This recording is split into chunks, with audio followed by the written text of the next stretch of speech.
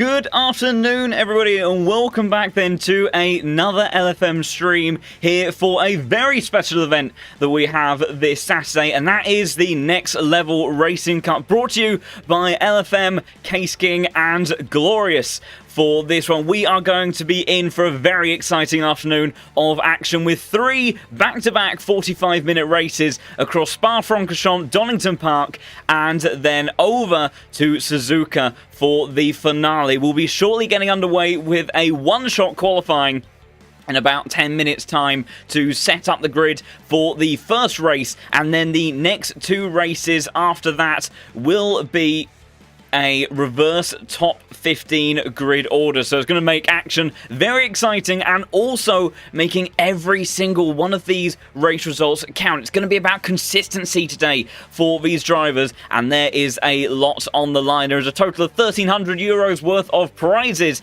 that are being handed out today to the winner. €800 worth of vouchers from Case King for Next Level Racing products, and then there will be a raffle going on for 5 of the drivers competing in the event today to be in with a chance of winning €100 worth of vouchers each for Glorious products, and that's all brought to you by Case King as well. So some fantastic prizes up for grabs, and like I say, the first round that we are going to be having is going to be at the formidable Spa Franchorchamps. And let's have a little bit of a closer look at this wonderful circuit that these drivers are going to be taking to.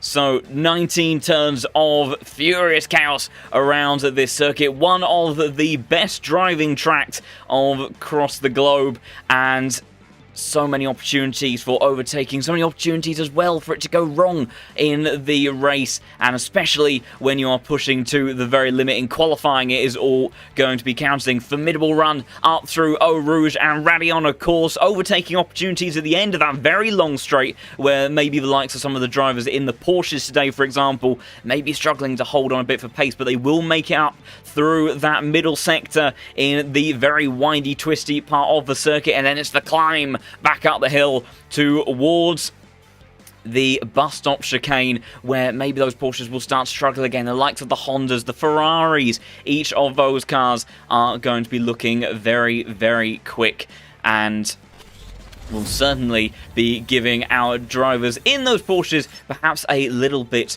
of trouble. We will be getting, like I say, underway with qualifying in just a few moments. I do believe that the server may have reset, so I shall pop us back in when that is up and running.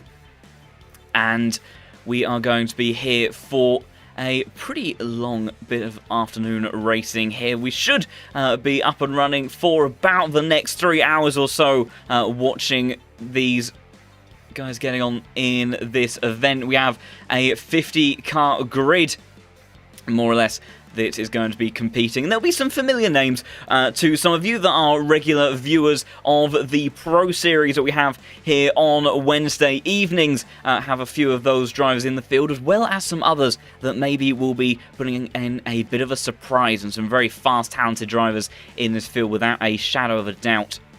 And we've got a pretty nice range of cars as well in the grid for this afternoon's action. Our drivers are just getting their last few moments of practice in before they will go into that one-shot qualifying. So we shall make our way over to that in just a moment. And for those of you that are perhaps new to the channel, we have constant action going on throughout the majority of the year. Like I say, Pro Series taking place every Wednesday, more or less, where we have some fantastic 60 and 90-minute races. And then when we have this one-off special event on today, and then some very exciting upcoming races in the near future as well over the weekends too. And also, I am juggling a lot of things, more so than normal, on a single monitor, so I do apologise if some of the transitions are a little bit on the slow side, but I shall look to try to get everything up and running as best as I can, and we shall see how each of our drivers are getting on in just a moment. We've got about 6.5 minutes of practice left to go so that they can get their final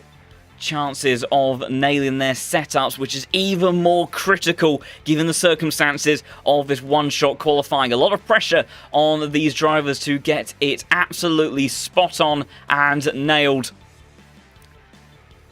and making sure they don't make any mistakes around this very treacherous race circuit. So many places where it can go wrong around here, where you can lose the car. You can also end up in quite the predicament when it comes to trying to stay within track limits as well, and they will all be pushing to the limit, no doubt, as always. And currently looking at Luke Whitehead, a man that's been in absolutely formidable form as of late in the Pro Series, and I'm sure we'll be looking to try to have a very successful outing of racing this afternoon as well.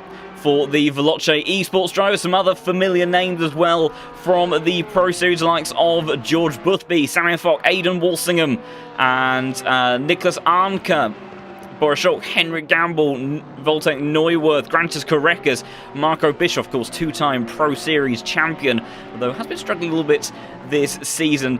In that, Yaroslav Honzik, of course, Mr. Jardier himself, Sasha Vassner, and some others as well. We've also got some other very quick drivers. I saw the likes of Chris Tang and Dylan Tan in the server. I think Dylan Tan is a very young individual, but do not let that fool you into thinking that this young man is at all slow. He can very much compete with the best, sporting the Mercedes for this afternoon's action, and we'll be seeing how he gets on as he goes into the pits, perhaps just tuning those tyre pressures in these final few moments before we get underway for this qualifying session.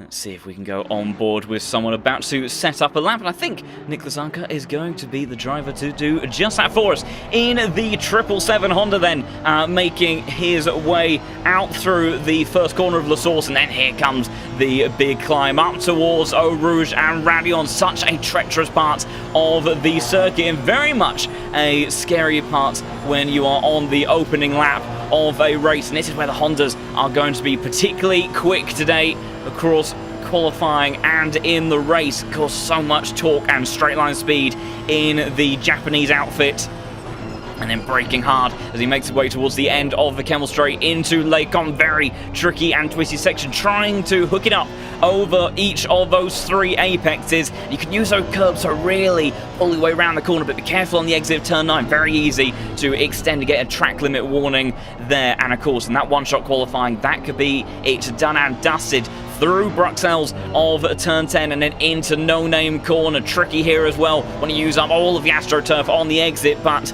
be careful, those track limits will bite very quickly. Now Pouhon, very scary corner for some of these cars. If you're in something like an Aston, the Ferrari, McLarens, BMWs, they tend to be a little bit more stable on that transition as you're blending from the throttle to the brakes and then getting back on the power. But the Honda, the Porsches, very quick, very agile, but can sometimes be a little bit unstable if the tyres in particular are not quite in the right window, or depending on the balance of the car, how those changes with fuel can make a big difference. On the climb up through turn 16 now, and then running up towards Blanchimont. Very fast corner for these guys. Should be easy flat in dry conditions, maybe a little bit sketchy on the first lap of the race as they fly through there and make their way towards that bus stop chicane.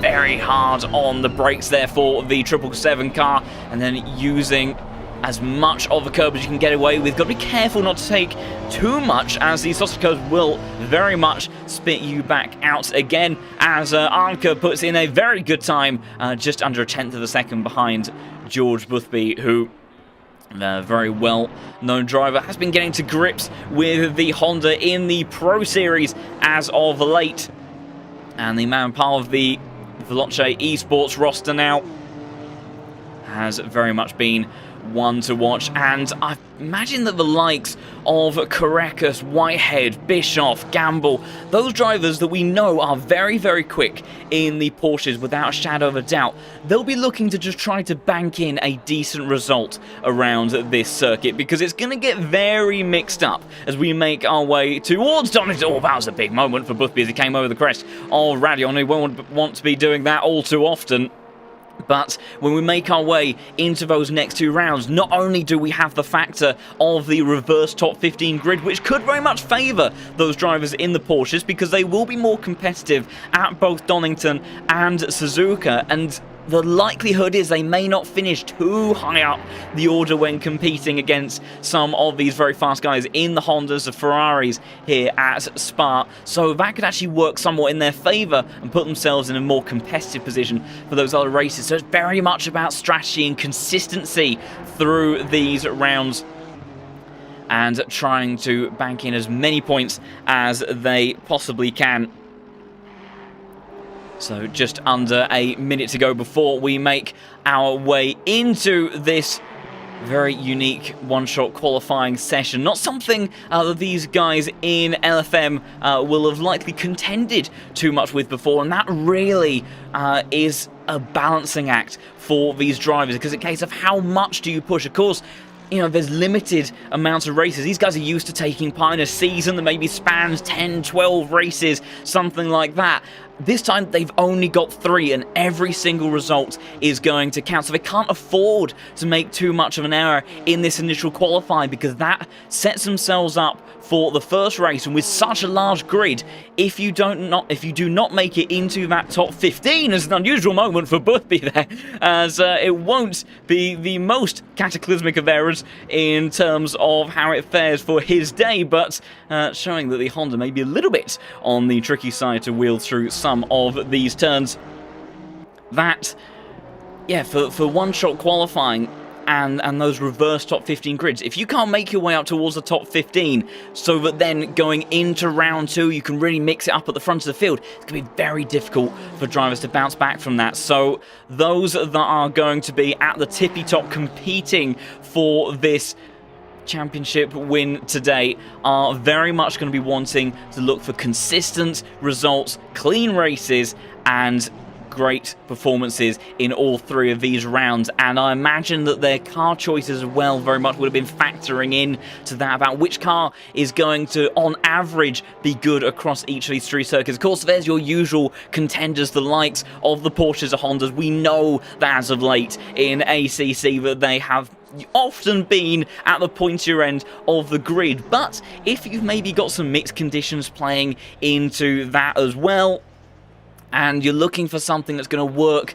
for each of those 45-minute race formats, that maybe the likes of something like the Ferrari or the McLaren, the Mercedes even, seems to have been coming into a bit of a window of its own. I know we have a couple of very quick drivers in that car this afternoon as well, and they might start to have a bit of extra performance across this event that we've got going on today. So it's going to be a really interesting balancing act for all of that. And of course, the other downside of taking the Porsche is we know how good it is over one-lap pace.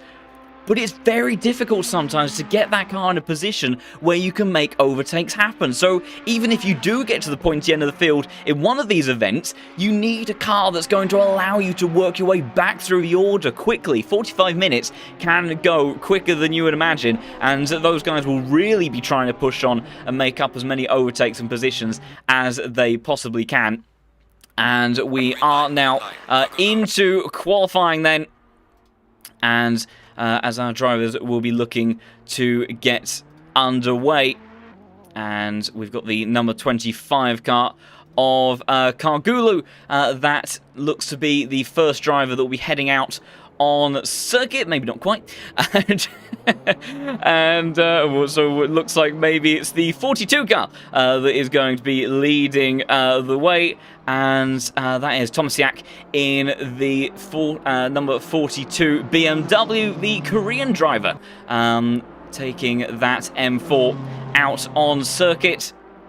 And we will have to wait and see how this one-shot qualifying plays out for these drivers. I do believe that there is going to be a bit of a staggered send out for these drivers.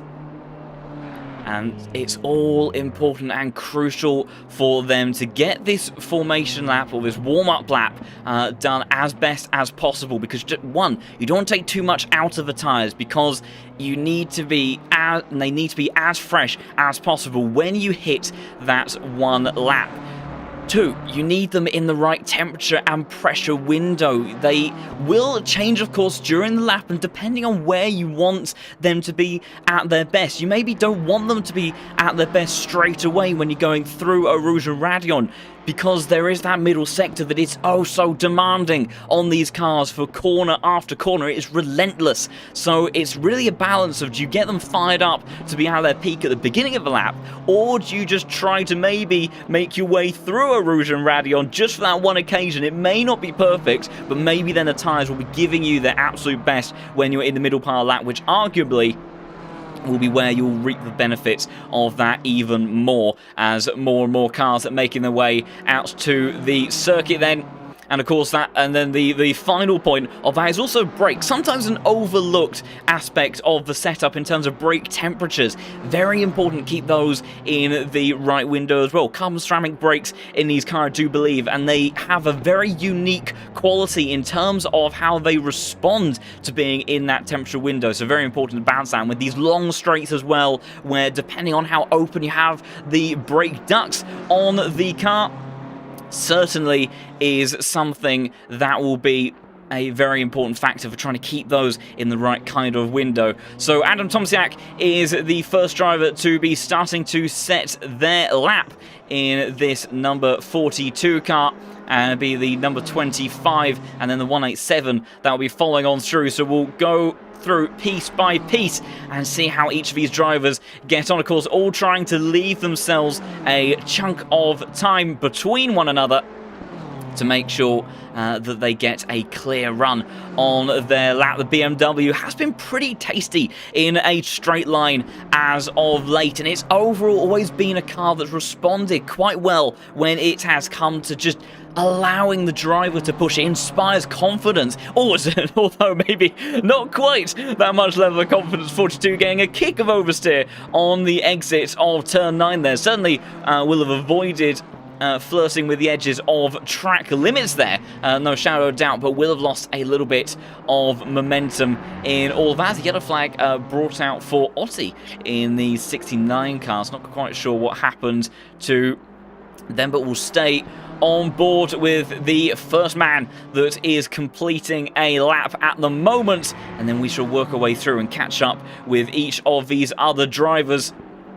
Saw in that practice session that it looks like around the 2:15, 2 minutes 16 kind of markers is where the times are really going to be placed at the moment. Track temperature and air temperature, or ambient temperature, can very much make a difference. In the general environment settings for ACC, it's more about ambient temperature that ends up having an effect on the way in which these tyres behave and the overall amount of grip that they have. The track temperature doesn't seem to have quite as much of an effect. And then, of course, there is also the track condition as well. We have optimal grip level at the moment, so these guys will be able to extract everything that they possibly can out of this car, and it will be Tomasiak then to lay down the first benchmark in this 42 car. It's been a pretty clean lap, maybe a couple of apexes missed here and there, but the Korean driver setting the benchmark for the first time. 2 minute 19 for that car.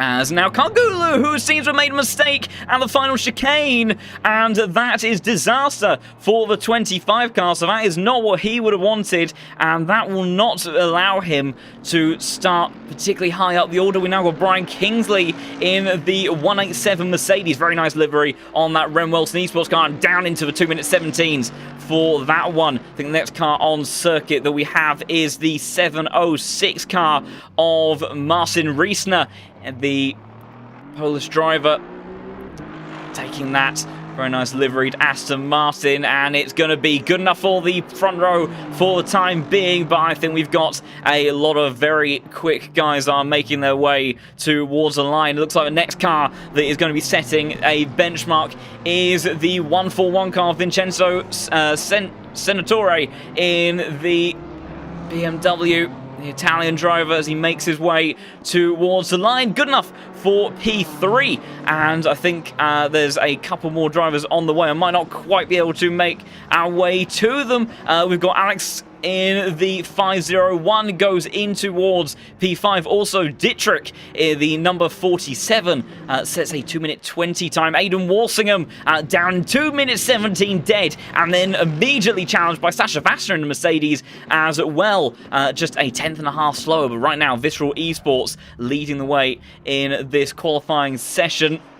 I think I also saw the number 87 car making their way towards the line. If I can quickly try to find them. That is Striga, another one of the Mercedes. A few of these on the grid this afternoon, and goes up into P4. And I think then the next car making their way round is going to be the 112 of Borode in the BMW as he makes his way up through the climb towards Blanchimont. Will go on board with the BMW through here. Like I say, relatively easy flat in these conditions, but we did see it go a little bit wrong for George Booth. You don't have to time the way in which you turn into Blanchimont, as it can very easily go wrong. That'll be something they'll have to watch out for in the race, no doubt. Spotting a braking point into the bus stop is so tricky as well under these one-shot qualifying circumstances too. On the power for the BMW. What's it going to be for Alexander in the 112 car? Good enough for P4. And then looks like the next car coming round is the number 20. If I can find them, that is Fanara, the Italian. Another one of the BMWs looking to try to make a statement. Goes up into P10 on a 219.317. Now, next car making their way towards the line is Andy Pohl, first of our McLarens. The German driver looking to try to see what the British outfit can do for him. Hard on the brakes then. Tricky braking for this car has a very unusual characteristic where it does very much just understeer under heavy brakes. So a lot of fiddling with the brake pedal as you have to trail brake into these apexes, and it's a 221.5 for the German driver. So I think maybe it would be a little bit disappointed with that, and didn't quite hook it up through the bus stop chicane. Saw that we've got the number 12 car now out. That is Seminara in the BMW. So a lot of BMWs and Mercedes on the grid this afternoon. Like I say, it's a very consistent platform, and it does certainly lend itself to allowing the drivers to really push and extract the maximum from this vehicle in a way, you know, very much that sort of stable front engine, rear wheel drive, good aero on this car, up to date electronics and TC as well, and ABS to really allow you to maximize what it's capable of. Maybe taking just a clip of that inside sausage curb and a little bit wide on the apex than perhaps he would have liked. But the Italian driver, what's he going to do? Good enough for P3. Went purple in the first sector, and that just shows that BMW very much competitive when it comes to straight line speed performance. Next car coming towards the line, I think I saw was the 939 of the Aston Martin. That is Yardo Saxa, and making his way towards the line. It's a 220.4, which puts him in P14 for the time being, as now there's a flurry of cars making their way towards the line. Not sure if I'm going to quite be able to catch each of those. George Boothby, this could be a big time, and it is a 215.8, which 215.5, excuse me, even faster. And the man has been very successful in the Pro Series, immediately showing why he is such a strong contender from week to week. Fantastic effort there from the British driver, and went straight from the 16s into the mid-15. Wow, what a phenomenal lap from George Boothby. Now it's going to the 85 car of Daniel Valle in the Ferrari. The Spaniard making their way through Blanchimont now. Very stable platform once again. Can be a little bit twitchy under initial acceleration. It's quite an aggressive engine map in this car, and we saw in the last Pro Series race in what was extremely flooded Donington Park.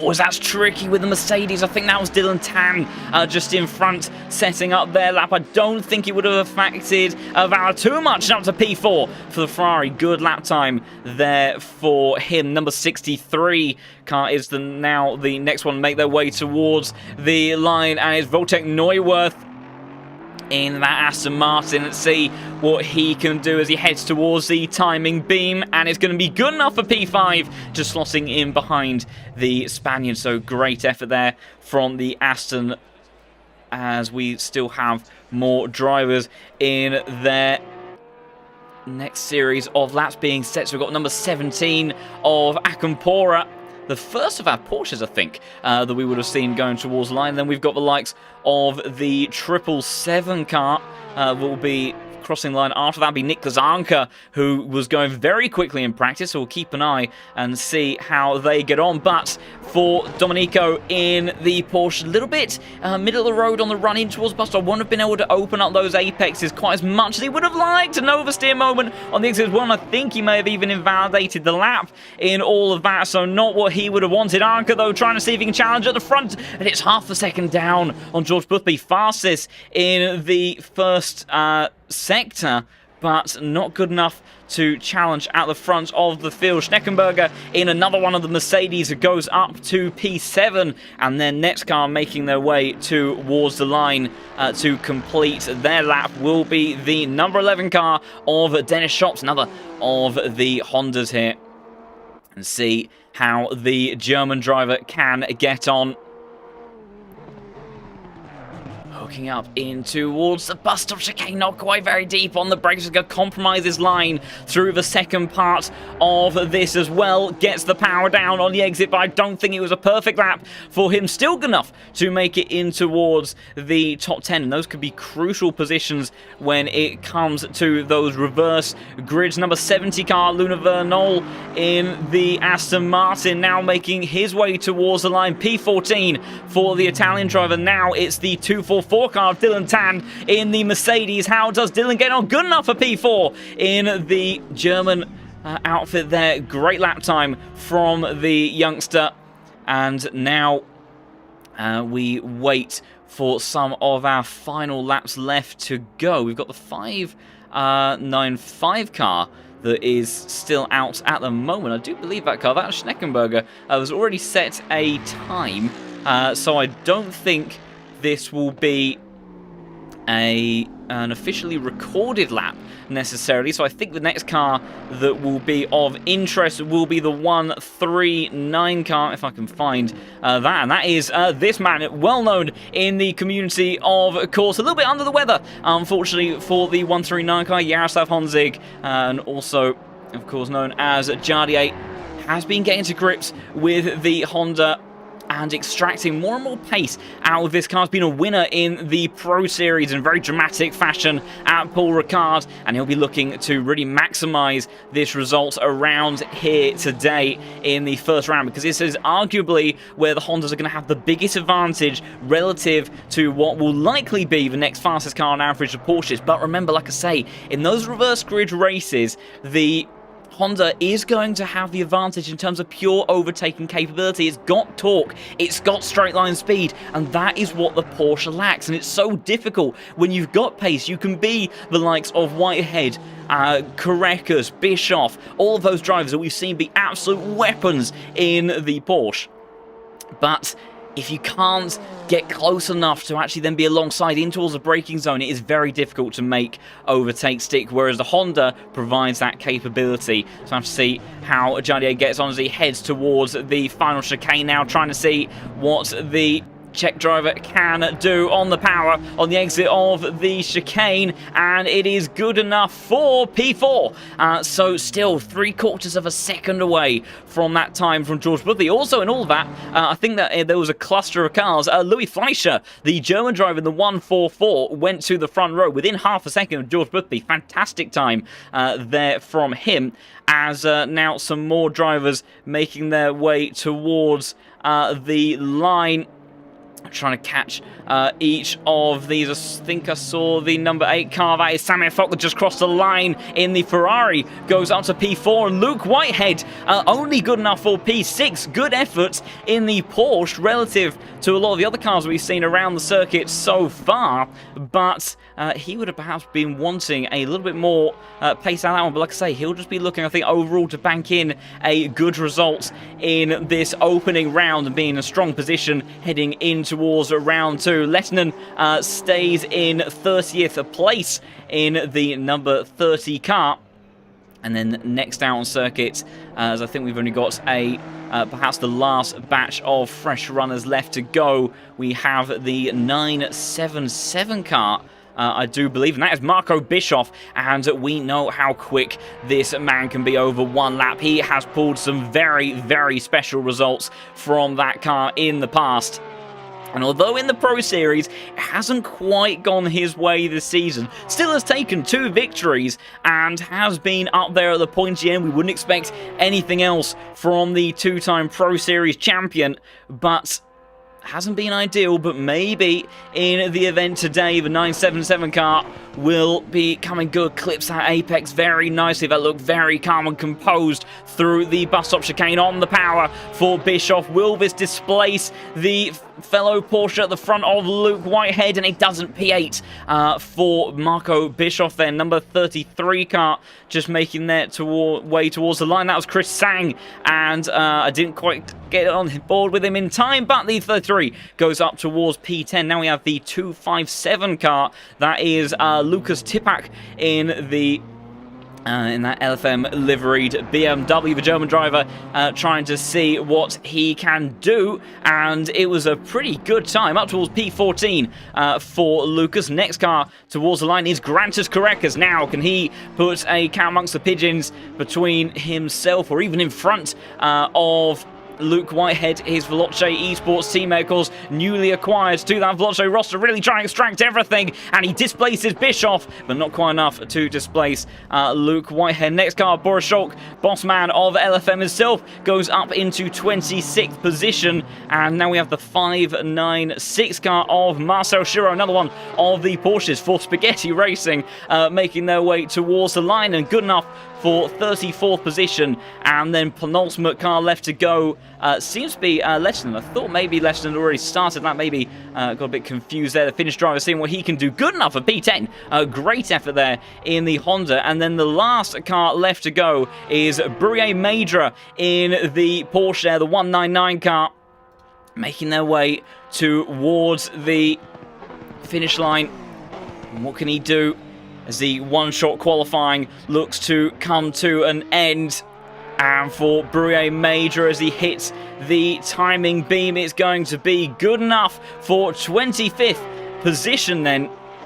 And a great effort from him. And I do believe that is qualifying all said and done. I see the 596 car is still out on circuit of Marcel Schiro, so I'm not sure if this is still a lap time for position, because I thought we did see him complete a lap already. But we will find out, I'm sure, in due course. But George Boothby, then, by quite a big margin, is going to be your pole sitter for today. A 2:15.5, the only driver in the 15s. And that is a big statement, although he has a trio of, or a duo of Hondas directly behind him in the hands of Fleischer and Anker. And then has the likes of Fock and Jardier close by as well, so I imagine we're going to have a very busy run towards the end of the Kemmel Straight on the first lap. And then those Porsches trying to bank in those early good results for Spa then.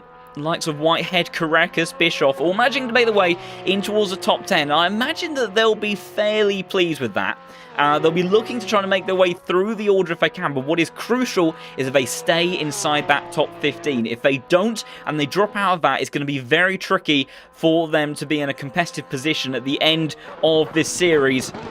When we head into round 2 and 3 with those reverse top 15 grids. Schiro rounding out the lap now. We'll see if this how this translates over in terms of being full position or not. Schiro makes his way towards the line and goes into 22nd position then.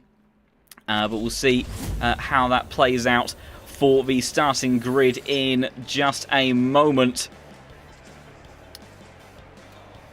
And we will look through the grid in just a second as I get everything set up at this end. But what a qualifying there from George Boothby. Fantastic stuff from him. Of course, we are very much used to this man being competitive and very fast, and he has been getting quicker and quicker in that Honda, no doubt. Definitely one of the fastest drivers for a long time in the Ferrari. The Honda's been a bit of a new adaptation for him, but he has certainly been getting to grips with that one very, very nicely.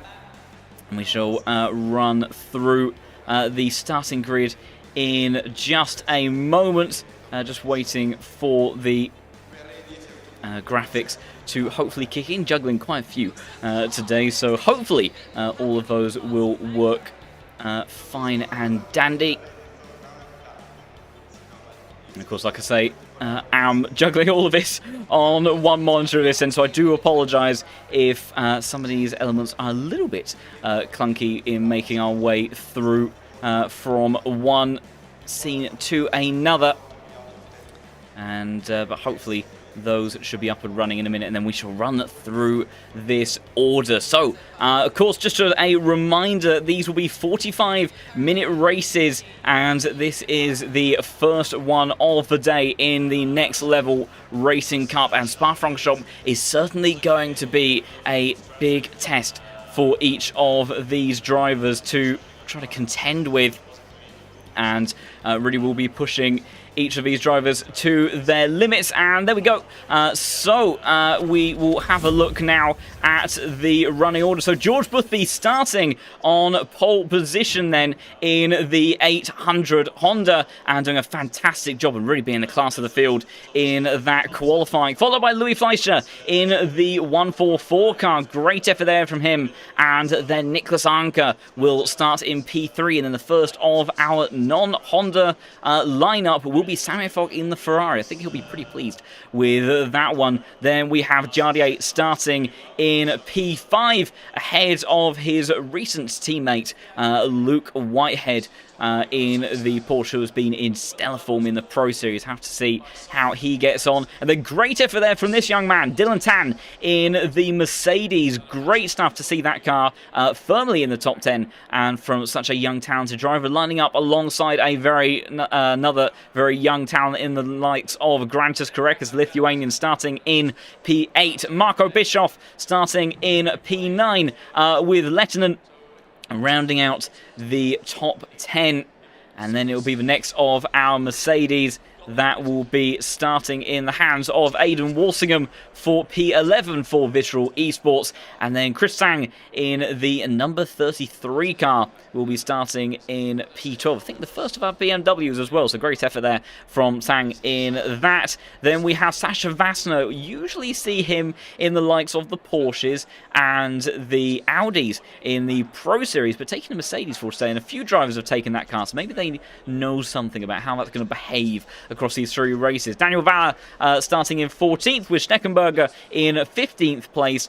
And then it is Lucas Tipak in the BMW that will start in 16th position. Wojtek Neuwirth in the number 63 Aston Martin. I think the first of our Aston Martins starts in 17th place. And Rafael Malho, we didn't quite see him set his lap time, unfortunately, but he will start in 18th position in the number 38 car. Seminara starts in P19 with Dennis Shops in the number 11 Honda, rounding out the top 20. It's a long grid that we have going on for today. Brian Kingsley, the 187 car, in that very striking Mercedes, will start in 21st place, with Marcel Schiro, the German driver, starting in 22nd position in the 596. Alexander Bourdais in 23rd place in that BMW, as the engines start to fire up on the grid for quite a long formation lap around here. Lasse Striga starts in 24th position, with Luca Vanol in the 25th spot in the white Aston Martin. Brurier Madra, one of the last runners that we had in qualifying, starts that 199 car in 26th position, with another car we didn't quite catch during the one-shot quali, Konrad Kula in the Lamborghini. starting in 27th place, with then Marcin Riesner in the Aston that will start in 28th position, just ahead of the boss man, the CEO of LFM, Boris Scholk, of course, starting in 29th position. And rounding out the top 30 will be Vincenzo Senatore in the 141 BMW, as Tomsiak, who was in 31st position, seems to be in the pit lane, so that is not ideal for that man. But then it will be Ron Felber in the 383 Aston Martin that will start in 32nd position. Francesco Fanara, the Italian, starts in 33rd place, with Alex Neo Trace MK2 in the 501 car starts in 34th, and then Marcus Dittrich in the 47 BMW starting in 35th position. Then we have Yado Saxa in the Aston Martin starting in 36th place, and then Amit Serdar-Kargulu, who had a very eventful qualifying and didn't quite manage to put it all together. We saw him make a mistake to invalidate that lap, I do believe, at the bus stop chicane, so not what he would have wanted in the Ferrari. Sebastian Roth starts in 38th position. Domenico Acampora starts in 39th. Another colour we didn't see in qualifying, the 999 Henrik Gamble. I think I saw him actually, in fairness, go back to the pits in qualifying. But he was registered as being 40th on the grid, so not sure what's happened to the K Kramer Racing Esports teammate, to Marco Bischoff, as now we have a bit of a juggle through the order going on here, as now trying to catch who we are looking at, and that is 226 now. Apologies everybody, there was bit of a juggle with my overlay there, as the cars are pitted sent everything into a little bit of disarray. Darren Alfie in 43rd place, and then the last car we've got out on the grid is Christian Grotter in the Porsche there, that will be starting in 44th position, and Tomsiak and Gamble in the pit, so not ideal by any means for those drivers, as now everybody looking to get themselves all prepared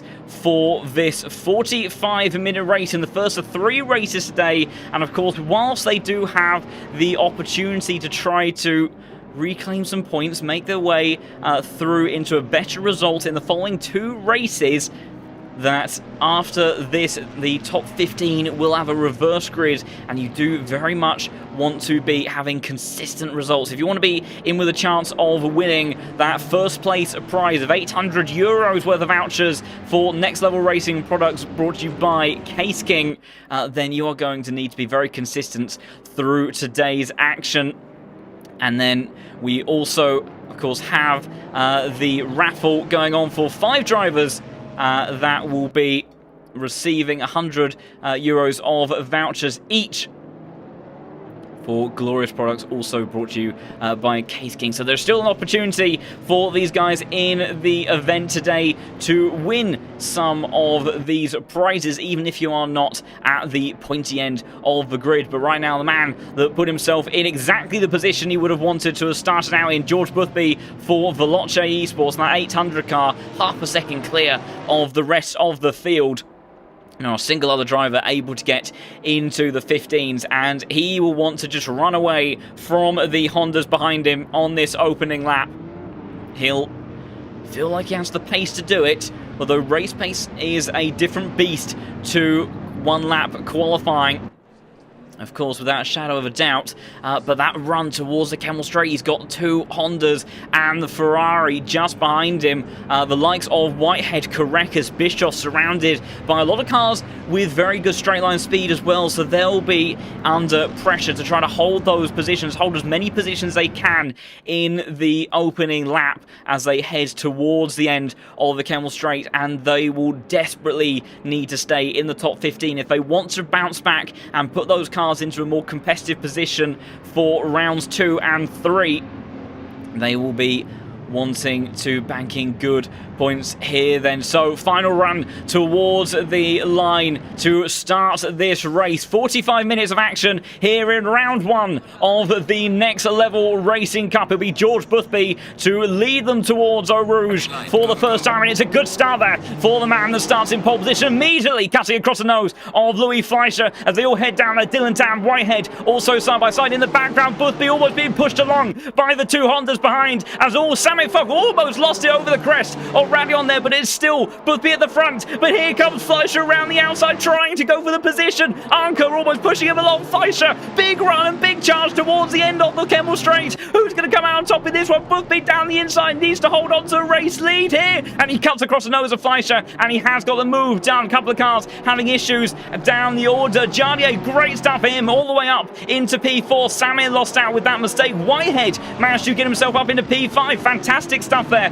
from the British driver. Correct is side by side with Fock going through turn 10 there, but George Boothby already opening up a series of car lengths over Anker and Fleischer in those final podium spots there. But it is Honda's 1, 2, 3, 4. Whitehead trying to already go down towards the inside. Yellow flag for somebody further down the order. That's the 399 car, I do, 309, excuse me. That's Vassner that's gone around at no name there. The Mercedes driver, disaster for him at the beginning of this race, but we've got to keep on track with the action at the front of the field. But George Boothby already half a second clear of Louis Fleischer, who desperately tried to make a move towards the end of the Kemmel Straight, couldn't quite make it stick. Korekis managing to maintain positions, and in fact gaining a couple of positions in the Porsche, I do believe. So the number 19 car now on the run towards Blanchimont for the first time, and Dylan Tan, Walsingham in the 2 Mercedes, almost closing out a top 10 with Marco Bischoff rounding out those positions. Let's see how they all fare towards the bus stop chicane. George Boothby uncontested on the run down. Tell you what, Luke Whitehead in that Porsche maintaining good straight line speed, and Sammy Fogg making a mistake, and that maybe gives an opportunity to the likes of Correct, because we've also got 2 Mercs going side by side through the bus stop chicane as well, and Bischoff making it too wide now on the run up towards. There's a yellow flag further down the order, and that is for the likes of Lung and Grotter, but I need to keep on board with these positions at the front of the field. Walsingham now trying to go down the inside and defend from Marco Bischoff, but there's Lettinen as well in the Honda. We know how quick that car is in a straight line, and surely this is going to get very busy on the run to Eau Rouge, and Radion is Tan, followed by Walsingham, followed by Bischoff and Lettinen, and swapping a position further down as well as they all fly through Eau Rouge. And over Crescent, Lettiner's lost it! Lettiner's lost it in the background, and the Honda sends everything into disarray. Further down the order, several cars involved in all that. More cars trying to make their way through, and there was the likes of Neuwirth, I think, that got collected there, and that is a big impact and damage on the front of that car. So disaster for Lettinen, who was just getting involved in that very busy battle. Meanwhile, Whitehead has escaped dramatically from Sammy Fogg there. Correct is still pushing on behind, and there's Dylan Tan, Walsingham, and followed by Bischoff. Further chaos going on now, almost 3 wide on the run towards turn 10. It's Chop versus Seminara, and there was Cooler in the Lamborghini, who's had a great start trying to get involved in this one as well, almost squeezing up towards the inside. That's going to be towards the outside line as they head into No Name Corner. Chaos still taking place wide though through the exit there, and now it's going to be the likes of Shiro that goes for a run towards the inside as they head towards Buon then, and Shiro, who is trying to open up that position, tricky to go down the inside line, that gets it done. There's a very wounded Audi in front of Malho, who I think may have been collected in the chaos that we saw going through Eau Rouge and losing 2 positions in the process. Cooler trying to fight back, but it is Shiro that has managed to get through there. Looking back up towards the front, Boothby still leading now by over a second. Anker applying the pressure to Louis Fleischer. And then next scraps taking place. We've got the likes of Dylan Tan in this Mercedes. Yellow flag out for the 416 car. That is Grotcher, and look again on the exit of Buon. How quick is this Mercedes in a straight line? We know that the Porsche isn't the greatest, and Dylan Tan closing all the time. Whitehead, though, he must have reduced wing on that Porsche, and that is the only way that he is maintaining his position for now, and maybe just trying to bide his time, get himself a good position later on in the next 2 rounds, and keeping those at bay just behind. As further down the order, I think there may have been a bit of an incident taking place, as also we've got the likes of Neuwirth Vasta several white flags out down here. Neuwirth has lost several positions as well. We know that car is running wounded. It's extremely busy towards the bus stop chicane as Vasta, trying to recover from that disaster on the first lap, makes his way around the outside at the bus stop chicane and down at the tail end of the field. Of course, these positions won't be making their way in towards the reverse top 15, but still very much crucial in terms of points. Bischoff now trying to apply the pressure to Walsing on the run-up. So is Dylan Tan trying to do the same to Grantas Correcas as they're side by side towards the end of the Camel Straight. Mercedes on the outside, Porsche on the outside as well. We'll go on to Helicam so we can try to catch it all. Dylan Tan can't make the move stick. How does Marco Bischoff there? Trying to go around the outside now in towards turn 9. Surely that's not going to work. Being squeezed down there by the Retro Release Sports Mercedes, and he gets a move down and up into P9 there for the German driver. And he sets off in sight of the Mercedes just up ahead. But decisive move there for the 977 car. Yellow flag again. Who is that for? That's for 209 further down the order. And there's a lot going on as Boris Schulk has had an incident, but it looks of it through Les Comnes will try to catch. He was side by side with one of the Aston Martins. Oh, and seems to be just pulling over to the side. So was there an incident further down the Camel Straight and maybe allowing cars through? Although maybe I think some damage on the front of that car. I'm not sure. It does look to be rather wounded. So not having the best day is the German man, and Malho dropping positions as well. We've got Chris Sang, who is carrying a lot of damage. He's just lost a couple to Ossie and Major as well. Gaps at the front of the field opening up once more. George Smith, the fastest lap of the race last time around, and a second clear of Fleischer, who has gapped Arnke on the last couple of laps as well. And then closest fight at the moment we have inside that top 10 is still Dylan Tan trying to apply the pressure to Grantas Correcas, two youngsters in the field. White flag out for Walsing. I'm not sure if he had a bit of a mistake through Blanchimont there, as Malho, I think, has just lost another position to Cargulu. And these drivers, of course, they won't be wanting to pit and repair damage, because that really will cause them a great deal of issues, as Spa has one of the, well, I think if not the longest pit lane, and some drivers are already doing just that, unfortunately, the likes of Darian Alfie, as Chris Sang almost losing another position to Marcus Dittrich there on the exit of the bus stop chicane. I don't think it'll be too much longer, and there's a yellow flag, oh dear, further down. What's happened there? And that is the exit of the bus stop chicane. Akampora was involved in all of that as well. There was a Porsche that went around.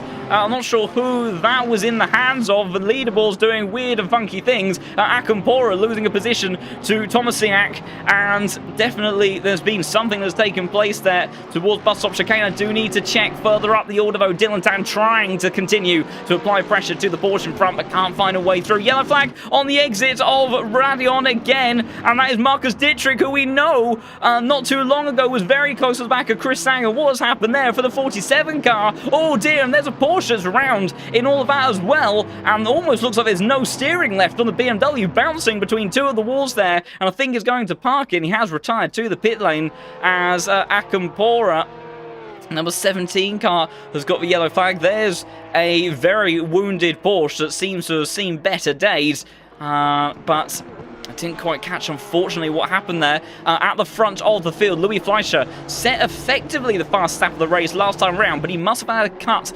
somewhere on the circuit because it didn't count, but he was the first man in race pace to get into the 2-minute 15s, and he is very much looking to try to close down on our race leader. Dennis Schatz further down the order has brought out a white flag for a moment. Sebastian Roth losing the position to Tomasiak in towards Poole, and then the BMW signs his way through up into 31st place.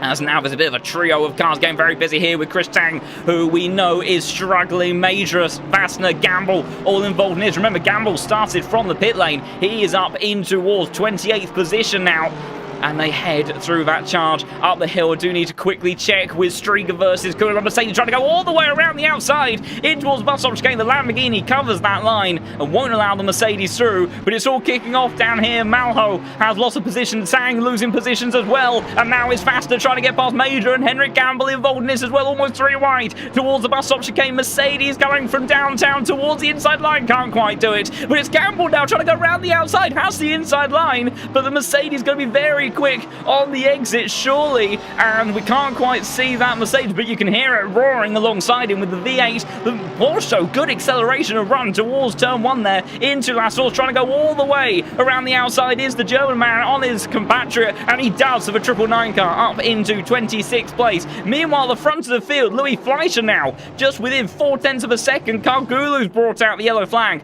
further down the order, and that's an incident on the crest of Radion. Once again, the Ferrari driver has lost it over the curb, taken way too much there, and big impact with the wall. Not what he would have wanted by any stretch of the imagination. Meanwhile, Vassner and Henrik Gamble side by side again. The Mercedes powers his way past, and Henrik Gamble can't get back down towards the inside lines. That work immediately undone. Cargulu unsurprisingly losing positions after the damage that he has just suffered. Frank Schlott losing out to Thomas Siak as well. We've got Grotta versus Boris Schulk. It's a Norwegian driver in the 416 that does get past there. White flag out for Akampora, as I think he has a bit of a slow run through there. And now we've got Neuwirth, as there's a yellow flag for a moment that was brought out, I think, for Alfie. Neuwirth down towards the inside, heading in towards Lake On there, and I think that'll be an easy move done in all of that. Checking in though again once more out the front of the field. Here is Louis Fleischer,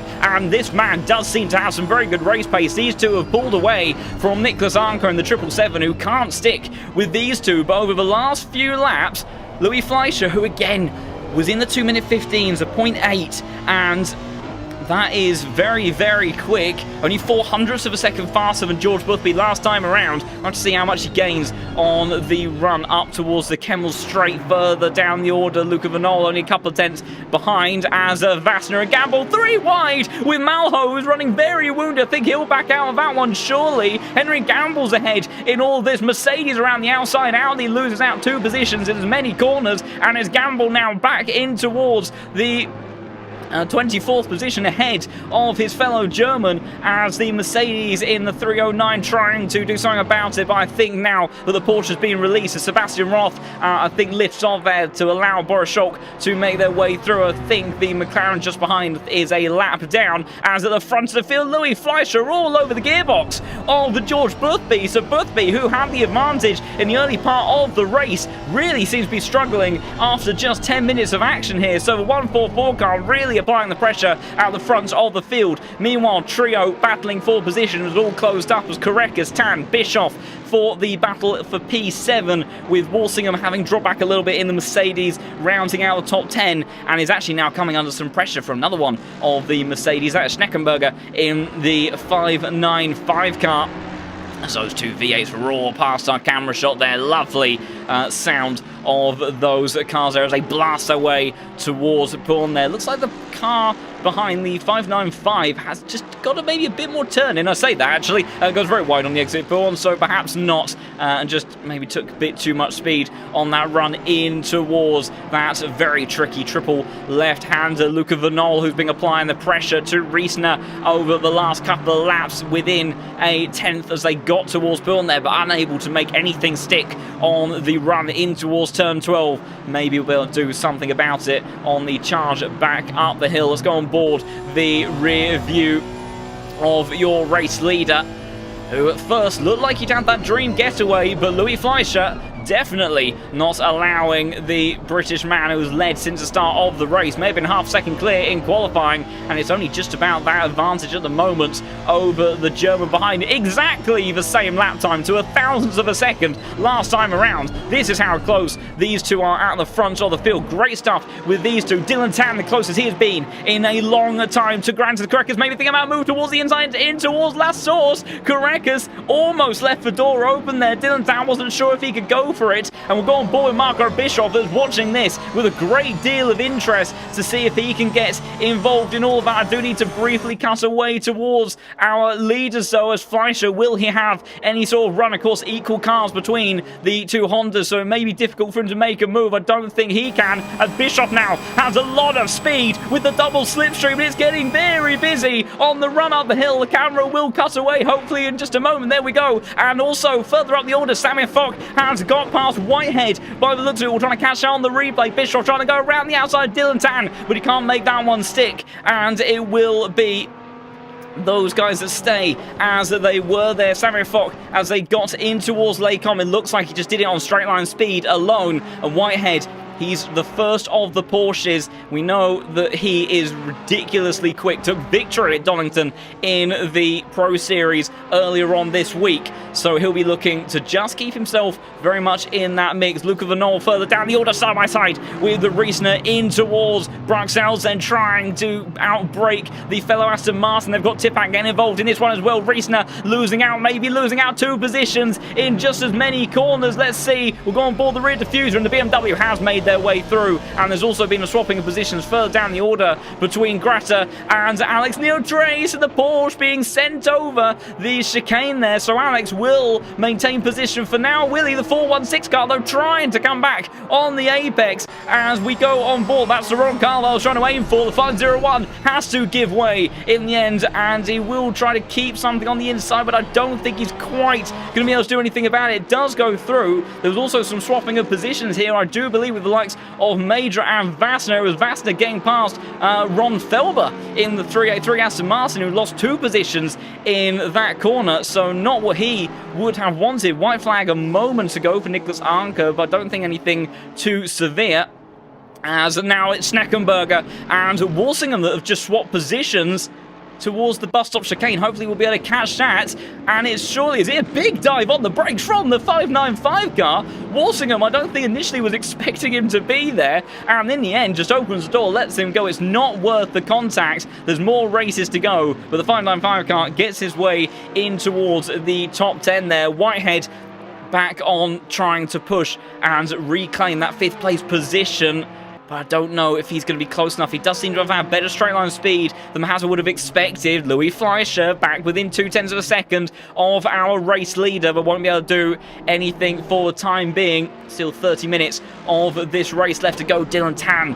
still staring at the back of that Veloce Esports Porsche in the hands of the Lithuanian driver, but 244 car unable to get through, wide for Correct, as he needs to be careful of track limits here. Doesn't want to make a mistake. Tipak firmly in the slipstream of the Aston Martin, but the Aston very good at the top end down the back straight, but it's very late on the brakes with the 257 all the way around the outside into Lacombe. Beautiful move from the BMW, and makes his way up into 19th position. Fantastic stuff there from the German driver, and makes his way past there, and now will set off in sight of Senatore in the 141 car, just a second, couple of seconds ahead of him.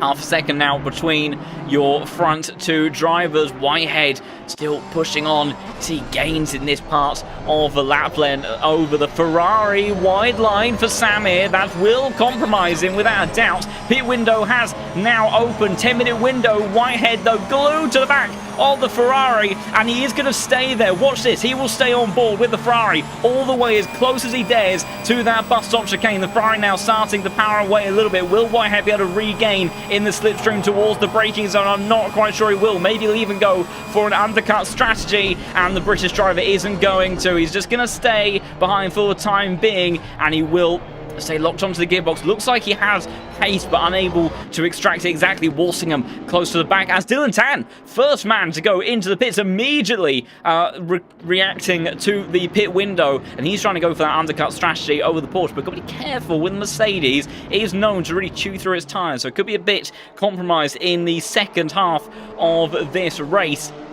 Oh, more than the second half. He's got quite the stint to go in that. Louis Fleischer within 0.3 once again of your race leader, and he is gaining down this back straight, but it's just not quite enough for the Honda driver. But what about Jardier, who's now challenging for a podium position side by side with Anker? Down towards the inside he goes, and it looks like he's made that one stick beautifully, and he has. So it's still Honda's 1, 2, 3, and 4, but now with the 139 car up onto the podium positions, and maybe able to charge and maybe go for an undercut strategy and close that gap towards the front 2, especially if Louis Fleischer and Boothby start to scrap. That could very much benefit the Czech driver. Striga still close to the back of Marcel Schiro, but unable to do anything as of yet.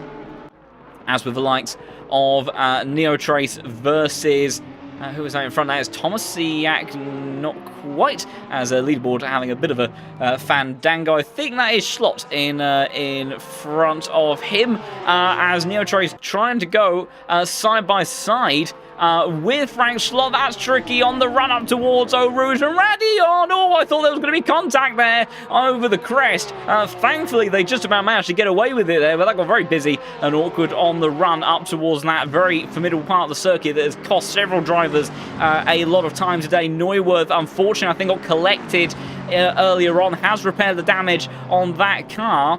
But I think that was before the pit window, so he will have to do another pit stop in order to not get a form of penalty. Dylan Tan emerging out of the pits now. He'll be into clear air, so his undercut strategy should work out for him. But we'll have to see how much advantage he has now. Nick Kazanka, who just lost the position to Jardier a lap ago, goes into the pits then, but our top three staying out as they were, and Louis Fleischer almost pushing along Boothby, as these two have been the class of the field so far.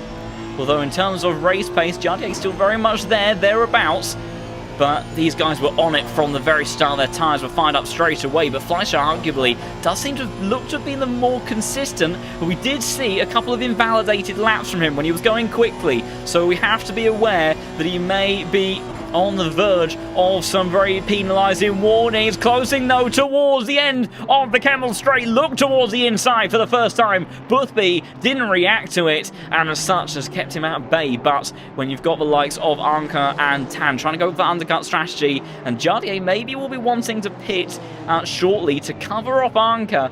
And if these two do scrap, that could very much work in favour of the Czech driver. This is currently the closest fight on circuit. We'll also have a bit of a roundup of penalties so far. So 15-second penalty for the 309 car for causing collision very early on in the race, and that was for Sasha Vassner. 15-second penalty for the 416 car as well. That is to Christian Grotter. We saw him, and I think it was Chris Tang or one of the other drivers, I can't quite remember, as Rafael Malho's just brought out a yellow flag. That is just because he is exiting the pit lane, and the Aston will fly on past him. Several drivers, those yellow flags, I do believe a lot of those will just be as they are emerging out of the pits. The overlay gets a little bit on the sensitive side in all of that. And a 15-second penalty for the number 38 car. And that is in the hands of Rafael Malho, whose day isn't going any better. Has obviously had quite the difficult session so far.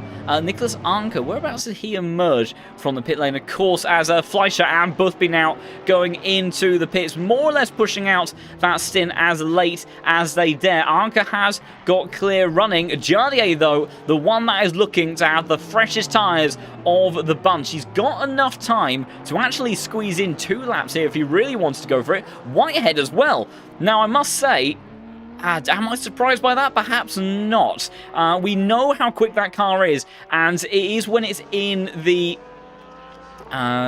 in traffic or with someone in front that has that extra straight line speed but maybe not the cornering performance, that is where that car loses some time. Dylan Tan's undercut doesn't seem to have gone to plan, as Marco Bischoff has got in front of the Mercedes, so that's worked very nicely for the German. He'll be hoping that these two have a bit of a scrap and allow the Lithuanian to escape, and apparently the CEO man Boris Schalk has emerged out of the pit lane on wet tyres, which I'm not the greatest of strategists, but I think even Ferrari may have said that was not entirely the right way to go on that one. So unfortunately, I think that may compromise his race somewhat in all of that. We will check if I can have a look in just a moment, if I can find them on my leaderboard once again. Whereabouts is the likes of Boothby and Fleischer? So they are still in the pits. Neither of them have got underway just yet. Granted, Karekas in the pits as well. So, of course, we'll have to see how it all fares for these drivers. There's a better view. We'll see is there going to be a change of position between our race leaders in the pits? They were absolutely nose to tail. It looks like we're going to get going at a very similar time, and I don't think there's going to be too much of a change there. In actual fact, I think, if anything, George Boothby has got out slightly ahead of Louis Fleischer there. Grantis Korekas and Sammy Fock also getting back underway again, whereas the likes of Bischoff and Dylan Tan, of course, these drivers went for that undercut strategy.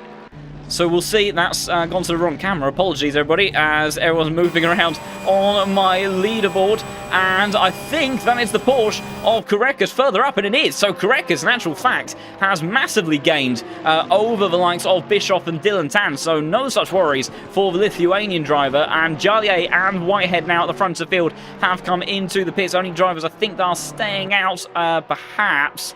In actual fact, no, they will have to come in surely on this lap, because by the time the likes of the 999 of Henrik Gamble gets to the pit lane, there'll be less than a lap worth of time left to go for the pit window before it closes. So these drivers will be making their way towards the pits in just a moment. But Whitehead and Jardier coming into pits there, crucial stuff for them. 2.5 seconds now, the gap between Boothby and Louis Fleischer. So maybe a mistake there from Fleischer on the entry to the pit lane. They looked pretty much spot on the run towards the pit speed limiter line. So maybe just overshot his box ever so slightly. Difficult to tell. I don't think these two have had any contact during the race. So I don't think that would be for any form of damage, but that gap has certainly opened up. We saw the race pace really swing towards the 144 car at the tail end of that first stint, but George Boothby then still effectively your race leader. Dylan Tan applying the pressure to Marco Bischoff. Let's see the Mercedes in the slipstream, definitely closing on this run through Blanchimont. I think the German driver is going to have a little bit of a problem as they get towards the bus stop chicane. He's going to send that Mercedes towards the outside line. How brave is Dylan Tan on the brakes? The answer's pretty good, but I don't think, surely not quite. Bischoff does leave some space on the apex of the second part of the chicane there, but the Mercedes doesn't quite have the agility or the braking capabilities of that car, and hence will be a little bit left hung out to dry and all that. There goes Boothby, there goes Fleischer. Jarnier just emerging now. Nicholas Armker all the way further down, just coming through Eau Rouge now. There is Luke Whitehead, who I think is still going to lose the position to the Honda, but crucially, also, Samir Fock has come out behind Whitehead. So Whitehead's strategy of doing the overcut has just about worked out. Not quite. Samir Fock has got the run. And Whitehead, with that lack of momentum out of the pit lane, the Ferrari's gone storming down the inside. And it almost paid off for the British driver. They will have the fresher tyres. But the Ferrari of Samir in the number 8 car just about managing to make his way through. And that may have been a crucial move for the Latvian driver. But Whitehead's tyres, like I say, they will be fresher, and he will be able to push on without a shadow of a doubt. Tipak in the BMW versus the Lamborghini of Konrad Kula just up ahead in the number 2 car. BMW down towards the inside. Lamborghini trying to maintain position. They're almost contact through Le Combre. Brilliant stuff there once again from Tipak, and great spatial awareness from both drivers to make that one stick. As a Major just emerging from the pits now, Ron Felber has gone storming on by in the Aston, and Henrik Gamble has emerged in 22nd position. Bearing in mind, he started from the pit lane. We're not entirely sure why, but he certainly has gained an abundance of positions in what has been a very chaotic first race. Remember, we have 3 of these 45-minute races today, and this is just the beginning of the next level racing. Carpers Neuwirth almost went straight into the back of Neotrace there. I don't think that is for position. I think Neuwirth may actually be a lap down on Neotrace, but definitely has more pace. I think will make his way past very quickly. Whitehead has been applying the pressure immediately to Samir, who's gone very deep under brakes in towards the bus stop chicane. Let's see how much straight line speed does the British man in the 55 car have versus the Ferrari. It does look like Whitehead, a bit like he did at Paul Ricard in the Pro Series, has been running a lower wing setup to try to make himself that bit more competitive. And the likes of Donington Park there's not too many in the way of long straight line sections, so I imagine he'll go more for a traditional Porsche setup there, but maybe at Suzuka we'll see a similar sort of strategy. God, he was fighting the wheel there through Eau Rouge. You can see even in these later conditions, we've still got high grip and fresh tyres on board the number 55 car, twitchy through Eau Rouge and Radion. Then that's how much he's pushing, and that's partly as a result as well, of course, of that reduced downforce setup and the change in fuel loads on board this car as well. And also suffering a little bit of aero wash from the Ferrari in front that has got clean track up ahead. Crucially, at the front of the field, Louis Fleischer has been able to gain half a second on our race leader, George Boothby. Yellow flag for Kingsley. I think that again might have been for emerging out of the pits. Does have Senatore gaining towards Lecom. Now the BMW tries to launch an attack down the inside, can't quite make that one stick. Konrad Kula versus Tipak once again at Lecom, but the BMW able to hold on for the time being. But definitely Kula really applying the pressure. It's got on board with Lamborghini. We don't often see or hear this car all too much. Screaming V10 in the back of this car.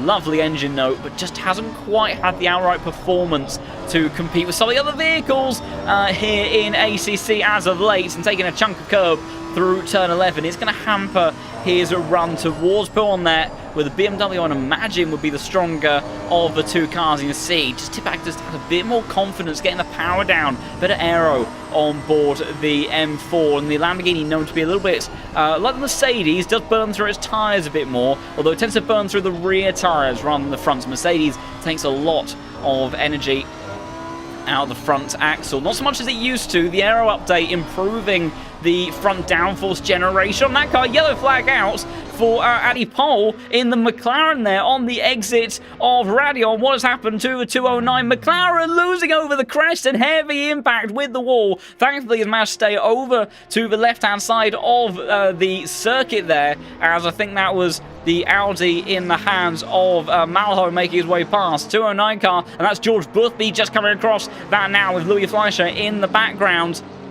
Oh, I think should make his way past, and he does before they get to Lecom. Again, Louis Fleischer almost 4 tenths quicker than Boothby last time around. So the German driver certainly pushing on and maybe in a position to do something special in the latter half of this race, but he has got some work to do.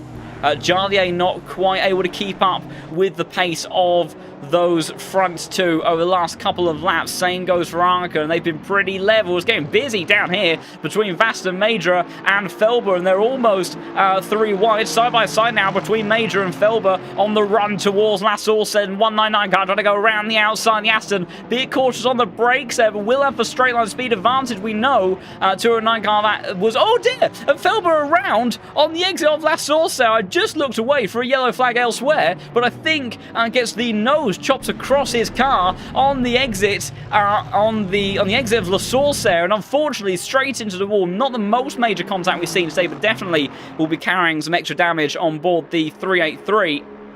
And not what he would have wanted in all of that.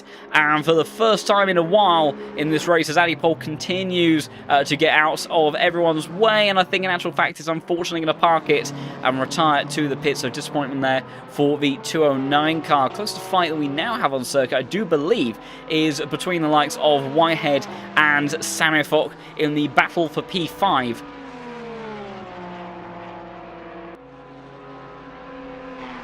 As the British driver not able to quite keep as close to the Latvian as he would have wanted perhaps, but still strong position.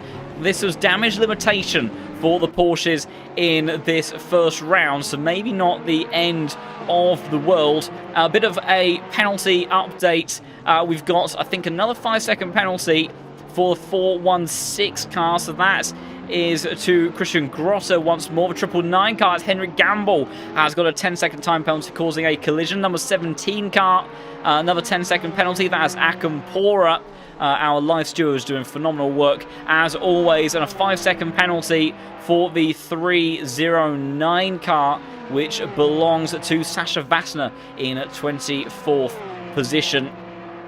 So a big thank you once again to all of the LFM team and for the live stewards for putting in so much work as Walsingham just brought the white flag over the crest of Eau Rouge and Radion. There you go. That's the reason why. Not the most dramatic thing. Imagine he could have backed off the throttle a little bit there to make sure he doesn't get a track limit warning. We don't know how close these guys are in terms of drive-through penalties and track limits. Of course, if you are allowed up to 3. And then if you get the 4th one, that is it. You get a drive-through penalty, and that is absolutely cataclysmic. Not only for this short championship we have today, where we've got these 3 45-minute races, but this is the longest pit lane, and certainly then by far the most punishing if you do get a drive-through penalty around here. Lasse Striga trying to continue applying the pressure to Marcel Giro in the Porsche just in front. They head through No Name now.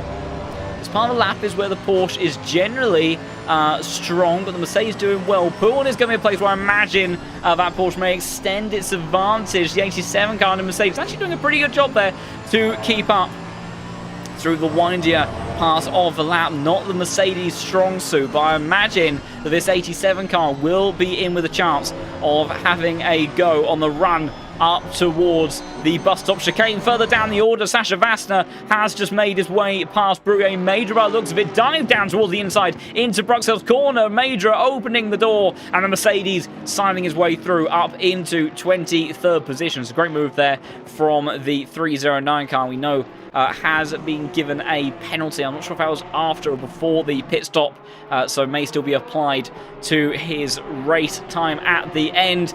Christian Grotte closing in very rapidly to Frank Schlott and trying to go around the outside. That's not going to quite work. Also need to keep an eye on Striga versus Shiro. Mercedes trying to go around the outside, and I think he's got the move done, unless there's anything Shiro can do on the exit. But fantastic, decisive move there from the 87 car. Not easy to do on the run up towards the bus stop chicane there, but the Mercedes signing his way past, and I think, although he's gone deep on the run towards La Source, I think the straight line speed advantage that Mercedes will have will be enough to protect that position. Frank Schlott has also lost the position to Christian Grotte. We'll see if we can catch how that took place. It looks like we will on the exit of No Name. I think Grotte is going to have the better run out of the exit on the run up towards Poole and then down towards the inside. And as he makes his way past the 988 car, the 416 makes his way into the top 30,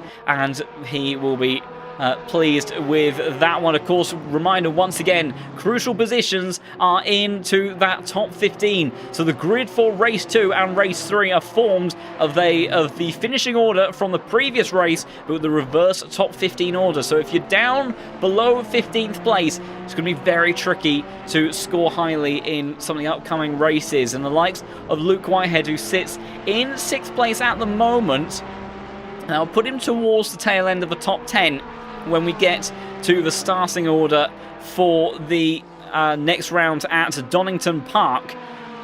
But crucially ahead of some of those Hondas, but those Hondas will be blasting their way through the field, I have no doubt, because they do have the capability to make moves, whereas this Porsche could potentially struggle. So it's very much a case of strategy for which car you pick today. You need something that has outright pace, but you also need to be able to make your way through the field when it counts in those reverse grid races. Question in the chat regarding the length of the Spa pit lane.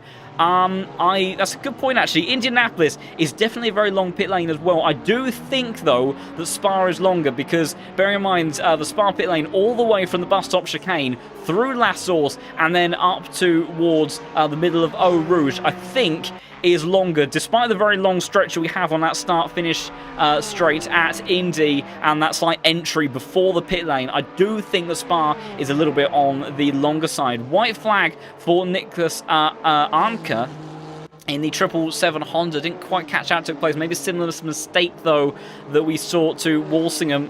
And again, these guys will just be trying to make sure they don't do anything silly. Got 6.5 minutes of this first round to go.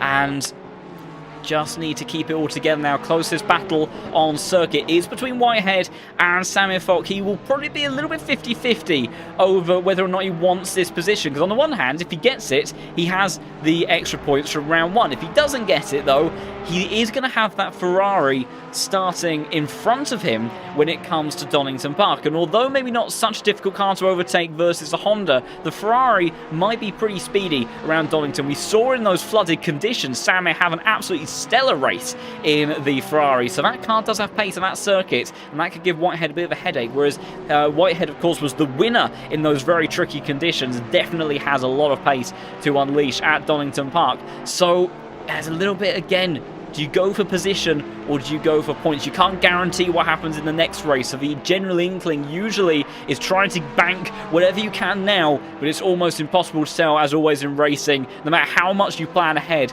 exactly what's going to happen in the next round. So have to see how that battle fares. We've also got Kingsley, who's now closed up to the back of Marcel Schuro. Seems to have been a little bit slower on pace, almost with a Mercedes in the rear bumper on the run in towards turn 13 there, so I think that Mercedes may be able to have a go as they blast up towards Blanchimont. Marco Bischoff brought out a white flag for a moment. Very unusual part of the circuit. That would have been on the exit of Blanchimont. He's got Dylan Tan close to the back of him, so I'm not sure if he ran wide through there and then backed off as a result, trying to escape getting any sort of form of track limit warning, because that would be incredibly punishing at this late stage of the race. Brian Kingsley in this Mercedes, roaring its way down towards Bus Stop Chicane as they think about a move on the Porsche. He's come from a very long way back, but he can't get towards the inside line as they get towards Bus Stop Chicane, so maybe has to wait a bit longer. Luca Vanol in the number 70 Aston Martin trying to apply pressure to Riesner just in front. Let's see if he can do anything. Not quite, as they make their way. The 706 does it get the car stopped nicely. There'll be about 2 or 3 laps left to go in this race, as I'll try to catch where our race leaders are. George Boothby, so I think we should get 2 more laps to go after Boothby next hits the line, I think, although it could actually be quite close actually with time data, so we'll have to see how that plays out.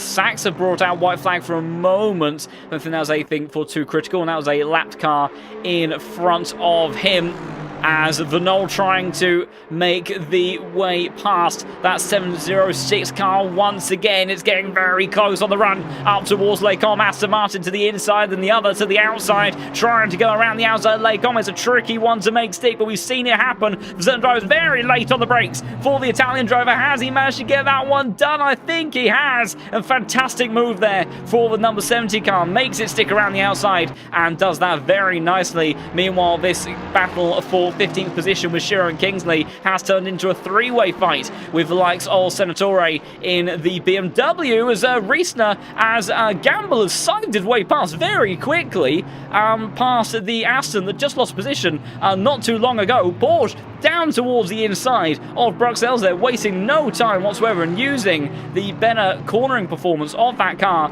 to side his way past.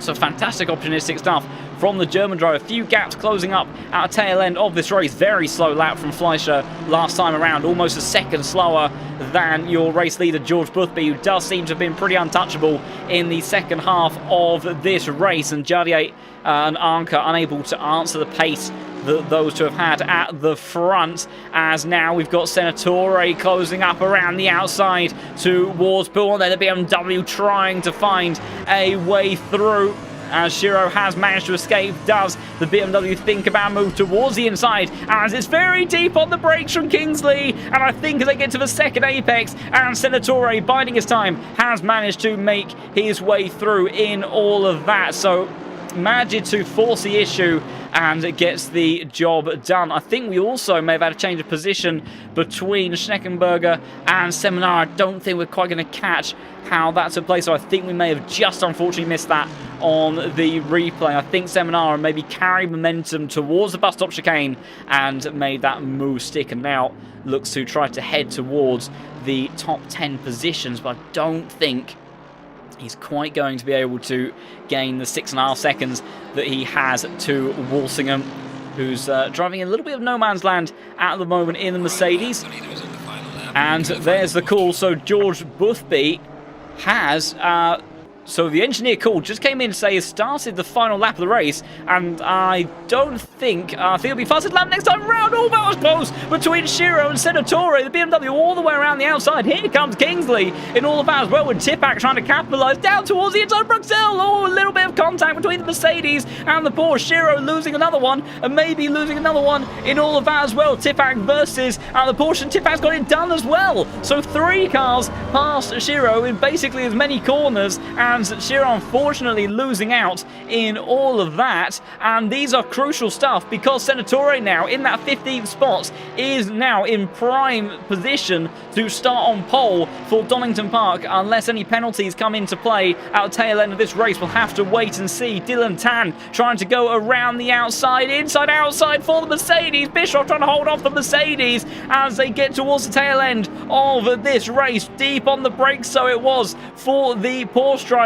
who's defending that 8th place position. And I will just need to check whereabouts is George Boothby. So he has just started the final lap of the race further up the field, and Dylan Tan down towards the inside out of the source, and he's forced the issue, and Bischoff has given him room. But surely now that compromises a little bit of contact on the run, on the exit of the turn 1 there.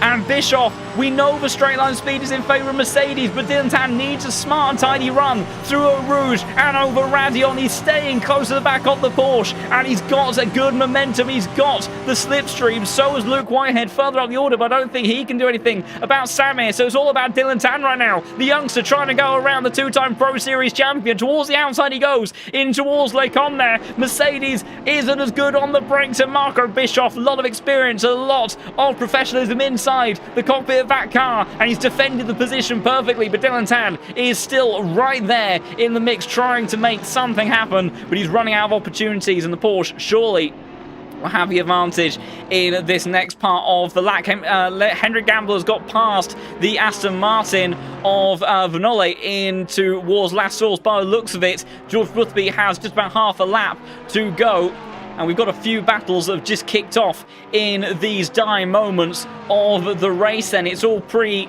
much even at the front of the field. No one looking like they're going to make a move. First of these battles is Whitehead versus Samir Fock, and there'll be a drag race towards the line. George Boothby just has a couple more corners to go, so we'll see him cross the line. Whitehead definitely close to the back of Samir Fock. Same goes for Dylan Tan, who's also going to have the same drag race, so we'll see how it all plays out. It's all about this man, though. He's led from the start in a dominant qualifying. Louis Fleischer put him under pressure in the early stages of the race, but George Boothby takes victory here in round 1 of the Next Level Racing Cup ahead of Fleischer. Jalier should round out the podium. Whitehead, I don't think is going to be able to make anything stick on the final lap of the race, and Samir Fock will hold on to a top 5 position, with the Vloche Esports driver finishing in P6. And Dylan Tan and Marco Bischoff have had a bit of an incident towards bus stop chicane out the exit. There's going to be a drag race, and I think Dylan Tan is going to let Bischoff go by on the exit there. We didn't quite see how it all played out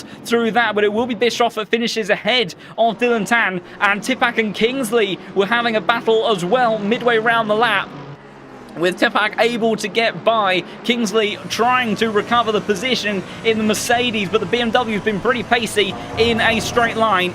And on the climb up the hill, now down towards the bus stop chicane, it would have to be a dive and a half, and that's exactly what it is from the Mercedes driver. He's got it stopped on the apex, but the BMW trying to fight back. A little bit of door backing on the exit there, and Tipak is going to hold the position by the looks of it on the exit, and will take 16th place. We'll have to see if any penalties come into effect post-race at all. I'm not sure, and I think that'll be the there'll be a few more finishers left to go.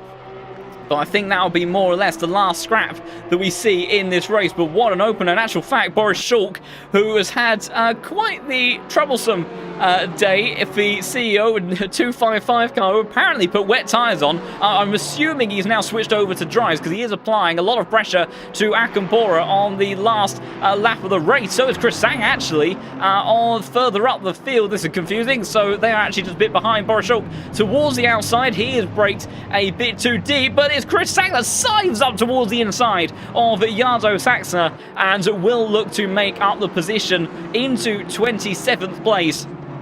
And I think the last drivers to hit the timing beam will be Alex Neotrace and Christian Grotter then to round out the grid. Perhaps just a couple more drivers left to go. Who do we still have out on circuit? So many cars in this field. And I think the last car across the line will be the 988 of Frank Schlott then. But that will be it for the first round of the Next Level Racing Cup. And it is George Boothby that takes the honours in that one. Fantastic race from him. He was under a lot of pressure at times there from Louis Fleischer, but he managed to hold on to the position crucially and did everything that he needed to do to take a very important Race 1 victory. Of course, that means he will start in 15th when it comes to Donington Park for the next round, so don't go anywhere because we've got 2 more races this afternoon to enjoy and play with, and with a lot of prizes and stellar stuff on the line. We will have a look through the results very shortly and see how that first round has played out. And there you go. So George Boothby takes the opening race victory there, and 92 points to go with it, with Fleischer, Jardier rounding out the podium, and then Anke Fock, who just about held on to P5 in the end. Whitehead, Korekas, Bischoff, Tan, and Walsingham rounding out the top 10. And then we have the likes of Seminara, Scheckenberger, Shops, Striger, Senatore, who will start on pole position at Donington Park. Tipak, Kingsley, Shiro, Kula, Gamble, Vanole, Riesner, Major, Vassner.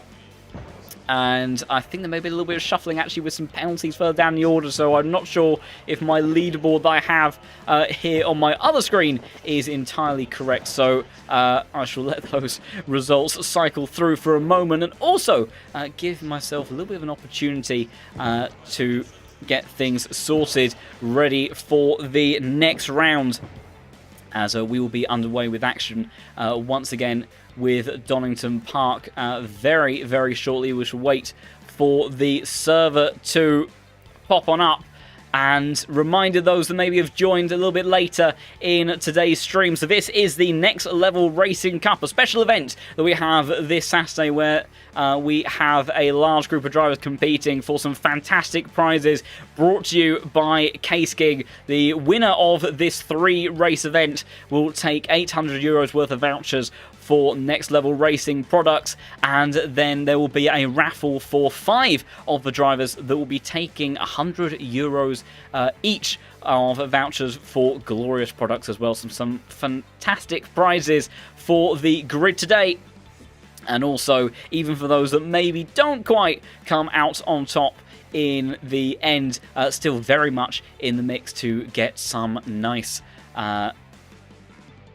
prizes out of all of that.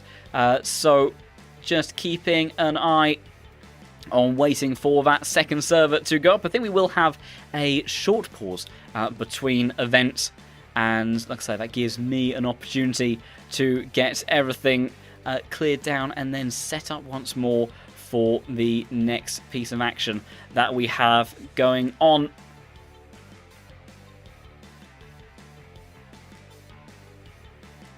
If you are enjoying the stream that we have today, and also are looking to maybe get involved in some LFM action yourself in the future, if you want to stay and support the stream, then do consider subscribing. And it has been a fantastic journey in the last few months. Very recently hit 2,000 subs, which is amazing, so thank you everybody so much for that. And if you want a taste of the action yourself, want to get involved in events like this or some of the more regular series championships that we have going on a weekly basis, also some very exciting things in the near future as well. And then of course there is the weekly daily racing here on LFM. Do head over to the Low Fuel Motorsport website, lowfuelmotorsport.com, get yourself signed up, get yourself a license, and as you work your way through the ranks, you can be battling out with some of the fantastic drivers that we have on this platform. Well over 80,000 users now on LFM, which is just incredible to even say.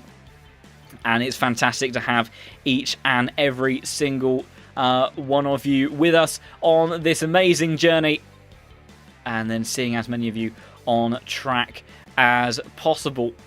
We'll also look to see how that also plays out in terms of the championship. Of course, this will be the same championship order for the racing finish that we just had, but it also gives me a chance just to make sure everything's set up and working at this end as well. So George Boothby, your championship leader, of course, and like I say, crucially, remember, we have a top 15 reverse grid going into the second round at Donington Park, and it will be Senatore, I do believe, that will start in that first place, and that was some crucial overtakes that he made near the end of that first race, and certainly putting himself in a prime spot to gain some valuable points at Donington Park. It'd be an interesting one to see that we saw, of course, the Hondas and also the Ferrari Samir generally being the dominant car at Spa, which is what we would generally expect. Whitehead did a very valiant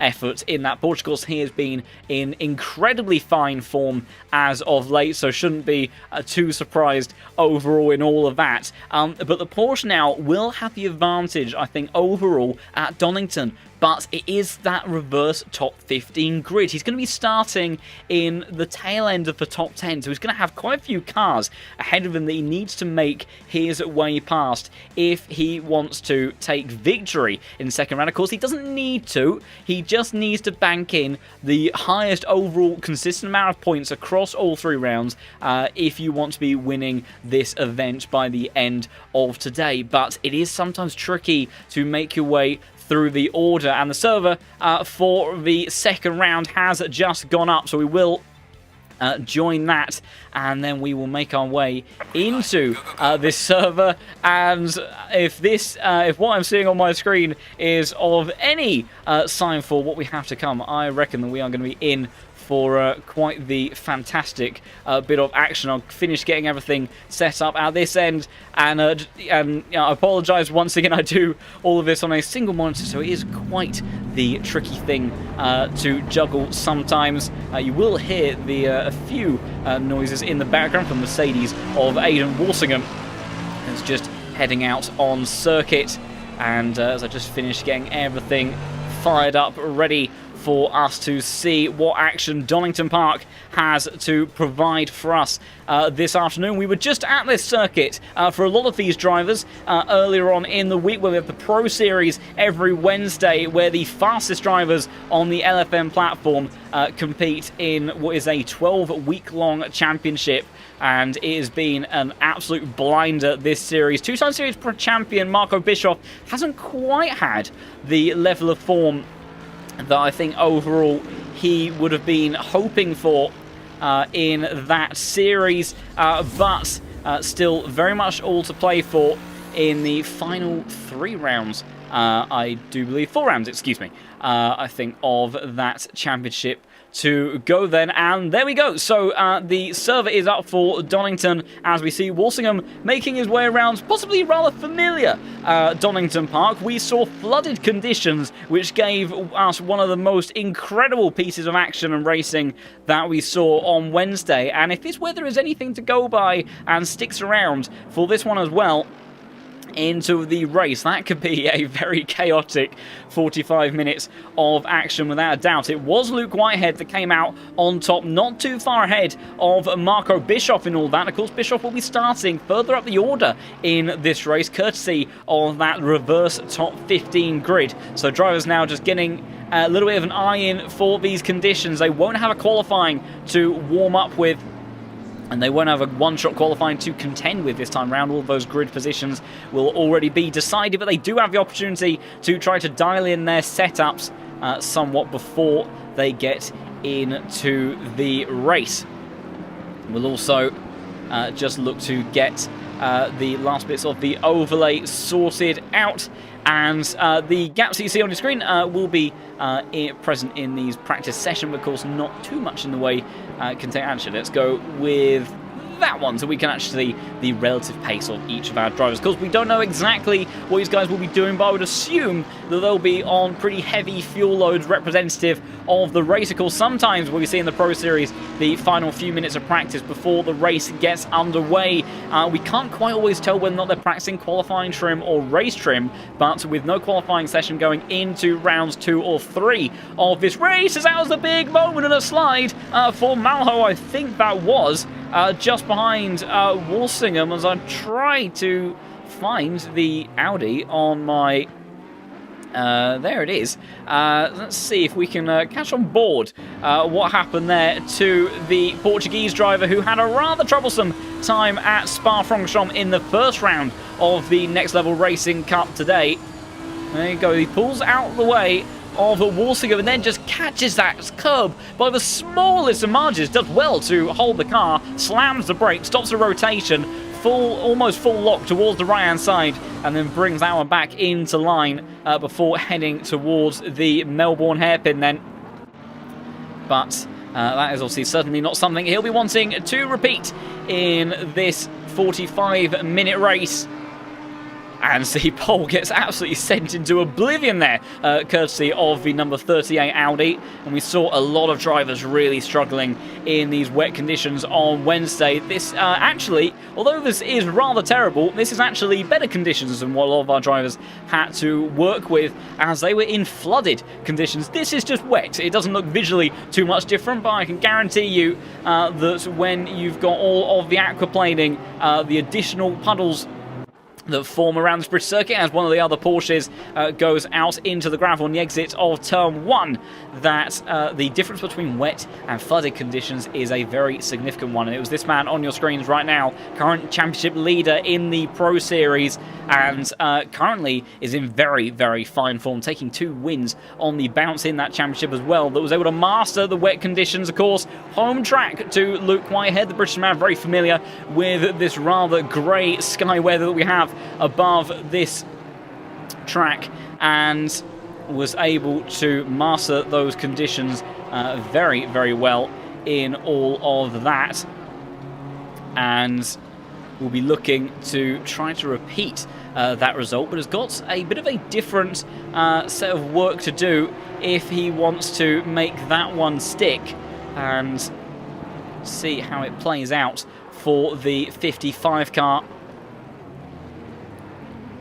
Just making his way round a lap at the moment. Schneckenberger in the Mercedes right now. It seems to be laying the pace. We've got Dylan Tan further down the order that is going purple at the moment. So this may give us a good idea of which cars to look out for in the race. Of course, we don't know what weather is going to strike in the race, but if it's anything like what we had on Wednesday, it will carry over from what we see right now. Whitehead crucially looking in fine form once again. Sure, almost practically reusing his setup from earlier on in the week. Today, I'll tell you what, let's go on board with this man, Sammy Falk in the Ferrari, who had a stellar drive through the field last time around. Dylan Tan, brilliant effort from him in the Mercedes, and I did say on Wednesday the Mercedes is a pretty good car around here. I think it'll be more competitive if we have dry weather in the race versus these wet conditions, because like I say, it does tend to take quite a chunk out of its tyres. Marco Bischoff says exactly the same lap time as the young man that is currently at the top of the timing sheet. Samir, though, going purple on his lap in the Ferrari, has very good downforce on board. This car struggles perhaps a little bit on the exit of the slower speed corners. There'll be a bit upped on the TC. Does go up to the top of the timesheet, so for the time being in that number 8 car. Remember, this is not representative of their starting positions, but does give us an idea of who to look out for in terms of overall race pace. And with all of the action that we saw in the first 45-minute race of the Next Level Racing Cup, if we have these sorts of conditions once again, I imagine that we are going to be in for quite the dramatic rounds 2, and that will then of course set up our finale going into Suzuka for the 3rd round and final round of today, deciding who will take that €800 worth of prize. Also, one of my partners in crime for today, Zappy, who is over on Twitch taking care of the German broadcast for this event, will be conducting the raffle, and then we will find out later on today who those lucky 5 winners are, and so we can announce it here on the stream over here as well. Samet continues to go purple, and that car is very good, particularly in Sector 1. The high downforce package that we have on this Ferrari makes it a very good platform through this opening series of corners. Generally pretty good straight line speed for the most part in that car as well. Where it will lose out is in 2 places, through the chicane and also through the final 2 corners. It loses out in the chicane because it is a bit of an awkward, bumpy part of the track. Nicholas Anker goes up to the top of the timesheets. I think will be immediately displaced though by the Latvian as the number 8 car does go up to top, as George Busby also on a very quick lap, maybe about to improve as well. But the Ferrari, it can get a bit unsettled through turns 9 and 10, the S's, as there's a bit of a dip on either side, and we know the suspension physics of the Ferrari are a little bit finicky to master at times. George Busby is going to do a little bit of an F1 testing style, bit of cover-up of his pace and go into the pits, obviously not feeling the need to round out that, and will instead practice his pit box entry, another crucial element, of course, in these 45-minute races, as valuable time can be gained and lost in all of that, as Grantis Correcas now goes up to P2. But like I say, in the other part of the circuit where this Ferrari will struggle, not so much for raw pace, but maybe consistency. Turn 11 and 12, the Ferrari, the way that the torque curve and the engine map in the Ferrari have is very snappy on initial acceleration. We saw a few drivers in the flooded conditions really struggling to get the power down on the exit of those 2 corners, and the back end of that Ferrari was letting go. We also saw the BMWs, unusually, seem very tricky to drive in these conditions. There's so often, it's Grantis Correcas doing a great example of how tricky it is to balance cars around this very wet Donington Park, and manages to more or less keep it together. But he won't want to be repeating that in the race all too often. We saw Luke Anderson coming unstuck in a very similar way in towards McLaren's earlier on in the week, who was one of those BMW drivers that generally had a very good showing on Wednesday, but the BMW just did not seem like the most stable platform. It's usually such an easygoing car that really allows the driver to extract everything from it, gives them confidence to really push the limits. But in those wet conditions, it wasn't quite the same car that we're used to seeing some of these drivers being able to utilize, whereas it was the Porsches that were really on fire around there, and the Hondas were there or thereabouts as well. So if these wet weather conditions do carry over, I do think that will favour these Porsche drivers, not just because they have the familiarity, of course, alongside some of our other Pro Series drivers that were in these similar kinds of conditions on Wednesday, but also because it takes that element of straight line speed out of the equation just a little bit more. It becomes more about traction, and we saw, particularly on the exit of Coppice, was a great example where Correcas was able to make up a lot of positions and moves by really mastering the Porsche's capabilities on the exit of that tricky turn 8, and the acceleration and the way that the Porsche can get the power down in some of those corners really did allow it to be in competitive positions when we got to the race. And there we go, we do have these wet weather conditions. Look at that though, the rain is going to be easing off over these next 30 minutes. We saw a similar pattern with this on Wednesday, although of course this time around the only difference being is we're not starting in flooded conditions. I'm sure much to relief of certain drivers in this field, and we'll sort out the last bits of the overlay accordingly. So again, we will have a 45-minute race,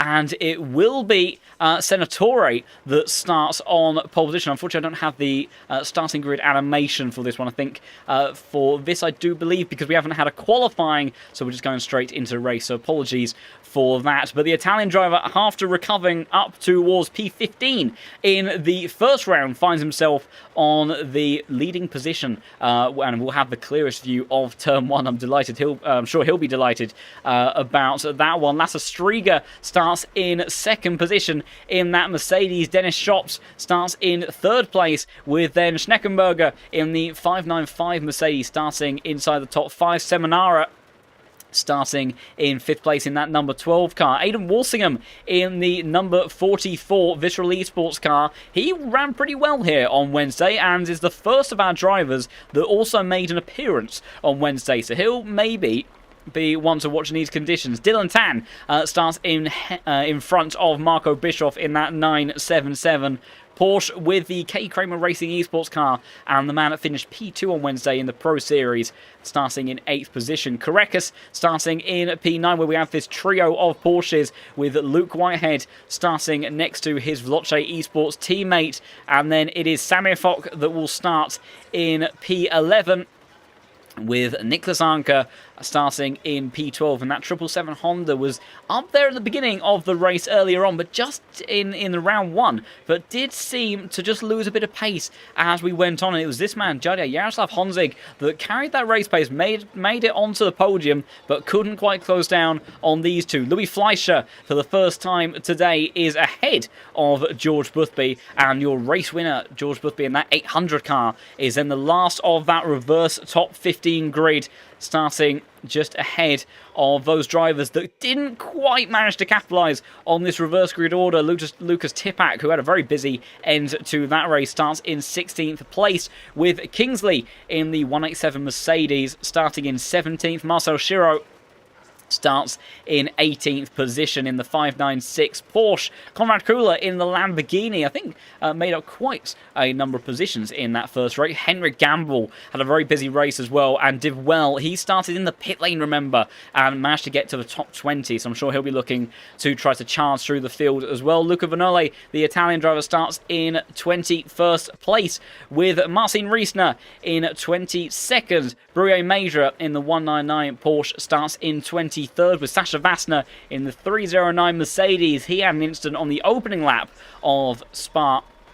He'll be looking to avoid that, not repeat that, looking to avoid that this time around. Adam Tomasiak also had a rather busy time as well. A lot of these guys at the tail end of the grid did. Starts in 25th position. Ron Felber starts in 26th, with Chris Tsang in the 33 car. Looked like he had some pretty good pace in practice, so maybe he can have a better time and recover through the order. We did see, I think it was between him and Christian Grotter, had a couple of incidents in the opening round, so we didn't quite get to see what that 33 car maybe had in store. Yardo Saxa starts in 28th position in the 939 Aston Martin. Alex Neotrace starts in these 501 car in 29th position. Christian Grotter, who we saw had a busy time, the Norwegian driver, rounds out the top 30. Rafael Malho, who got himself into a lot of trouble, unfortunately, in the first round, has multiple pieces of contact on that Audi, so he'll be looking to try to have a bit of a cleaner race in round two. Frank Schlotz in the 988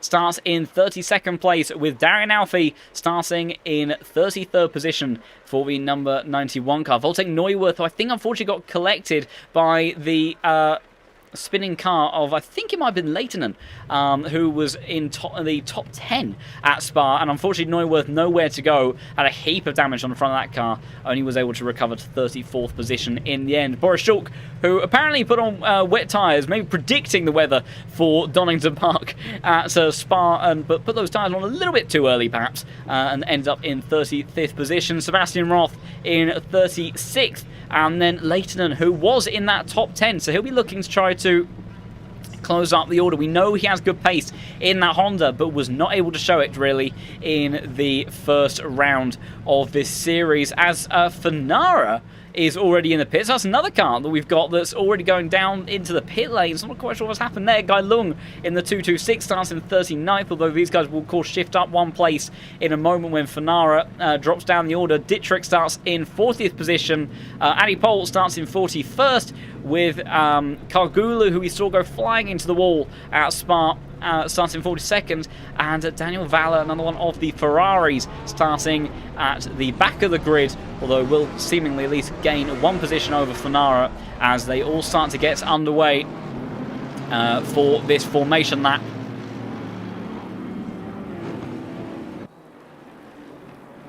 And tricky conditions. You can see the amount of rain on board. Just to give you an idea, let's go on board with Aidan Walsingham. In actual fact, it's a little bit far away of what I kind of want to show. There we go, that's a better representation. Just when you have a handful of cars in front of you, there is very, very little in the way of visibility. And look at the way that this rain is playing out. It looks like it's going to be fairly heavy over the next 10 minutes or so. Then it's going to ease up.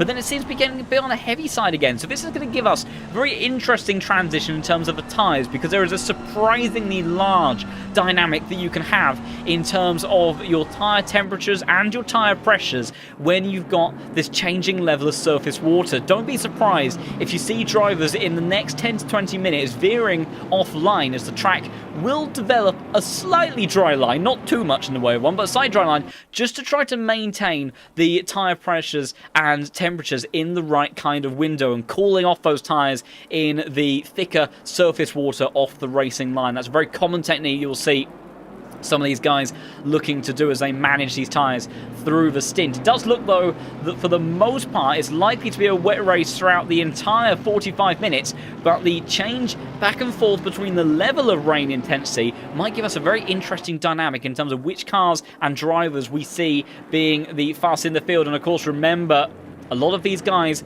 so that top 15, rather out of position with that reverse grid, so keep an eye on the mid-pack. It's going to be a lot of chaos down towards turn 1, I imagine, and I think what we'll do is we'll try to go on board with the helicam around the sort of second row of the grid, so we can try our best to keep up with everything that is going to be taking place in the second round of the Next Level Racing Cup. It's going to be Vincenzo Senatore in the BMW that will lead down towards turn 1 ahead of Lasse Striga, but who is it going to be that makes its way towards the winning positions at the end of this one? We've got 45 minutes to find out, and they're away. Then it's a good and even start out the front of the field, and I think also further down, Korekis gapping his teammate Whitehead already, and trying to go up the inside of Marco Bischoff. Side by side, all of the drivers there wide for Schneckenberg on the exit of turn 1 there, but it's pretty even. And ahead, all contact further down, and it's Marco Bischoff that's gone wide there. I think in the background, they're all over the grass, and he's sideways and around, come back into the track, and it's disaster, and he's going to get collected, and he does, by multiple drivers. Nothing that they could do there, and there's further contact. Disaster for the number 977 car, and it's all kicked off immediately. Further up the order, though, as we try to see what's happened at the further part of the field, Korekis and Whitehead, and whether or not there'll be a penalty. I think it was Whitehead that got into the door of Marco Bischoff and sent the German driver off the circuit. Whether or not there's a penalty, they'll have to wait and see. Jardier up the inside of Dennis Schops. It's all kicking off around this part of the track. Through Coppice they go. Kingsley's lost out to Konrad Kula in all of that as well, but it's still Senatore that leads from Striga, Scheckenberger and Seminar, followed by Dylan Tan.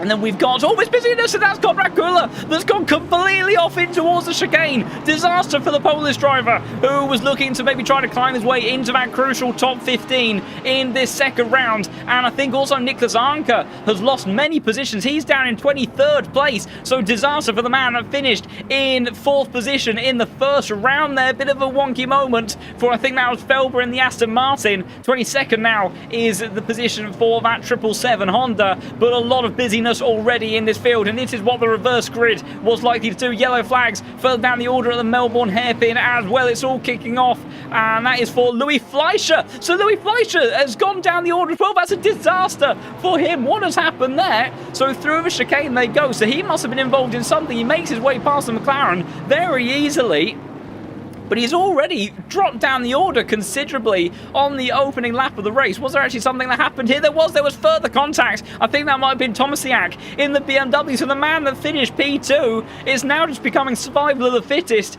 and it's the likes of George Boothby, Jardier, Samir Fock, Walsingham, Korekis, Whitehead that have all managed to keep themselves clean on that first lap of the race. Although, like I say, there could be a penalty for this man, Luke Whitehead, depending on how the stewards review that inquiry. And he's already coming under pressure from Samir Fock, who was very quick on Wednesday in the Ferrari, trying to go around the outside on the run up towards the Estage. Surely not. And Whitehead has that inside line, maybe carrying a little bit of damage on board that Porsche as well, as he now has Samir closing down towards him on the run towards the Melbourne hairpin. Does he think about a move towards that inside line? I don't think he can. Korekis is locked up deep on the brakes. Lasse Striga's gone very deep on the brakes of the hairpin there. Not sure what happened to him. He's lost several positions in all of that. And now we've got Schneckenberger trying to go up the inside of Seminara, who all of a sudden has found his way to P2, but not for long, because here comes Dylan Tan, capitalising on a mistake there. Senatore has checked out the front of the field. It's now Schneckenberger, and they're all coming 2 by 2 on the run up towards towards turn 1, and it's only been a couple of laps in this 45-minute race, and this is what we anticipated.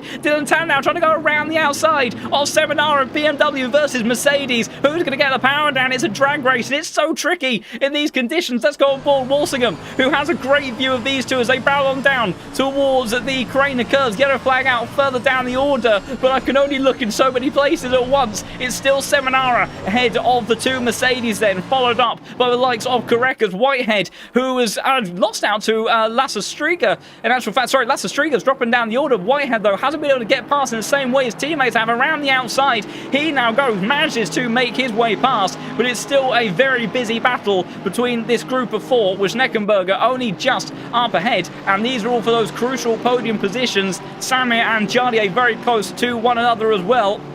And there is a lot of busy action. That's Samir, who's gone wide on the exit there. He's just about kept it together, but crucially, Jardier's now made his way past. Can he do anything? I heard a white flag or gravel for somebody. Can't see who that was for. I think it's the 493 car. Jardier's made his way through. George Boothby now very close up to the back of Samir. There's Tipak trying to look down the inside as well. George Boothby as well through Melbourne Hairpin. Boothby up the inside of Samir Fogarty has made his way through. I do believe Tipak couldn't quite do the same there, but crucial for your current championship points leader. George Boothby now finds his way up in towards P10, but it's all about consistency for today. Oh dear, and Kingsley, big moment there. Has he kept out the wall? Just about. Manages to recover the Mercedes. Quick hands in that car, loses the back of that on the exit, the final corner. Manages to keep it almost from going end on in the wall, but does drop several positions in the process. Tipak putting pressure onto Henrik Gamble at the moment. Senatore, dream start for him, using that pole position to his advantage. Chris Tsang and Sasha Bassner side by side down through the Craner curves, as Neuwirth up into P18. I think he's gained about 16 positions. We'll have to double check in a moment. He has. What an absolutely tremendous start from the number 63 car, really bouncing back. If he can get towards the top 15, maybe he is in with a chance of scoring a pretty decent result in this short championship at the end of today. Back up towards the front of the field, we've got Walsingham versus Tan versus Whitehead versus Correcas. Not quite in that order, excuse me, but Correcas looking towards the inside. Yellow flag out for Vanoli on the exit of Coppice. Kingsley, who had dropped several positions not too long ago, is just making his way past. Arnka trying to go through as well. Contact on the entry, gets unstable under braking. Can he make it stick? And he does, just about by the looks of it. And I think he will have the power on the exit. Meanwhile, Henry Gamble, big dive towards the Melbourne Hairpin. Contact with Dennis Chops and Lucas Tipak. And has almost come to a complete halt there. He's going to lose, I think, another 3 positions on the exit. It's another one for Neuwirth as he continues his charge through the field. So not what the Honda driver would have wanted. We'll have a look at the stewards' inquiries when we can to see how this is all affecting things. Meanwhile, further down the order, Shiro and Leighton have swapped around. So is Kangulu and Neo Trace, who's diving back towards the inside, in towards Goddard, but he can't make it stick on the Ferrari. Meanwhile, looking back towards the front of the field, Senatore still leads ahead of Schneckenberger. Seminara then now trying to hold onto P3 ahead of this young man, 244 car of Dylan Tan. Seminara going wide on the exit there, and here comes the Mercedes of Dylan Tan roaring his way past, but he's on the outside curb. Very quick, beautiful shots as they run through there on that run towards McLean's, and he's through. Walsingham trying to make his way through as well, almost into back. He was sent off in this exact same corner on Wednesday in the Pro Series, and now he's also got the 2 Veloce Porsches he needs to be worried about. Seminara contact with him in Coppice. Walsingham through, Correcas through, Whitehead through, but the Italian driver that started in the top 5 sent spinning on the exit of Coppice corner now, and several drivers making their way past, and the number 12 car, disaster for him there, but Dylan Tan makes his way into 3rd place. Will there be a penalty for Walsingham? He's got bigger problems right now, because here comes Correcas, so Luke Whitehead is right there with him. You can't see him in the rear view mirror. He made contact with the Vista Elite sports car, and Luke Whitehead, who already may be under some form of investigation. That is an unforced error that surely may result in a nothing too severe, but maybe a 5-second penalty, and that could be crucial for the man that was trying to bounce back in this race. Correcas then P4, Walsingham P5, Luke Whitehead P6, and we've got Jardier trying to push on. He still hasn't managed to get past Striga. Yellow flag out for Daniel Valla, who's gone around at the Melbourne Hairpin. Hopefully no one collects him there on the apex. We'll see if we can catch what happened to the 85 car. Oh, and he's lost it all on his own, and that's what I was talking about in the Ferrari, in the slow speed stuff. He is just not able to keep the back of that car planted, and also just keeping up to date. The Marco Bischoff is back out on circuit, and I think has already done a pit stop to repair that damage, but disaster for him. Not what he would have wanted whatsoever in all of that. Further down the order, we've got the likes of Vanoli versus Rafael Malho, who's trying to repeat what we saw Dylan Tan not too long ago. It's such a tricky run up through his part of the circuit, but the Aston Martin of Vanoli holds on firmly for the time being. Senatore checking out the front of the field, almost 3 seconds now between himself and Schneckenberger in the opening 10 minutes of this race. And it's been absolutely non-stop action, go in the LFM Next Level Racing Cup, and this is what we anticipated with these reverse grids. And we will have a look at some of the stewards' inquiries in just a second. I just need a moment to try to catch it if I can. Kargulu makes his way past Ron Felber before they get to the S's, closing up on the brakes between those three, but they get through there okay and safe and sound for the time being. Whitehead still putting pressure onto the back of Walsingham. Further down the order, I think Kingsley's lost out at the hairpin there. I think has lost 2 positions into that corner. Let's see, how did that take place? There's Vanoli that's forced the issue, made a bit of contact on the apex there, and the Audi of Malho says thank you very much, takes 2 for the price of 1, exactly what Jardier capitalised on, who's trying to put pressure onto Lasse Striga. That is one of the fryers. That's Valor, I think, trying to get out the way. Look at this though, Samuel Fox trying to put all sorts of pressure on George Boothby. These are your drivers that scored very well in the first round of the Next Level Racing Cup. It's Jardier that leads this trio, with the likes of Boothby, who was your round 1 winner, but he's got Sammy all over his gearbox, and this can make things very tight between these guys when they head over into Suzuka if they were to finish like this. Tomasiak versus Alfie. I think Alfie may have just got past on the run in towards turn 1 there, but we need to keep an eye on what's going on at the front end of the field as well. Korekis, of course, very much in the mix as well. He's up in towards P4, trying to go for a podium position.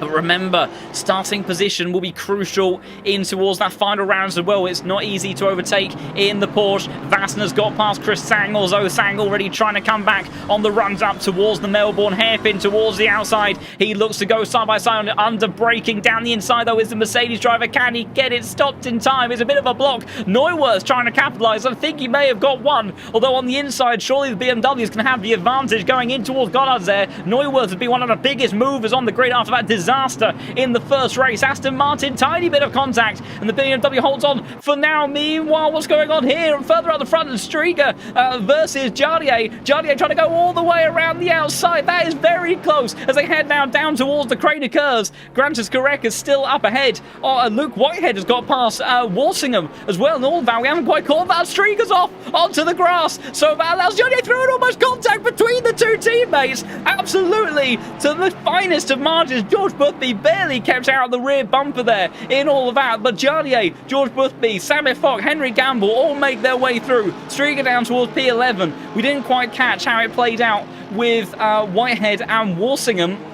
I think those two are swapped around on our screens off camera. Malho versus Shots brought out an instant flag for just a moment, but it's almost impossible to keep up with every single manoeuvre that's taking place. But this is very busy as Dylan Tan over the apex and a bit more through the chicane, trying to get past Schneckenberger for P2. 5 seconds a gap up to Senatore. He has maximised the advantage, starting in that pole position spot of that top 15 reverse grid. Dylan Tan and Korekas now firmly in the mix for this battle. You got Conrad Kula and Riesner having a squabble of their own. Also Kingsley versus Shops in the mid-pack as well. Boris Schulk and Brie Major. I think Boris Schulk in the 255. BMW has just managed to make his way past. Louis Fleischer trying to recover some positions as well as Christian Grosser went off through a chicane. He's going to lose out to Neo Trace on the run up towards the Melbourne hairpin as well. And it is very, very busy in the opening 10-15 minutes of this race. Grotter then does lose out at the front of the pack for this battle for the final podium position. There's the two Veloce Esports Porsches. Let's have a quick look.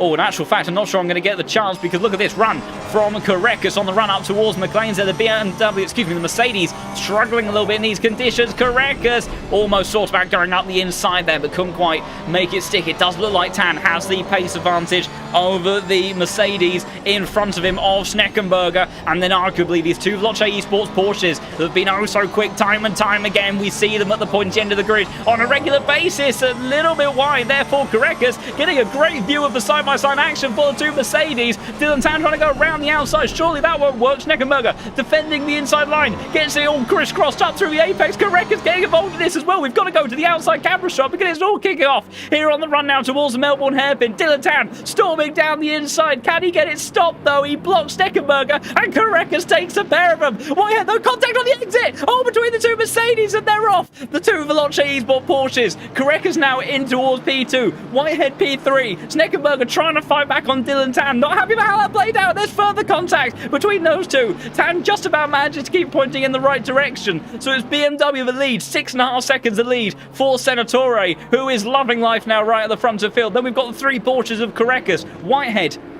and, with two Porsches, and then the three Mercedes of Schneckenberger, Tan and Walsingham. And look at this, Whitehead, who has the fastest lap of the race at the moment, putting pressure onto his teammate. And I'm trying desperately when I can get opportunity to look at the penalty situation. I'm sure the stewards are having just as much trouble trying to keep up with all of this taking place. Lehtinen trying to make his way up through the order, and that is a big slide for Cooler on the exit of turn 1. And the Honda is going to side his way past, up now in towards 22nd position then, and looks to set off in charge as white flag out for Schneckenberger. What's happened to the Mercedes driver there? He was running close with Walsingham through the crane of curves. We've also got a white flag out for Senatore. I'm not sure if something has happened to him. And you see Schneckenberger wide on the exit there and then loses 2 positions in the process. I think Senatore maybe made a mistake through the chicane. He's lost about a second to Korekas, and those Porsches are going to be climbing up through the order thick and fast towards the BMW in no time at all. But we will keep an eye and see whether or not anything has transpired in terms of penalties. I shall try to bring those up in just a moment. So 10-second time penalty for the 988 car. So who is that for? As there's been a yellow flag between Neuwirth and Sang, and there's been an incident that's kicked off down at the Melbourne hairpin. The Aston Martin that gained so many positions further up the order, and it's that's a very awkward contact between himself and the BMW, and then the pair of them losing out as a result. Not ideal for either of those drivers, as Schneckenberger now loses position to Jardier in the Honda, who gets past before the run down the crane of curves. George Boothby trying to get involved in all this one as well. He doesn't want to let his Veloce Esports compatriot get too far away. Wide line for Jardier through there. I thought for a second he was going to have a Mercedes in the rear diffuser of that car, but manages to keep the position for the time being. Looking at the penalties, so we have a 10-second penalty for the 988 car. That is in the hands of Frank Schlott down in 40th position. 15-second penalty for the 800 car. That's the man we're on board with, George Boothby, and your championship leader. I'm not sure I captured exactly where that came from, but that is a disaster for George Boothby. So he's fighting for his life right now inside of his top 10. Maybe if he can keep in the top 15 and maybe go for victory at Suzuka, maybe he still has a chance at this championship. But that is certainly going to be affecting his race without a shadow of a doubt. And he's got Sammy Falk for good company as well in that battle right now. It's taking place for P7. Riesner versus Kargulu.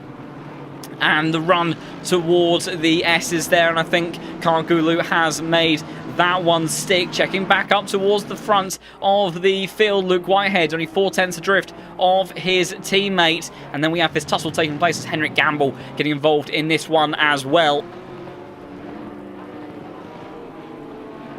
Looking at the penalty situation a bit more as well. 10-second penalty for the number 42 car. As always, George Boothby's got a massive run, a side-by-side now with the Mercedes of Schneckenberger. Pier window opens at this moment. Mercedes, though, has the inside line there. Sammy Fogg, can he do anything on the run in towards Old Hairpin? Now trying to get the power down in the Ferrari, and it's very tricky and very busy to overtake some of these cars here. Walsingham now trying to go at the inside. Dylan Tan signs his way past, but has he gone too deep? Dylan Tan now trying to go for the switchback on the exit. McLean's side-by-side action now between the two Mercedes, battling for P4 then, and Dylan Tan maintains a position, but is it going to be an overlap again? Not quite, but it's allowing Jardier to rapidly close up on these two, and with the likes of Boothby, Sammy Fock, Gamble being held up now by the other Mercedes of Schneckenberger.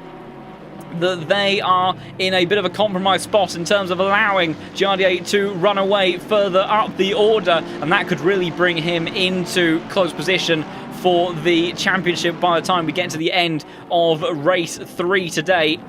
So 10 seconds penalty for the number 42 car.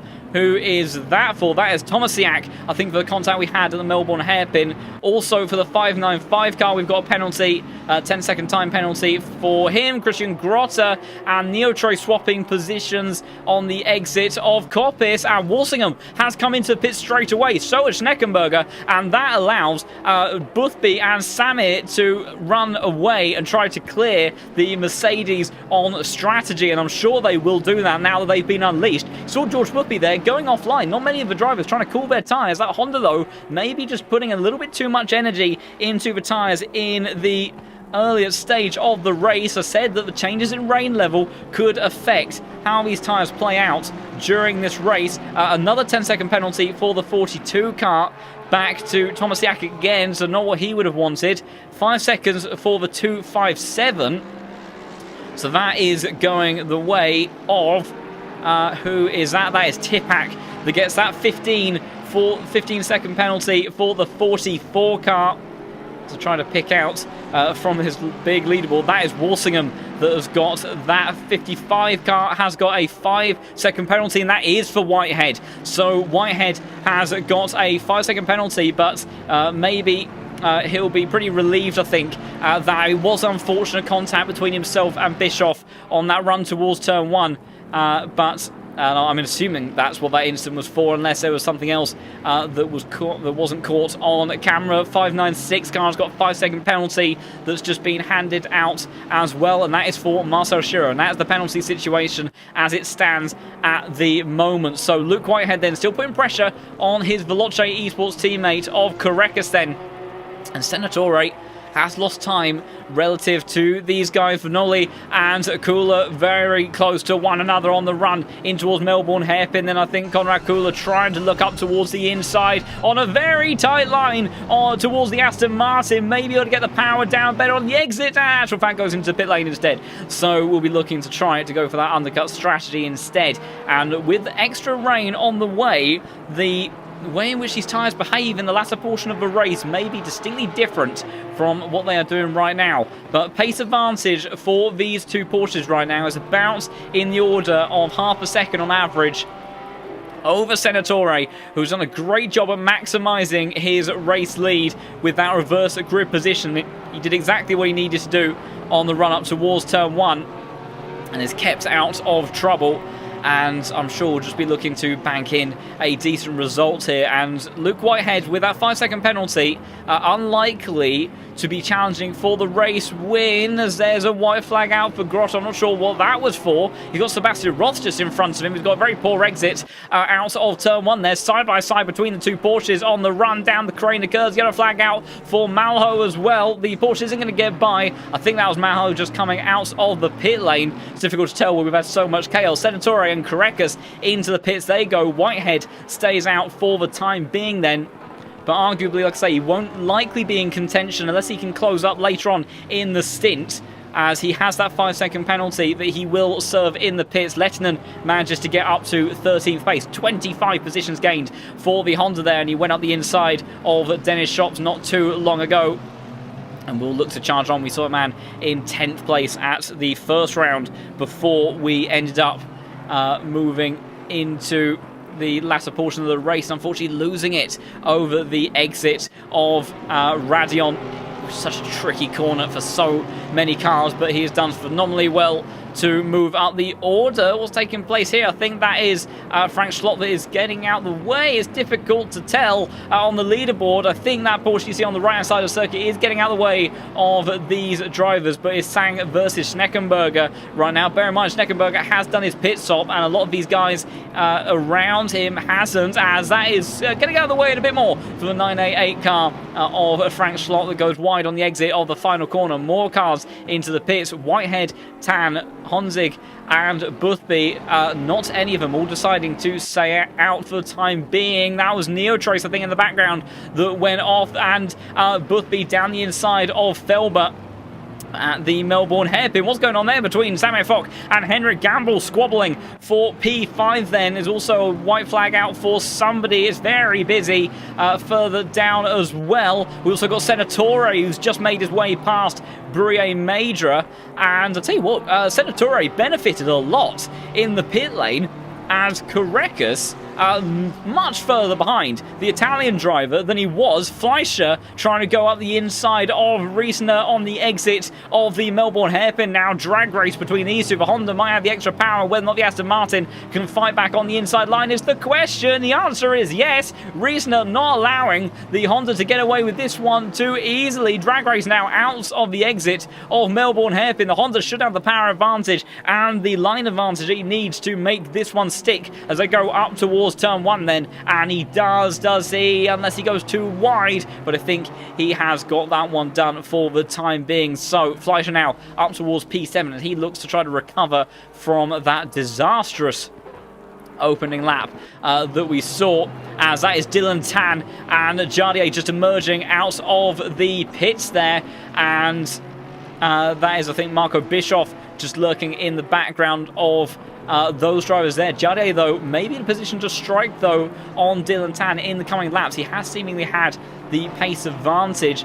Meanwhile, Luke Whitehead has come out well ahead of Grantis Carreras, and that shows you the difference. There's definitely some difference here. That's a yellow flag out for Neuwirth, who's around after such a great start.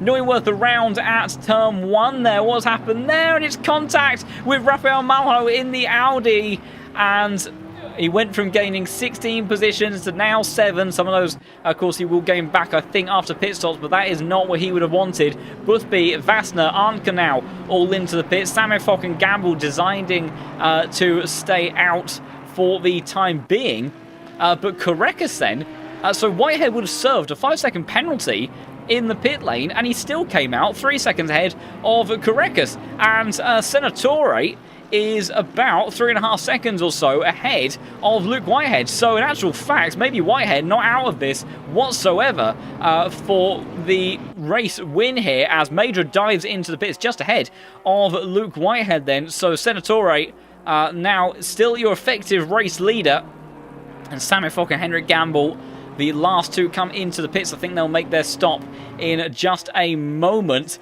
We haven't got representative lap time yet for Luke Whitehead, but Grantis Carreras 7/10 faster than Senatore, so you do wonder if maybe it is a matter of time. Squabbling between Schalk and Cooler down here for 23rd position. The Lamborghini driver coming out on top for the time being. Also, another penalty has been handed out, although we'll look at that in a minute, because here we've got Schneckenberger battling with George Boothby, who would have served that 15-second time penalty during the pits, as well as Seminara versus Anka. That's tricky through a crane of curves, and it's the Italian that manages to just about hold on to the position for the time being. Now it's kicking off with Neuwirth versus Boris Schalk towards turn 1 there. So Neuwirth, how did he get that position? I think we're going to see the BMW recovering. There it is, and the German driver and the boss man of LFM not having the best race in these conditions, and Neuwirth trying to recover back through the field. Gamble and Fock now come into the pits. Jardier right on the gearbox of Dylan Tan there, and these are crucial moments for these guys, because with the likes of Whitehead being able to be released now towards trying to take down Senatore for the effective race win. There was a white flag out for Conrad Kuhl. I'm not sure what happened to him. Doesn't seem to have had too much. George Boothby diving down the inside of Chris Sang at the hairpin then, and managing to get through. Where is Sammy going to emerge? And crucially, he emerges behind a little bit of traffic, which he deals with immediately, and then behind the likes of Jardier and Dylan Tan. 1.7 seconds now, the gap between Whitehead and your race leader. Yellow flag out for Seminara, and Seminara's around on the exit of the final turn. So what's happened to the number 12 car, the Italian driver? He's gone around. That's contact with Anka by the looks of it, and Tipek and Kingsley have gone through as a result of that. Now you've got Tipek versus Kingsley on the run through Corona Curse. Flashing of the lights there from the Mercedes. Obviously not happy with something that took place in all of that. Almost contact in towards the old hairpin there, but just about managing to keep it out of the rear bumper of the BMWs that have been seemingly a little bit more planted than they were on Wednesday in the Pro Series around this circuit. We've got Neuwirth trying to put pressure on Kargulu and Kula in this three-way fight now for P18. Still a chance that these guys can make their way into the top 15. Same goes for this man, Flui Fleischer. If he can make his way into the top 15, he's not out of the mix whatever in all of that either, because he finished second in the first race. Could very much win if he starts at the front of the field for the final one, and Fanara wide on the exit of the old hairpin there, and the AstroTurf strikes in these wet conditions, and he's around on the grass as well. Disaster for the Italian driver. Further up the field though, Whitehead has been absolutely monstrous over the last couple of laps, 0.8 of a second faster last time around than the man who's been leading this race since the beginning, courtesy of that reverse grid, and Whitehead surely will be looking to pounce in just a moment. Kargulu and Kula battling side by side. It's the two Italian cars with Neuwirth lurking in the background trying to see what he can do. Kula down towards the inside line, maybe too deep on the brake, so Neuwirth trying to see if he can get the advantage on the exit, and Kargulu is not going to be able to make position stick. I don't think Neuwirth able to quite do anything about it just yet either in all of that. And just checking again further up the field. Look at this, Whitehead all over the back of Senatore, and surely he can bide his time a little bit with this. Still 15 minutes off this race to go, and despite the penalty that he would have served in the pit stop, he has managed to close up to the BMW rapidly, and this might be the moment right here. Senatore feels the need to go defensive because he's got the British man, the one here on Wednesday, trying to go around the outside. Neuwirth bringing out yellow flag again, but the 55 car of Whitehead unable to make the move stick this time around. Senatore holds on to position. What happened to Neuwirth further down the order? That looks like out of old hairpin, well off into the gravel. Unfortunately, we didn't see quite how that started, but without a shadow of a doubt, Neuwirth in the Aston Martin not having the best of times. And look at this, Senatore under all sorts of pressure from Whitehead now. The rain increasing in the next 10 minutes. How will that fare for each of these drivers? I also do believe that everyone has made their pit stops now, and I think there may be a little bit of an issue with the overlay, so I think we'll get rid of that now for the sake of confusion. Whitehead looking towards the inside, but he can't quite make it stick this time round. Korekis is closing as well in all of this. There's a McLaren that's off up ahead, staying well off the racing line though, and into the grass. And that might be who is that? That's Addy Pole in that McLaren, not having the best of times in these conditions. So Senatore doing a triumphant job right now, trying to hold on to the race lead as Kula's come into the pits. That's an unscheduled pit stop. That may even be for a drive-through penalty. Track limit still very much a problem for these guys in the wet conditions. Here's the view on board the rear diffuser of Senatore as the Veloce Esports car of Whitehead looking ever more menacing, and he was faster here last time round. It's not quite the same level of speed advantage that he had on the last lap. Dennis Shops has brought out the yellow flag on the exit of old hairpin there. Just need to keep an eye on the battle for the race lead though. Here comes Korekis. He is closing all the time. Shops has lost out, has he, to Kargulu, who's trying to capitalise on the mistake. Here comes Louis Fleischer in all of this as well. Can't make anything stick. Kargulu looks left, looks right, but he can't get up the inside of the Honda in front. Some of them may be able to make a move. Oh, a little bit of contact between Dylan Tan and Jardier then in the battle for P4 between the Honda and the Mercedes. Yellow flag out for the 85 car as well. That's down at Goddard's. They've just gone into the pits. Whitehead still all over back of Senatore, and the 85, that's Daniel Valla, the Ferrari driver, as Marcus Dittrich has just brought out the yellow flag, and that's not looking like a very healthy car on the exit of Old Hairpin. And we'll see if we can catch what happens with the world's worst camera angle, and it doesn't look like, oh dear, there was oh excuse me, that's why, it's because I've got on board the wrong car. The 47 of Dietrich there was off at the old hairpin. Squabbling taking place. Louis Fleischer's managed to get past Kargulu. Tipak, though, is around at the turn 1 there. Just about manages to get it going again. It's all kicking off further down the field. I can't keep an eye on everything. Whitehead still applying the pressure to Senatore, who, it must be said, is doing a fantastic job. Flashing of the lights there from Senatore, just trying to put off the Italian who has led since the start of this race. Whitehead, though, with a great run out of the chicane there. Will he manage to get up the inside this time around? Does he launch an attack? Because he is running out of time. Senatore, though, middle of the line defends. It's a little bit of a cart back, though, for the Porsche, and we know how good it's on the exit, but the BMW is wide, and the Porsche can't find a way through. Does he get out the inside as they head towards Goddard's? It doesn't cover the inside line, and Luke Whitehead will have to wait for another opportunity. Walsingham and Seminara have just swapped around positions on the run towards McLean's. Walsingham in that 44, maybe about to make another one up the inside of Vanoli towards Coppice. A little bit of contact there on the entry. I don't think the Aston Martin will be too happy about that, and may even be able to come back at the Mercedes on the run towards the chicane there. It's difficult to tell, but I think the number 44 will have that move covered. Almost maybe contact on the run towards the braking zone. Walsingham has to keep in a straight line just to avoid going around. Seminara says thank you very much, goes past the pair of them, but look at this now for the race lead. Mistake from Senatore, and Whitehead wide on the outside, and a contact between the pair of them, and Whitehead barely keeps it on the tarmac, and into the lead does he go. The 141 car on the outside now. Correcca's trying to go with his teammate. Senatore, valiant defence all time so far in the first half an hour of this race, and now I think he's going to lose 2 positions in just as many corners, and it's Luke Whitehead now that leads ahead of Grantas Correcas. But Grantas Correcas has been looking very fast in these later stages of the race, so it's not all said and done between the two Veloce Esports guys. Senatore tried as hard as he could to hold on to that position, and it almost resulted in contact there that was been a disaster. Meanwhile, Louis Fleischer has now got past Dennis Schops on the run down the Craner curves there in towards P17.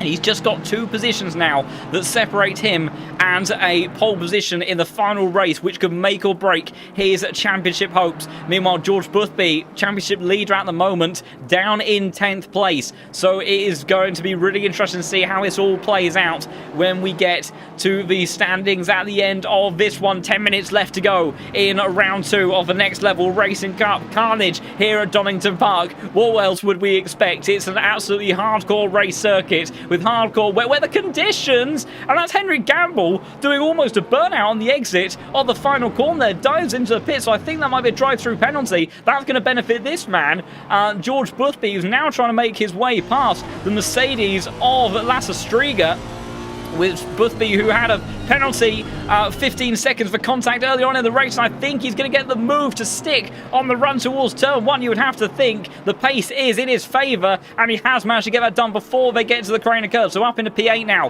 for your championship leader, at least for the time being. Correcas has not allowed his teammate to break away. It was Correcas that was a bit of a disadvantage to his teammate earlier on this week on Wednesday, but the Lithuanian driver right now looking very much like he is on equal footing with Whitehead here, and does not want to give way, as that was almost a mistake, I think, actually, from Whitehead. And now Correcas, the best run he's had so far, and Whitehead's not defending it. Correcas on the inside line there, the 2 Veloce teammates down towards the inside. The 556 car has brought out the yellow flag, and Correcas leads then, and it swaps around. Whitehead still all over the gearbox of the Porsche in front of him now, as they head in towards Goddard's then. But the 2 young guns of Veloce Esports lead 1 and 2, but it's Correcas now that leads ahead of Whitehead, and Whitehead has some work to do if he wants to try to reclaim that position. I think the 556 car, who was that? It might be the 596, not entirely sure. That could have been Shiro. But at the front of the field then, it's now Correcas that leads ahead of Whitehead. Senatore still right there in the background. Great stuff from him in the BMW all race long. And Vasta's into the pits as well. So I think that's another drive-through penalty, which again helps George Boothby in recovering through the field, and now finds his way in towards P7. This could also promote the likes of Fleischer, potentially. He's still in 17th. We'll have to see how it all plays out, but that could be an extra position for the Honda, and I think it's still a little bit further up the order, so it won't quite benefit Fleischer, who has it all to do in the last 7.5 minutes of this race. If he wants any hope of, I think, trying to take this championship after that P2 in the opening round, he needs that reverse grid pole, surely, to be in with a chance, as that is Malho going past Leitonen that makes a mistake in towards the old hairpin. Meanwhile, the two Veloce Esport teammates still battling very close together, but Grantas Garekas has just a couple of car lengths over Whitehead and Dylan Tan, who has been valiantly fending off the Honda of Jadier over the last few laps. Samir right there with them as well. And neither of them able to get past the young man in the 244 car. And Garekas last time around, actually I think they are yet to update. Jadier launches an attack, does he almost, in towards Goddard's then, and it was a 1/10 of a second advantage in favour of your race leader, and now the gap between himself and Whitehead, 7/10 of a second, so maybe Garekas does have the upper hand in this stage of the race. Jadier desperate to try to find his way in towards P4, as who is that? That's a yellow flag for the number 7 car. That is Kula that's gone off through the old hairpin. Then by the looks of it, Fanara has also brought a flag as well. We can't quite see how it all started for the Lamborghini. What about the BMW of Fanara? I'm not sure we're going to catch that there. Oh, that was awkward. I think that was actually just him backing off, trying to let the cars behind go. Confused the overlay entirely, and but I think thankfully managed to let them go all through pretty cleanly. And yeah, Whitehead now a second behind Garekas, so Garekas really now the man that is in fine form in this race. Neuwirth battling with Boris Scholk on a drag race towards turn 1 there. Same with Walsingham and Carl Gulu around the outside. Neuwirth trying it, maybe going for a cutback on the inside as they now head towards the crane curves. That's going to be tricky, as we'll go on board with Neuwirth, and the BMW driver of Schalk backs off there. And why is he so, perhaps because that is so tricky to go side by side. Walsingham maybe launching an attack towards the inside of old hairpin. That's a brave move to try to pull off, and in actual fact he's unable to do it. And Schalk got to be careful not fall into the clutches of those behind. Honzig still putting pressure onto Dylan Tan, that's been fighting off that Honda for the second half of the race.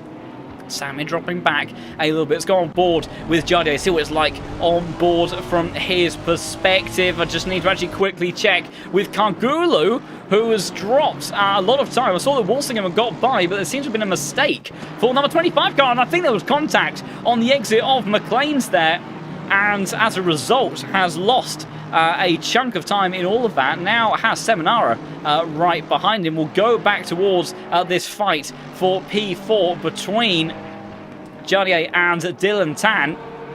One of your closest battles on circuit right now. Grant is correct, now 2 seconds clear of Luke Whitehead. That is mighty stuff from the Lithuanian. Number 38 car has a 10-second penalty. That is Malho, I think, for that contact in towards turn 1. And then the 777 car, who is that? That is Anka, has got a 10-second time penalty as well.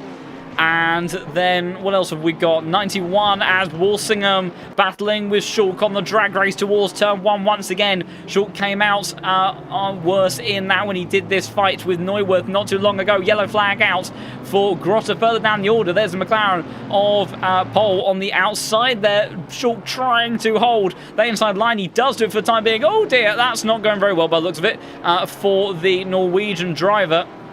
I don't know if we're going to catch what happened there, and now that's happened well before. That's a weird place on the circuit to go around there. That is on the run between Koppis, and there's a yellow flag out for Samir Fock. Samir Fock has got major contact on the front and back car. What has happened to the Ferrari driver? He was involved, he was right there. Oh dear!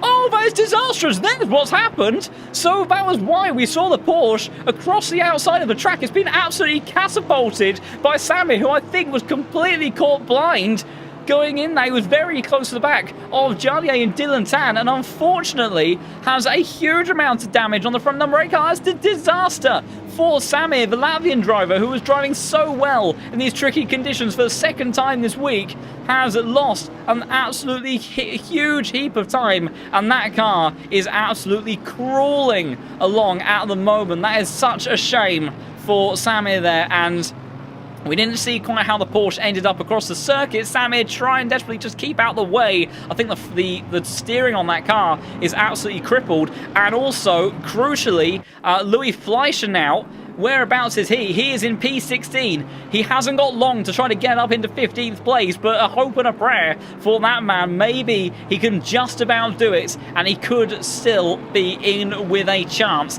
if he does get that reverse grid pole position. Walsingham versus Boris Shaw. We've only got 2.5 minutes of this race left to go. Seminara and Vanoli having a battle on the exit of turn 1 there, and it's Vanoli that gets past in all of that. Neuwirth unable to do anything about Shopster. I think he made a small mistake. Walsingham applying the pressure to Boris Scholl, absolutely pushing him along on the climb up the hill. 2.5 seconds gap of the lead. Lock up though from Walsingham, and heavy door-to-door contact with Boris Scholl. And now I think Argula's going to say thank you very much in the 25 Ferrari, excuse me. Up the inside he goes and makes his way past, and now looks to try and put pressure onto the BMW in front. Meanwhile, Dennis Shops has lost the position now to Neuwirth in 17th position. Louis Fleischer now within a second of Tipak. This could very much go down to the wire, and that could be crucial for his championship hopes in this 3-day event today in the Next Level Racing Cup. Meanwhile, top 5 all very much as they were. Jardier has dropped now to a second behind Dylan Tan after all of the defending. I think maybe, perhaps, I mean, he probably was a bit spooked by that poor stranded across circuit. Also, should be said as Kula trying to get out of the way. It's a little bit awkward actually for Dylan Tan, and Jardier losing a bit of time in that as well. But the Porsche, it did look like they did exactly what they should have done and held the brakes there.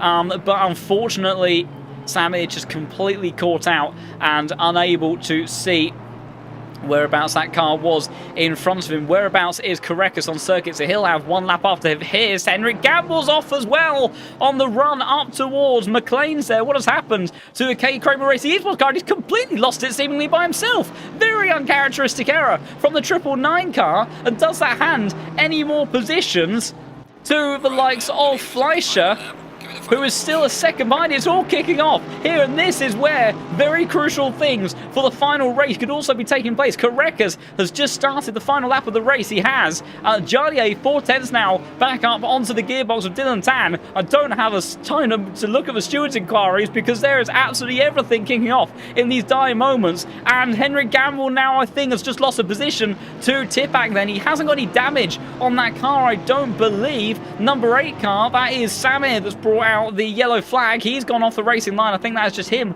trying to stay out of the way. Jardier versus Dylan Tan still taking place here in the battle for P4, but unable to get past the Mercedes driver, who has been absolutely unflappable from the 139 all this time. Look at this, sorry.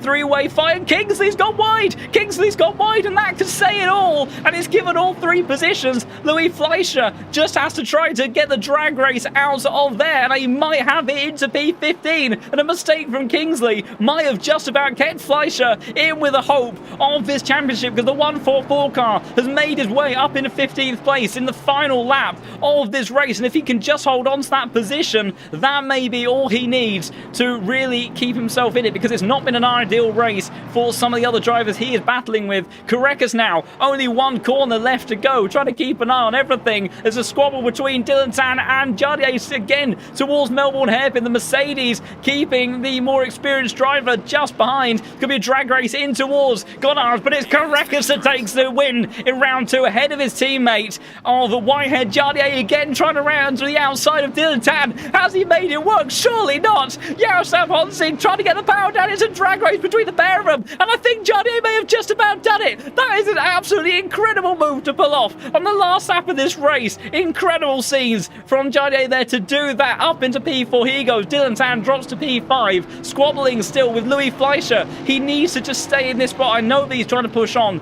to Henrik Gamble there, but crucially he just needs to hold onto this position, because this is what will decide who will start at the front of the field heading in towards the final round of this race. He was so far down the order at the end of lap 1. He was at the very back of the pack, and I think when it's all said and done, he's going to look like he will follow Henrik Gamble across the line. Henrik Gamble pulls over to the side of the road. Oh, I think Gamble's completely misjudged that. I think Gamble was trying to go for the reverse grid spot. He's going to go to Kingsley. So Gamble in the 999 there, well, living up to his name, and he's, unfortunately, I think for him, he's completely misjudged that at the end, and it goes. So P2 for the start of the next race will be Fleischer, be Kingsley. With that mistake at the end of this race, he actually will find himself on the front row. Sorry, on that pole position spot. What a stellar end to that one there. My goodness, that's been another very busy race and a half for all of these guys. We've got some last drivers coming towards the line now. Adipole, I think, is going to retire to the pit lane for the McLaren. A few more cars still out on circuit. I'm trying to see who those are. The 139 car has... still got, that is Jardio still out. He's obviously crossed the line. So I think, is it 244 that is the last one to cross the line? No, that is Dylan Tan. So I'm not quite sure, actually, who the server is waiting for exactly. But that is effectively the end of round 2 in the Next Level Racing Cup. And my goodness, what an absolutely drama-filled round that we had in that once again. That was absolutely mind-blowing scenes all the way to the end. Henrik Gamble, I think, trying to play the strategy game and got it completely wrong. And in the end, rather than starting on the front row, he'll find himself starting in 16th place. So Gamble, not what he would have wanted from that whatsoever. We'll have a look through the race results in a moment when they come through, and then see how that plays out in terms of championship. Because of course there may have been some late penalties I didn't quite keep up with. We had a 10-second penalty for the 187 car and a 5-second penalty for 595. I think they were the only other penalties that got handed out at the end, and they were to Brian Kingsley. Oh, that could be very interesting, actually. How's that going to fare? Because Gamble could actually get back in play with this in the end. We'll have to see how it plays out, because Kingsley may actually drop to 16th place. Oh, this is going to be very interesting when these all come through in just a moment. And the 595, that was for Schneckenberger and had a 5-second penalty, but I think that will mostly have unaffected his final finishing position in that race. We'll wait for the results to just come through in a moment and see what happened there. But my goodness, that was such a busy end to the race, and Jaroslav Honzig pulling it off an absolutely stellar move around the outside of Dylan Tan right at the death of that race. That was incredible stuff from him to do that. It won't really have made too much of a difference when it comes to their starting order. They'll of course still be at the tail end of the top 10, but those Hondas, they can move, whereas the Porsches of Karekas and Whitehead, they're going to be potentially in a bit of spot of bother, as they will be quick, no doubt, around Suzuka, but it's going to be so difficult in order to try to work their way up through the order. But Karekas taking the win in the end over his Veloce Esports teammate. We've seen as of late, particularly of course in the Pro Series, Whitehead has been the man to beat, not just in the Porsches, not just in Veloce, but just all round. He has been stellar. A little bit of a troublesome race for him. Obviously, contact Marco Bischoff, I don't think... There was a 5-second penalty handed to Luke Whitehead, but it was very small contact, unfortunately, in those wet conditions and with such fine lines down the crane of curves. Obviously, the consequences for Bischoff were massive because he came back into the track and so many cars ended up being collected in all of that. But a very unfortunate incident between those two drivers in the end. Just waiting on the official results to come through, and then we will have a look at that, and then also what that means for our championship. And of course, once again, don't go anywhere, because we will have after this the final race at Suzuka, where these drivers will take part in another reverse top 15 grid 45-minute race, where the winner at the end of this 3-race event overall, with all the points they've collected across those 3 rounds, will leave here today with €800 worth of vouchers for next level racing products brought to you by Case King, and also then the raffle for 5 lucky drivers in the grid this evening. There'll be a raffle draw over on the German broadcast for this, done by my good friend Zappy, and we will try to then find out the names of those winners to give out to the information here as well. And they'll be leaving with €100 worth of vouchers for products by Glorious as well, also brought to you by Case King. So fantastic prizes and big prizes on the line for these drivers today. And while we wait for the next batch of results and standings to come through, once again, thank you everybody so much for enjoying and supporting this stream today. A one-off special event, and what an event it has been so far. We're not done just yet. We have one more race left to go. And if you have been enjoying what you've been watching today, there is also, on a regular week basis, on Wednesday evenings, the Pro Series, where we'll be heading into round 9 of that championship, where some of the drivers that you are seeing taking part in this event this afternoon, the likes of Whitehead, Korekas, Boothby, Bischoff, Jardier, Sam Air, all of those drivers taking part in that championship. I think, unfortunately, actually, Jardier is away for next week's race at Spa Franchorchamps, because he is doing a very exciting thing with Alpine, which we are very delighted has finally come round for him. But I'm sure then he'll be back for the upcoming rounds towards the end of the series for that. And that is where you see some of the absolute elite top drivers on the LFM platform. Over 80,000 users we now have on LFM, and that is where you really see the absolute cream of the crop that will be dueling out around Spa Franchorchamps for a 90-minute race. So be familiar territory for some of these guys tonight, after, of course, we had a round 1 at that circuit there. But do also consider joining us for that action. And here you go then. So, your official race results. And I was right, that 5-second penalty at the end has handed the pole position to Henrik Gamble. I thought he'd got it all wrong at the end, but maybe he must have known that more before I did. And also, look at that, Korekas. Korekas dropped down the order.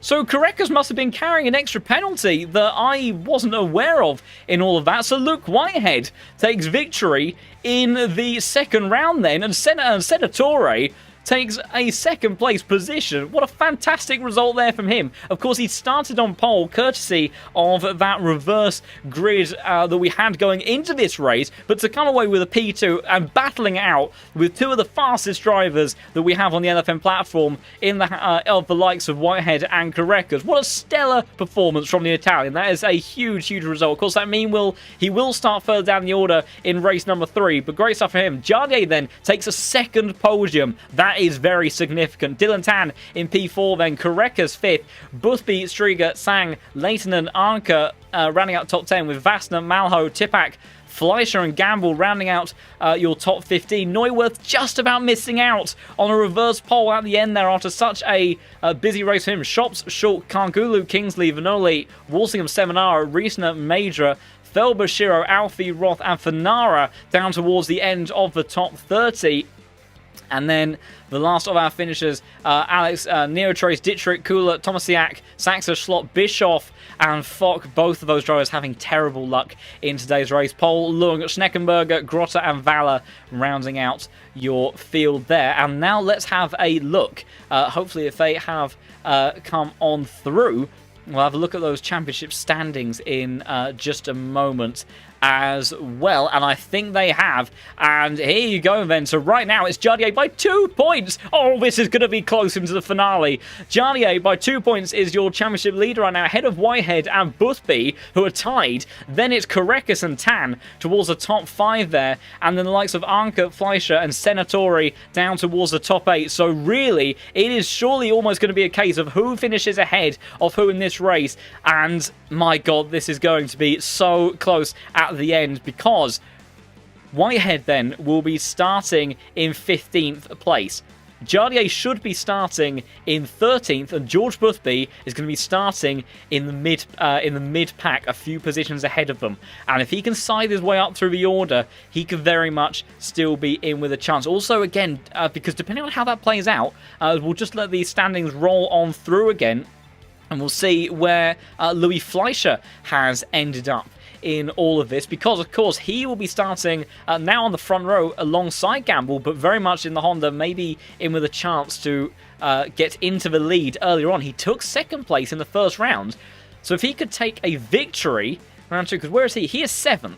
He's about 30 points adrift right now, so he would have to rely, I think, on the likes of Jardier, Whitehead and Boothby to have a bit of a poor finish to this championship if he wanted to ultimately be in contention. But Whitehead is going to have his work cut out in the Porsche. Making up positions for his final race is going to be extremely tricky to do. So we'll have to see how all of that plays out. And the server for the final race has just gone up, so we will tune into that in just a moment. I'll get us switched over for the final race of today and get us moved in for that one. And it looks like we have a bit of a nighttime action. We'll see if that carries over into the race as well, but certainly the initial conditions that these drivers seem to be facing would suggest that they are going to have to contend with some rather tricky conditions for all of that. And I think, if I'm not mistaken, that we should be able to make our way over on to that session now and have a look at how all of our drivers fare into the last round of this championship. My goodness, what a showdown we're going to have between Jardier, Whitehead and George Boothby. Those are your main protagonists, but bear in mind if they have a bad race, that the likes of Korekis, who dropping down the order at the end there, I didn't realise he had that extra penalty, that he could still very much be in contention. So 7.5 minutes of action left in this practice session for these drivers to dial in their setups, dry running at least for the time being for each of these drivers, and we'll see how they get on so we can get a bit of an indication of what each of their pace is likely to be like in this final round of what's been an incredible event this afternoon in the Next Level Racing Cup.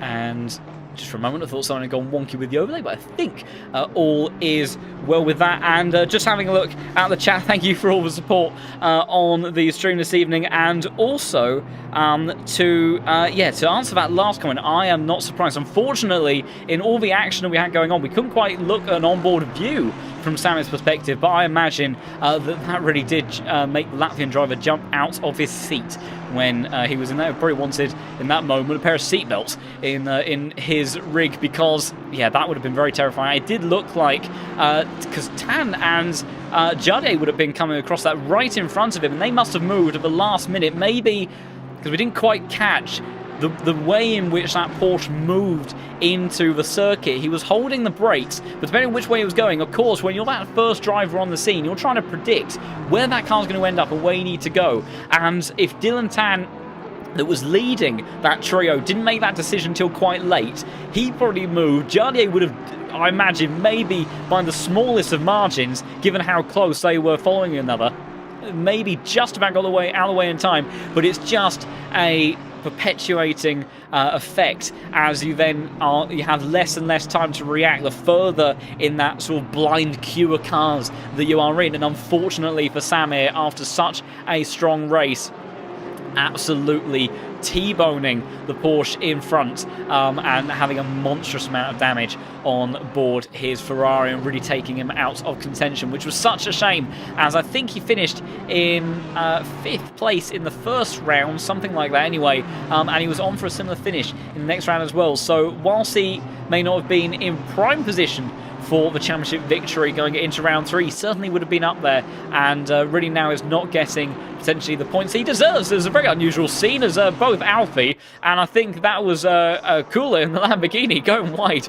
over the grass on the exit there. It's surprisingly a difficult corner. Once, if you've got kind of understeers a bit and you get the line a bit wrong through that final turn, and as soon as you catch that grass, you have no grip on the front axle and you will go straight towards the wall. There was a horrifying crash for Timo Glock in Formula 1 many, many years ago now there, and did exactly that, which I think actually put him out of action for a couple of races. But thankfully, both in the both GT3 cars there, able to keep it out of the wall. As meanwhile, Dylan Tan in the Mercedes goes to the top of the timesheets in this final practice session for these guys to get their eye in with their setup, and watch out for those Mercedes, because they at one point in time were definitely one of the fastest cars around this circuit, and I think they still are. And this is arguably the reason as to why we perhaps saw a few more of them on the grid this evening, because they're not always a popular choice. And I'm sure that Dylan Tan was maybe hoping for some dry weather at Donington Park. I think that could have made this car even more competitive there, although a great result for the 244 still to finish, I think, in 4th position in the end after Karekis' penalty. But the power and torque on board this Mercedes, that comes out of that roaring V8, that will go on board with Dylan just for a moment so we can hear that, particularly in this section, this run out of the hairpin from turn 11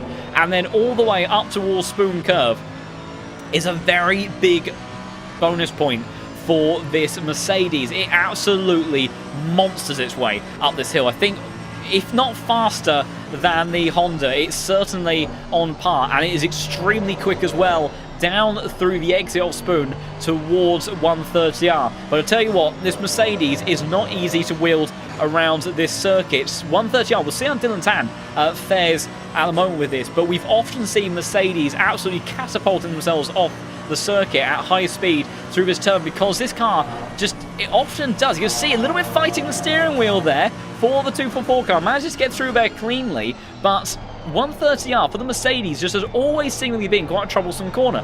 Meanwhile, so if we go on board with one of our fastest drivers in the Porsches, whereabouts is Karekis right now? Almost got a perfect view of it there. How about Whitehead? He's a bit further around the lap. And we're trying to find somebody to show the point of hope. Mate Gamble's just abandoned his lap altogether, so that's not going to help at all.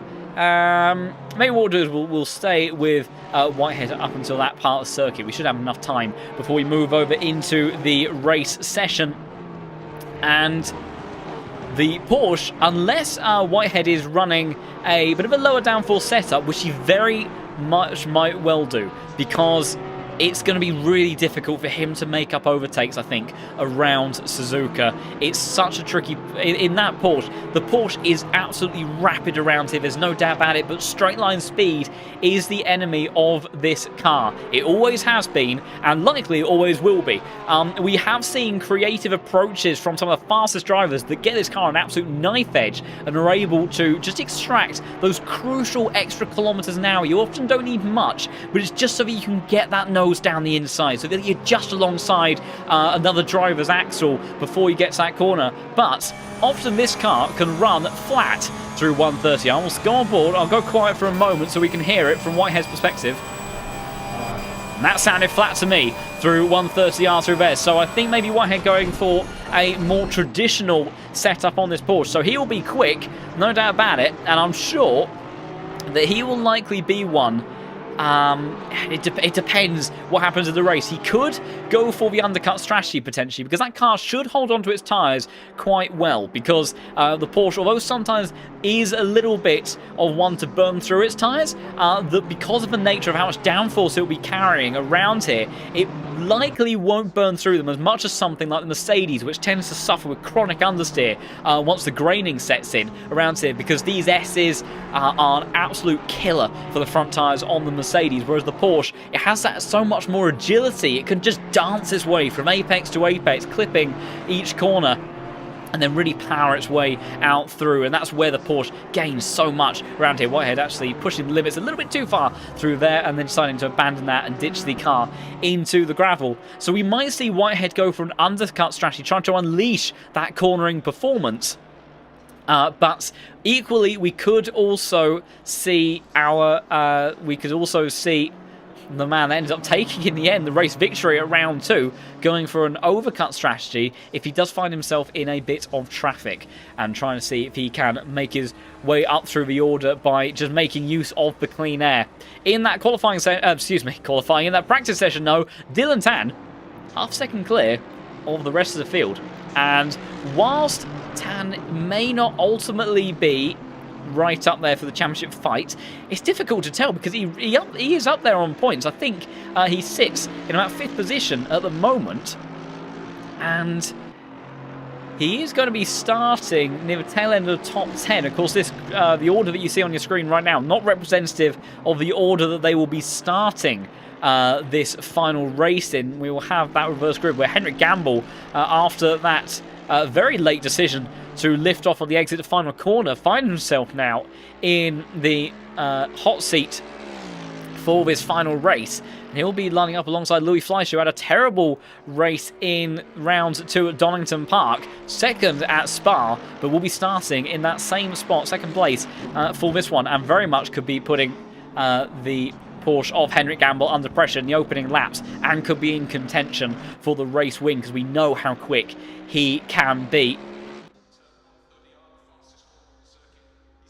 So here we go then, last event for the day, and we will work our way through the order in just a moment and see who is going to be the overall winner of this Next Level Racing Cup. A little bit more tricky to see some of these guys in the field in these dark conditions. That's going to make life interesting in terms of trying to judge these track limits around here. So tricky at times to extract everything out of these cars. But Henrik Gamble then in the 999 starts on pole position, with Louis Fleischer looking to maybe bounce back and go for at least another podium. I'm sure he'll be wanting to at least end today with a victory.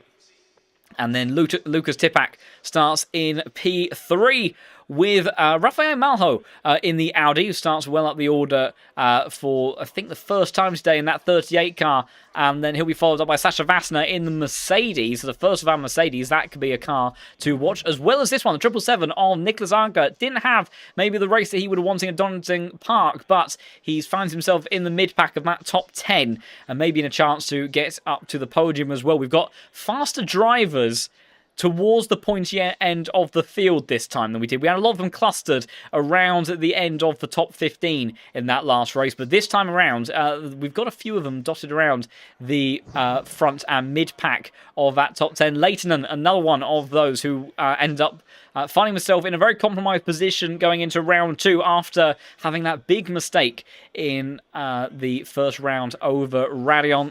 Chris Tang starts inside the top 10 in the BMW for P8. Lasse Striger finds himself inside the top 10 again for the number 87 Mercedes. George Boothby, only 2 points behind the championship leader, starts in P10. Migrantis Correcas, with a little bit of extra work to do in the number 19 car, starts in 11th place. Dylan Tan, that was looking mighty quick in that practice session, starts in P12, ahead of your championship leader as of right now. Jardier, he's had 2 P3 finishes and starts in P13. Vincenzo Senatore, who did a great job there to come away with a 2nd place position.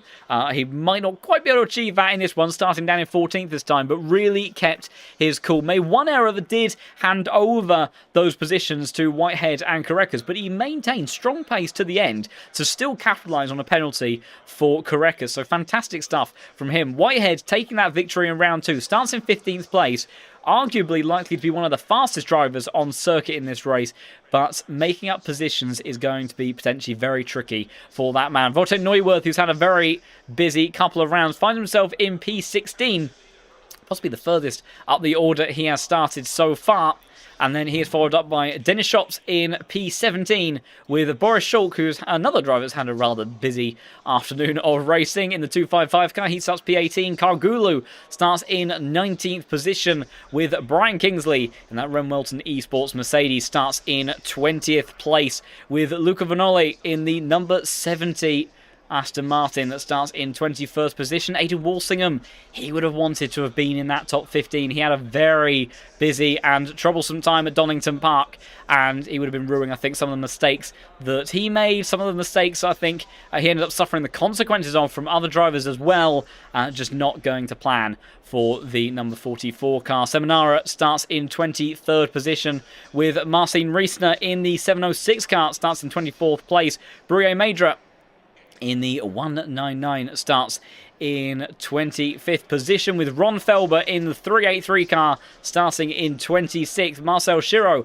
starts in 27th place with the 596 car for Spaghetti Racing. A very dark liveried number 91 Aston Martin starts in 28th position there with Sebastian Roth in the 493 car. Much brighter colours on that one. Should be one of the easier ones to spot, I think, in this field in the dark for this race. In 29th, 30th position goes to Francesco Fanara in the number 20 car with Alex Neotrace in the 501 Porsche, another one of the bright Porsches on circuit. Marcus Dittrich in the 47 car starts in 32nd place with Konrad Kula in 33rd with Adam Tomasiak in the number 42 car ahead of Jarno Saxa in 35th. Frank Slot starts in 36th position ahead of two drivers that are looking to bounce back from a very disappointing round two, if nothing else, at least for pride. And I'm sure also for each of their fan bases. Marco Bischoff and Samir Fock starts in 37th and 38th position. Andy Pohl in the McLaren starts in 39th with Guy Lung in the 226 car starting in 40th place with Lucas Schneckenberger, who started so far up the order but unfortunately finishing all the way down in 41st at the end of round two. There starts in that position. Christian Grotta, who's had a busy day as well, starts in 42nd place and 43rd position. And rounding out the grid starts the Spaniard of Daniel Valle, who in the Ferrari may be in for an interesting time. That car should be relatively well performing, but of course he has quite a way up the order to go if he wants to be looking to score some good points at the end of this one. And we'll look to add in the last parts of our overlay again. So of course another mandatory pit stop with that pit window in place in this 45-minute race for the last round of the Next Level Racing Cup, where right now it is at the top of the standings. This man, Jaroslav Honzik, with that incredible last lap move around the outside of Chris Tang, then will that be the deciding factor? In actual fact, if he had finished behind Dylan Tan there, I wonder, would we have a three-way tie between himself, Boothby, and Luke Whitehead? I'm not so sure, but regardless, this man is the one that's at the top of the standings. And then your winner from the first round, difficult race in round two, George Boothby, though, the first of your main championship contenders, and then the last of those three tied with George Boothby. Of course, all three of these drivers more or less teammates between Yas Heat and Veloce Esports. And Luke Whitehead starting in, it should be 15th place, I think, when things shuffle around when we get to the end of the formation lap. So each of those drivers spaced out 2 or 3 positions between one another, with George Boothby the leading of that trio. But it will be Henrik Gamble in the 999 car that will be looking to lead away, but he's going to have some trouble with the likes of both Fleischer and the BMW of Tippett. We've got the Mercedes of Vassar as well, the Audi of Malho. I think we've got 5 different manufacturers actually in the top 5, and each and every one of them has definitively faster straight line speed than that 999 Porsche that will be leading away. He might have the advantage towards turn 1, because the acceleration, of course, of the Porsche is without a doubt a very strong characteristic of that car. But when we go for that first drag race down for the end of lap 1 from Spoon Curve maybe even before then, the drag race from the hairpin up to Spoon and then back down again towards 130R. Will the likes of Fleischer or Tipak be able to do something about that K Kramer Racing Esports Porsche that currently sits at the top of this timing sheet, all going for big prizes once again in this Next Level Racing Cup? It's been a fantastic event so far, and a big thank you once more to our sponsors for this event of Case King, Next Level Racing, and Glorious for making all of this possible. It's really brought out the feistiest competition between these drivers, and they are looking to do it one last time for this afternoon, and we'll be looking to try to put on a show for us once more. And I have no doubt that with this reverse top 15 grid format for the last time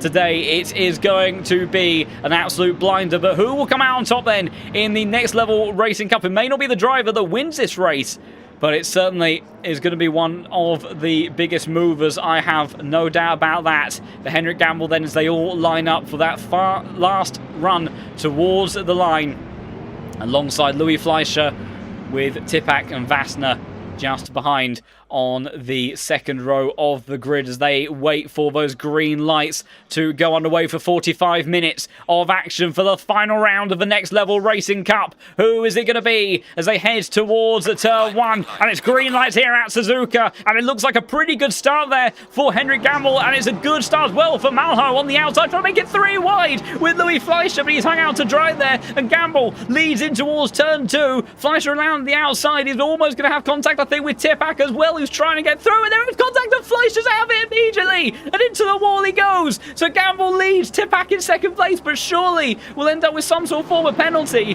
Where are some of our other championship protagonists? Whitehead up into P13 already, right on the back of Jardier, and is actually in fact trying to go around the outside as Koreka's just in front of all this as well. Dylan Tan, George Boothby is getting 2 positions as well. Yellow flag out for the number 25 car, that's Kargulu further down the order, but this is really busy times as Whitehead desperate. He needs to make up positions sooner rather than later, because it's only going to get trickier as all of these cars start to spread out then. But it's George Boothby then in P8, Jardier P12, Luke Whitehead in P13, and it's going to be making things very tight in terms of championship. Yellow flag further down the order. Whitehead trying to go around the outside of Jardier in towards the hairpin then, but can't make that one stick.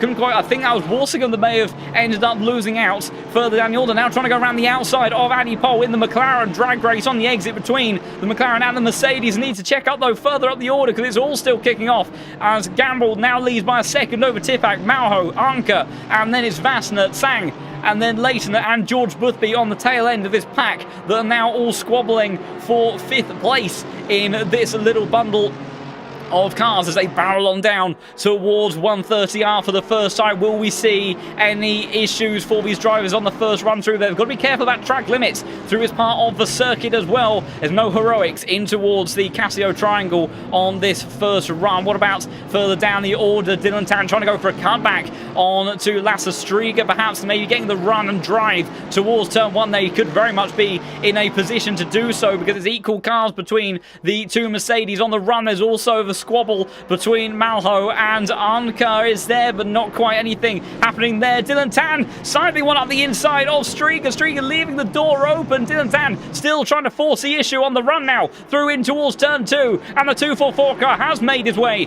up in towards P9 there, and now looks to try to charge off in sight of George Boothby. Koreka's still ahead of Jardier, then a Luke Whitehead just behind. Will there be the team game between Koreka's and, well, each of these drivers actually all in the same team realistically, so I think it's all going to be nothing left on the table between each of them.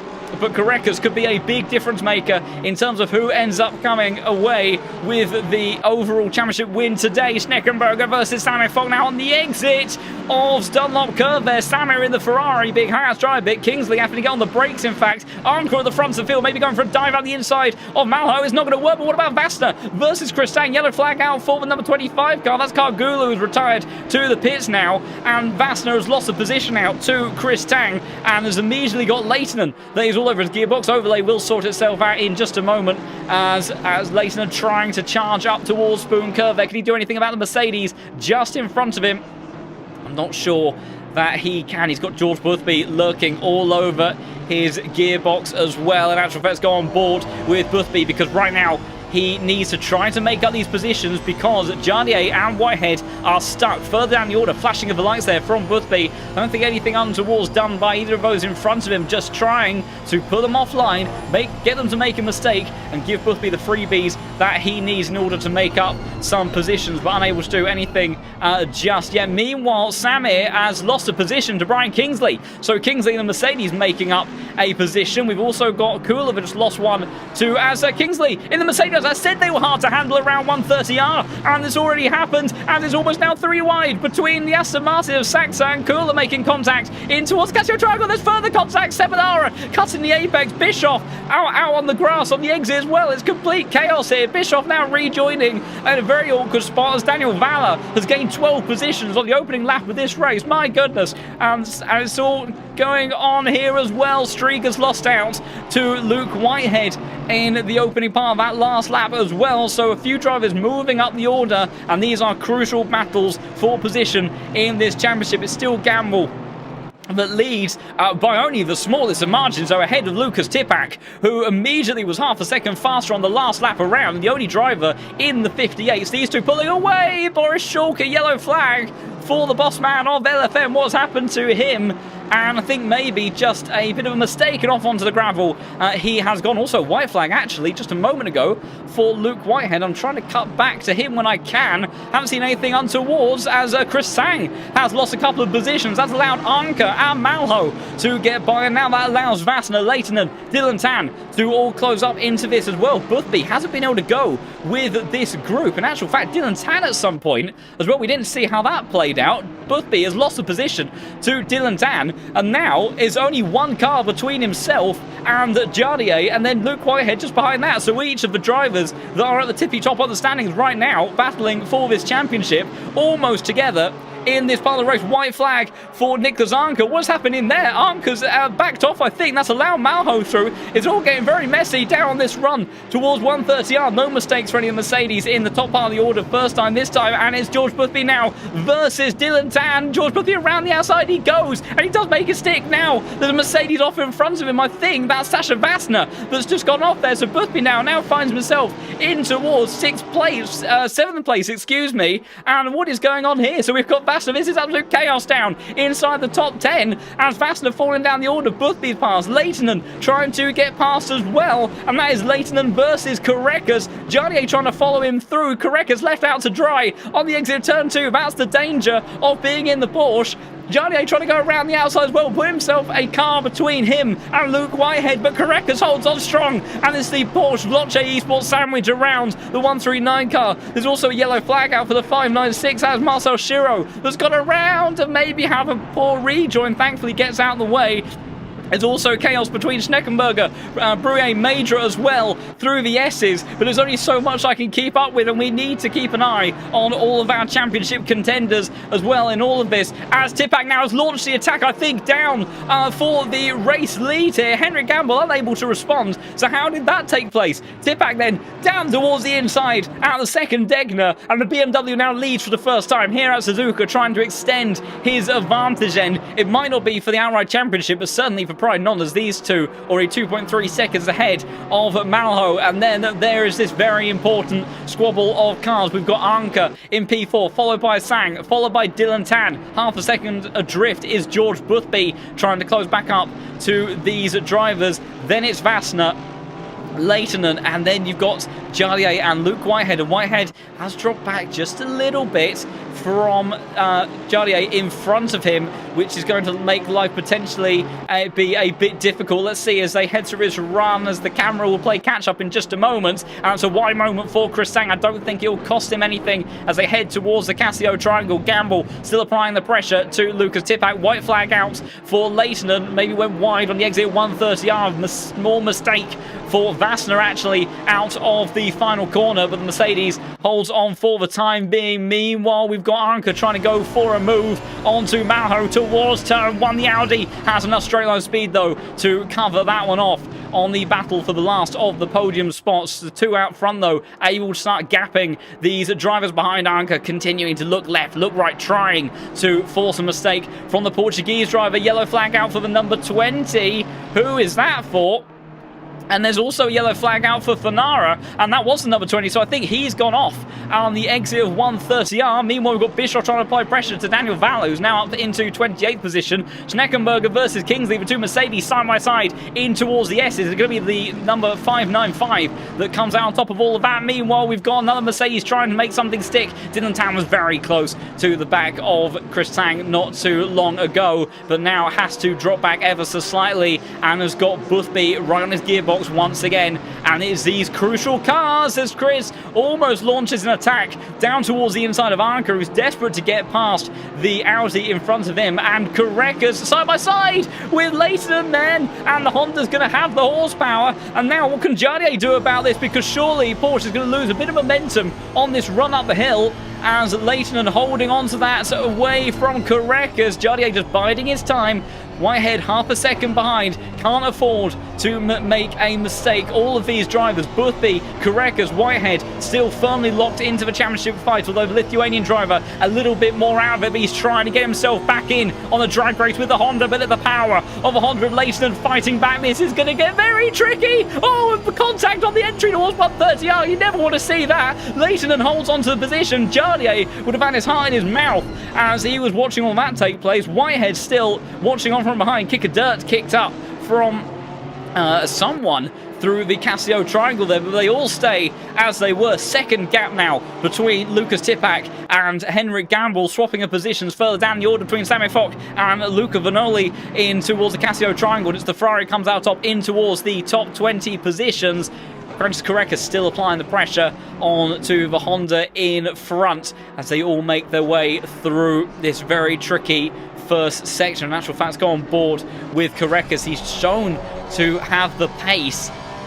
Finished first on track last time around, but in the end ended up dropping down the order to as a result of that penalty, and now right in the midst and middle of these drivers all battling for the championship right now. And depending on how it plays out, if any one of those top three contenders has a disaster, this man in the number 19 car could be right there to capitalize. But the Honda in front, very tricky to overtake around here, and the Porsche, we know how good this car is, we know how quick Correcas is in it, as George Boothby having to take a little bit of evasive action around the back of Dylan Tan.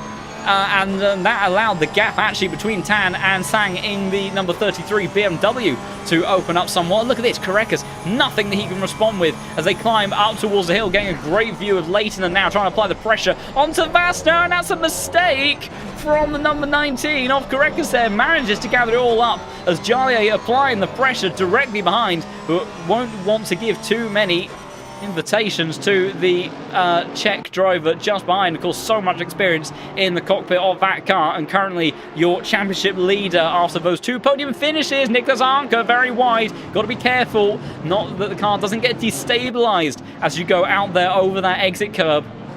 So easy for these cars to end up straddled over that curb and then spin out from underneath you. It's a big run though from the Honda driver, and now the Audi under all sorts of pressure, and the most amount of pressure that Malho has been as they head up towards turn one there. What's it going to be? He's got that inside line though, as I don't think he can do anything just yet. What about Jardier versus the two Porsches? He was trying to apply the pressure onto Correcas, but the Vloche Esports Porsche holding on to that position firmly for the time being, and these are very close fights in the opening 10 minutes of this race. We've also got swapping of positions further down the order between Tomasiak and Kingsley. Kingsley coming out on top, Seminara coming into the pits, so I don't know if that's a drive-through penalty or repairing some damage, but that's not what the Italian driver would have been wanting.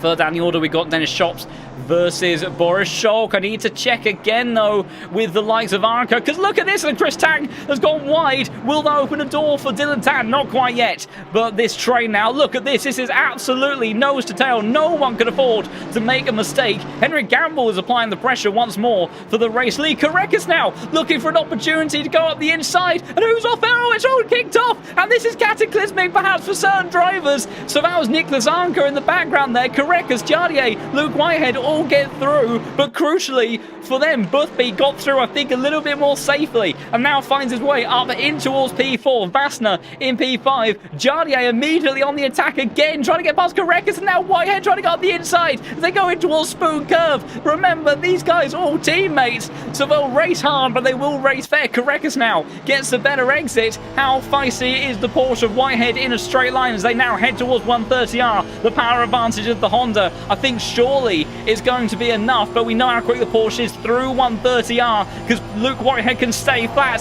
Jardier can't. Whitehead now towards the outside. Is he how late on the brakes is he going to be? The answer's very. Trying to go around the outside, can't make it stick. So Jardier now holds on to P7 then. With Luke Whitehead just behind. Karekas has managed to escape a little bit away from these drivers. Unfortunately, we can't catch what's happened there because it's just action non-stop. So we can't quite see how that took place. Cooler now trying to go up the inside of Frank Schlotz towards Spoon Curve. Easy for the Lamborghini as he makes his way into 37th position. Then we've got Schneckenberg having a drag race with Luca Vanoli trying to hold the Aston Martin to that inside line. Malho is dropping down the order as well. Mercedes all the way around the outside at turn 1, makes that one stick. Malho, I think, went wide for some reason or another at the first corner. Whitehead continuing to apply the pressure on to the rear of Jardier's Honda, but can't make anything happen. I will also try to do some quick calculations in terms of championship points if I can, so we can understand exactly how this is playing out. I think, though, as far as if they were to finish like this, George Boothby would be your championship winner in the next level racing cup. We've got Neuwirth, Strieger and Leighton trying to get involved down the inside. Here he goes. Someone else has got around at the beginning of that is Saxa in the 939 car. Drag race over between the Finnish driver of Leighton and the Aston Martin alongside him. The Aston, though, has got good straight line speed at the top end, and I think will just about be able to cover the Honda as they get up towards Spoon Curve, but there could be another opportunity on the run towards 130R. Also, Henrik Gamble pushing along, trying to reclaim that position from Tipak, who after taking the lead hasn't been able to escape from the 999 car. Does he think about move up the inside? He doesn't, and he will wait for the time being. Someone though that isn't waiting is Anka versus Senatore. Anka recovering after that contact at the hairpin. The 777 down the inside, wide though again for Anka. He's got to be careful about track limits, but he will for the time being at least make his way up into 13th place. As further down the order, Kingsley sweeping across the nose of Tomasiak on the entry towards 130R, making that stick in the Mercedes. We saw him being victim of that very tricky 130R corner. Meanwhile, we've got Walsingham versus Daniel Valla now on the run towards Casio Triangle. Ferrari trying to go all the way around the outside. Beautifully done from the Spaniard, but the British driver is going to fight back on the exit. Oh, that's got very complicated. Brian Major, I think, has just taken a rather unexpected entry towards the pit lane there. We've got a battle, though, still taking place between Walsingham and Daniel Valla for Ferrari versus Mercedes on the run towards turn 1 there. Mercedes on the outside, Ferrari on the inside. Little bit of contact, more than a bit, and it's door bagging all the way. Walsingham sent to the outside, but Valla, I think, has backed out that one. He is going to let Walsingham take the position, obviously feeling like he was responsible for the contact there. Meanwhile, back up at the front of the field, when the cameras start to pick them up, Henrik Gamble still right on the tail of our race leader then, of Lucas Tipak. Dylan Tan, fastest half of the race last time around, 1.3 seconds faster than Henrik Gamble and Lucas Tipak. So that is one very fast Mercedes that will be hunting these guys down soon. So these two do need to work with one another somewhat. Samuel Fock, 21 positions gained in the Ferrari, right now finds his way up into 17th place. Having just got past Malho, who continues to have a bit of a difficult day. Lasse Strieger, as the pit window opens up for 10 minutes. Trying to apply the pressure onto Chris Tang at the tail end of this top 10. Meanwhile, Whitehead has dropped away from Jardier, but Jardier is again back on the attack for Koreka. Striga versus Kristang, and Kristang is going to bail out that one, allow the Mercedes on through, and may actually be under some pressure as well from Neuwirth on the run in towards the Casio triangle. Aston Martin trying to go around the outside, lay braking maneuver, trying to get the switch back here. Kristang knocked off the circuit multiple times, maybe not too happy about that one. Side by side, we've got Leitonen and Anker involved in all this one as well. It's 2x2, yellow flag out for Malho further down the order. Jardier's in the pit, so he's going for the risky undercut strategy as he wants to make his way past the Porsche of Korekas, and Neuwirth, I think, gets a move done. How's it fair between Leitonen and Anker? And in the end, it's Kristang that loses 3 positions in about as many corners and finds his way now down in towards P12. Again, Dylan Tan at the front of the field, a second faster than those in front of him. Samuel Fock now gains another position up into P15. Of course, a couple of those inherited from pit stops now already taking place. And Henrik Gamble in that 999 car, applying the pressure to Tipak, and still within striking distance, but can't make anything stick. Maybe he'll go for that undercut strategy, but Dylan Tan closing up in these latter stages of the first half of the race. And if these two squabble, that Mercedes is going to be right there to strike in the latter stages. And let's have a look at the penalty situation, just see if we've got anything that is going to affect, as it stands, what we expect to see in the pit stops. So we've got a penalty for the 501 cars again. Henrik Gamble trying to make something happen. He's alongside Tipak actually on the run towards 130 up, but the BMW just has about enough grunt to make that one stick. I think Marco Bischoff, the K Kramer Racing Esports teammate, has just made a move at the hairpin, so having better luck than his German compatriot there. So we'll go back on board the battle for the race lead, and both of them coming into the pits there. So in actual fact, that could really help out Dylan Tan, because he's going for that overcut strategy. We'll have to see how strong the undercut is. But right now, the way that it would stand, as I think that is also Whitehead that's come into the pits. Korekas has stayed out, so has Boothby and Vassner. So crucial times for each of these drivers, and we'll also have to keep an eye on where Jardier is. He's in clean air at the moment. So 501 car, that belongs to, as there's a yellow flag out for Neotrace. That is just him emerging from the pit lane. So the 501 car belongs to it belongs to Neotrace. Gets a 15-second penalty for causing a collision. The number 70 car, that is Luca Vanoli, gets a 15-second penalty as well. Number 2 car, a drive-through penalty for causing a mass crash at the start of this race. So who is it? That is Conrad Kula, that has come out not to dandly in all of that. Korekas also applying some pressure onto Vassner at the moment. What's happening there? That is George Boothby getting past some traffic. Lucas Tipak has emerged well ahead of Henrik Gamble. So big gap there. So that, if Dylan Tan has a nice easy pit stop, he should emerge in front of that 999 car and be in net P2 of this race. Also just trying to keep an eye on whereabouts is Jardier, the first of those other drivers to pits, and crucially Whitehead's ahead of him. So the undercut strategy hasn't worked at all, and now it puts him in a very vulnerable position, because he came into this final round 2 points ahead of both Boothby and Whitehead. Whitehead is now ahead of him. Boothby is a few spots ahead of Whitehead, so not what Jardier would have wanted whatsoever. Leitonen and Sachs are swapping positions, although a mistake from Leitonen on the exit Dunlop curve tries to cover it off. Chris Sang flashing the lights furiously amongst that as well. Leitonen trying to keep that inside line in towards the first deck. Now the BMW being squeezed towards the outside then, and number 30 car trying to hold on to that position, and again Chris Sang gets run out of road a little bit there.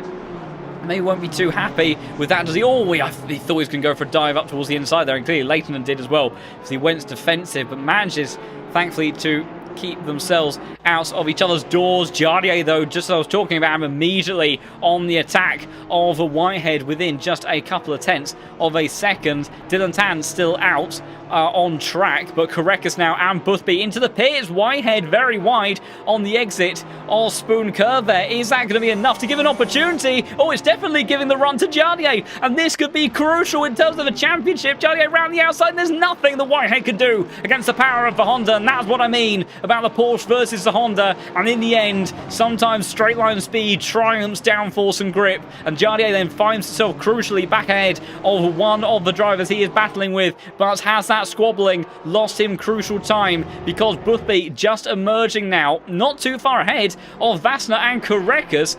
Where is this going to put him? Jardier and Whitehead now coming down this next stretch. Korekis has emerged in front of them, so the overcut strategy seems to have worked overall. Dylan Tan then on the longest overcut of these guys at the front of the field may really be in a strong position here because these tyres don't seem to have fired up as quickly as I think some of these drivers were hoping or expecting. Yellow flag out for the number 85 car. That's Daniel Valla, who has gone off at 130R and I think has just retired from the session entirely, I do believe, as now just checking back in further up the order with the likes of Whitehead as he tries to apply the pressure to Jardier. But we've already seen this once already, and it's so difficult for the Porsche to make his way through a chunk of curb, really trying to straighten up the braking in towards that hairpin there. My goodness, that is a perfect example of these top-level drivers trying to explore every limit possible. Nicholas Anker has just made his way past Boris Schulk, who was flashing the lights, maybe not too happily there. So Anker in the 777 car, currently now in P17. Whether or not there'll be a penalty coming his way, I'm unsure. So we'll keep an eye on this scrap between Vassner and Korekis, our closest battle on circuit, with Jardier versus Whitehead not too far behind. And just checking on the penalty situation, so we've got a 5-second penalty for the 187 car. So that goes to Brian Kingsley. White flag out for Walsingham further down the order. 15-second penalty for the 199 car. That's Bruyere Major. 15-second penalty as well for the number 20 car. Who does that go to? That is Francesco Fanara. Then we've got, I think, a penalty that's been handed out to the 209. 5 seconds for that car. So who is that going to go to? Yellow flag for Striga. That is just for him emerging out of the pits then. So 209, that goes to the likes of Addy Pole, who has got a penalty for forcing another driver off a track. 595 has a 15-second penalty. That is for the car in the hands of Schneckenberger, who still hasn't pitted. You can see how close Korekis is, trying to put the pressure on Vassner, but just can't find a way through on that Mercedes that has so much torque and makes it so difficult to get alongside. Dylan Tan finally comes into the pits, I imagine. Oh, as Vassner makes a mistake, a little bit of contact, wheel banging on the exit there. Korekis now has to surely go for this on that inside line. It's tricky. Vassner's going to have the inside line for the braking zone, and Vassner's still holding the Porsche on the outside. It's going to be a drag race out Spoon Curve. Will go on board with Jardier as he watches once more with a perfect view of all of this squabbling, but this is keeping him further and further back from George Boothby. But if he gets past these two, oh, there's his contact, and Korekis is off entirely. Korekis completely off the circuit. Where is Vassner? Vassner's gone off as well, and now Jardier. Oh, this is so close in terms of the championship. I can't call this at the moment. I think before we go for penalties or look further through the stewards' inquiries, let's try to have an understanding of how this is going to affect these drivers in the championship. So right now, as an actual fact, okay, no, we will hold off because we've got some drivers finishing their pit stops, and the difference between the points I don't think is quite actual fact. No, it is constant, so it is 3 points difference, I think. Oh, almost. Oh, no, I will wait for the other drivers. Dylan Tan, crucially, has emerged in the lead. So Dylan Tan is now your race leader in all that. Tipak in second, Gamble in third, George Boothby then in fourth place, but is reeling in Henrik Gamble by 0.6 of a second per lap. And Jardier still has the company of the two Veloce Esports Porsches. And Samir Fogg, yellow flag for him. He's just emerging in front of Senatore. And that is it then for the pit stop phase of the race. We'll take that graphic down because I do think that everybody has now made their stops. So as we hop back towards Jardier versus Luke Whitehead. Whitehead applying all sorts of pressure now to the back of that Honda. But everybody having done their pit stops now, it is a 17-minute run then to the finish. And so George Boothby currently in P4. He would score 80 points. Jardier would score 77 points.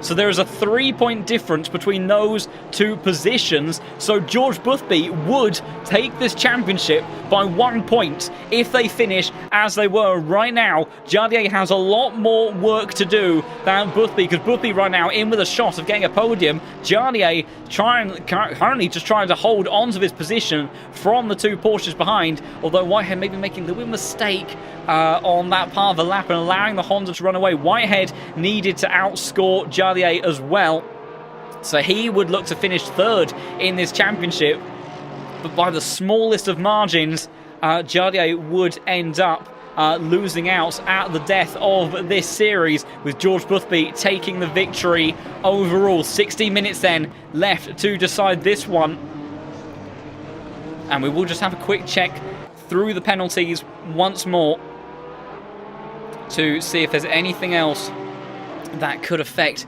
this race. So Karekis looked like he had a hell of a run on Luke Whitehead then, and this could really be affecting his chances. Actual fact, going almost for a little bit of bump drafting, although I'm sure Whitehead would have been a little bit nervous going in towards those first couple of turns. A very tricky area of the circuit to have somebody pushing you along, and the Porsche definitely a twitchy car under braking in that section.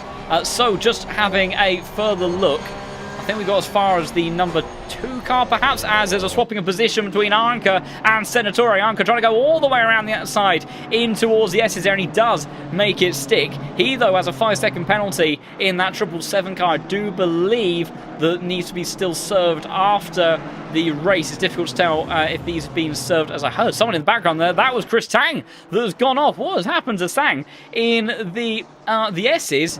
Hoping to try to catch it then, and I think he's going to lose it all by himself. In actual fact, decides to park it. So Chris Tang has had a rather eventful afternoon, particularly in this race, and has decided that he wants nothing more to do with that. So unfortunate to see him retiring the car, as Whitehead and Karekis dropping back a little bit, with Karekis again showing his nose on his teammate, so not working too much together with his British teammate there in front of him, who is in a more competitive position right now in terms of this championship.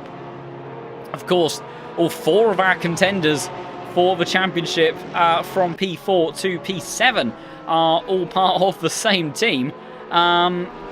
Then just looking again at the penalty situation, I thought Karekis could launch one up the inside there, and Whitehead almost pushing Jardier along through Casio Triangle. Number 70 car's got 2 lots of penalties, 15 seconds in total, and they are going to... Who is that in our server for today? That is to Luca Vanoli in that white Aston Martin. Number 33 car has got a 15-second penalty, and that is going to... I'm trying to catch who that is. As, what has happened there? Henrik Gamble down very close to the back of Lucas Tipak. So this could get very interesting in the battle for the podium. Podium. Dylan Tan still leading the way in the Mercedes with that beautiful overcut strategy. I don't think there's going to be much that anyone else can do about him. Jardier still fending off the 2 Veloce Esports Porsches, and hasn't been able to run away. Managed to get ahead with that straight line speed advantage he has, but Luke Whitehead maintaining the pressure, but he's made a mistake there. Oh, now this is awkward because Korekis, side by side with his teammate, does let him reclaim the position, as I think he knows the Whitehead, realistically, the only one of those two that is in with a chance of the championship. Korekis, despite finishing first on track last time around, didn't end up managing to make that one stick.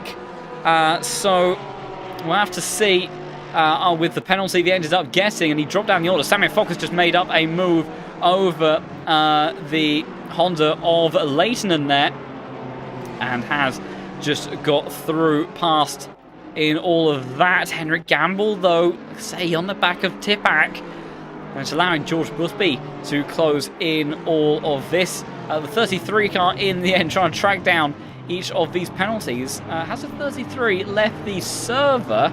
And is that why I'm having issues trying to track down who that belongs to? I think that may be the case. Oh, that was Chris Sang, I think, actually, just if memory serves correct.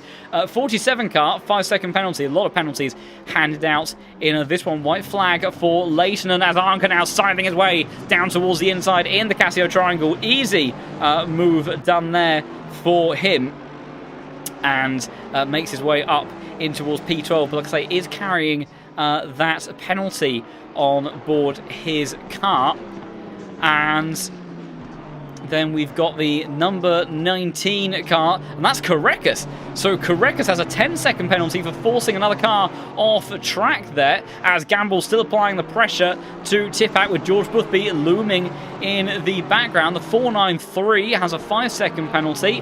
That is for Sebastian Roth. Yellow flag out for Marcel Schirra on the exit of Dunlop Curve there, as that was the two Veloce esports cars going by.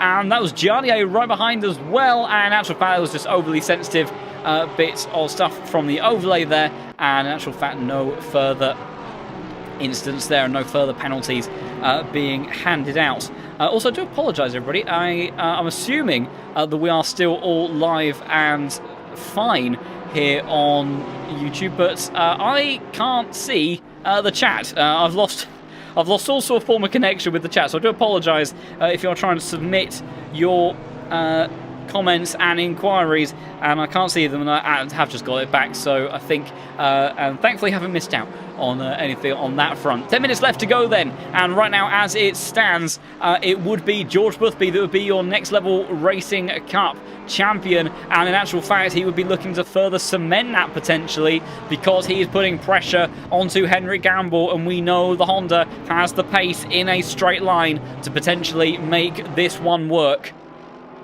and make a move on the 999 car that started on pole position here, but Lucas Tipak was able to get the move done, and then Dylan Tan flying through a field. Also, just to double check, so Dylan Tan would take 92 points.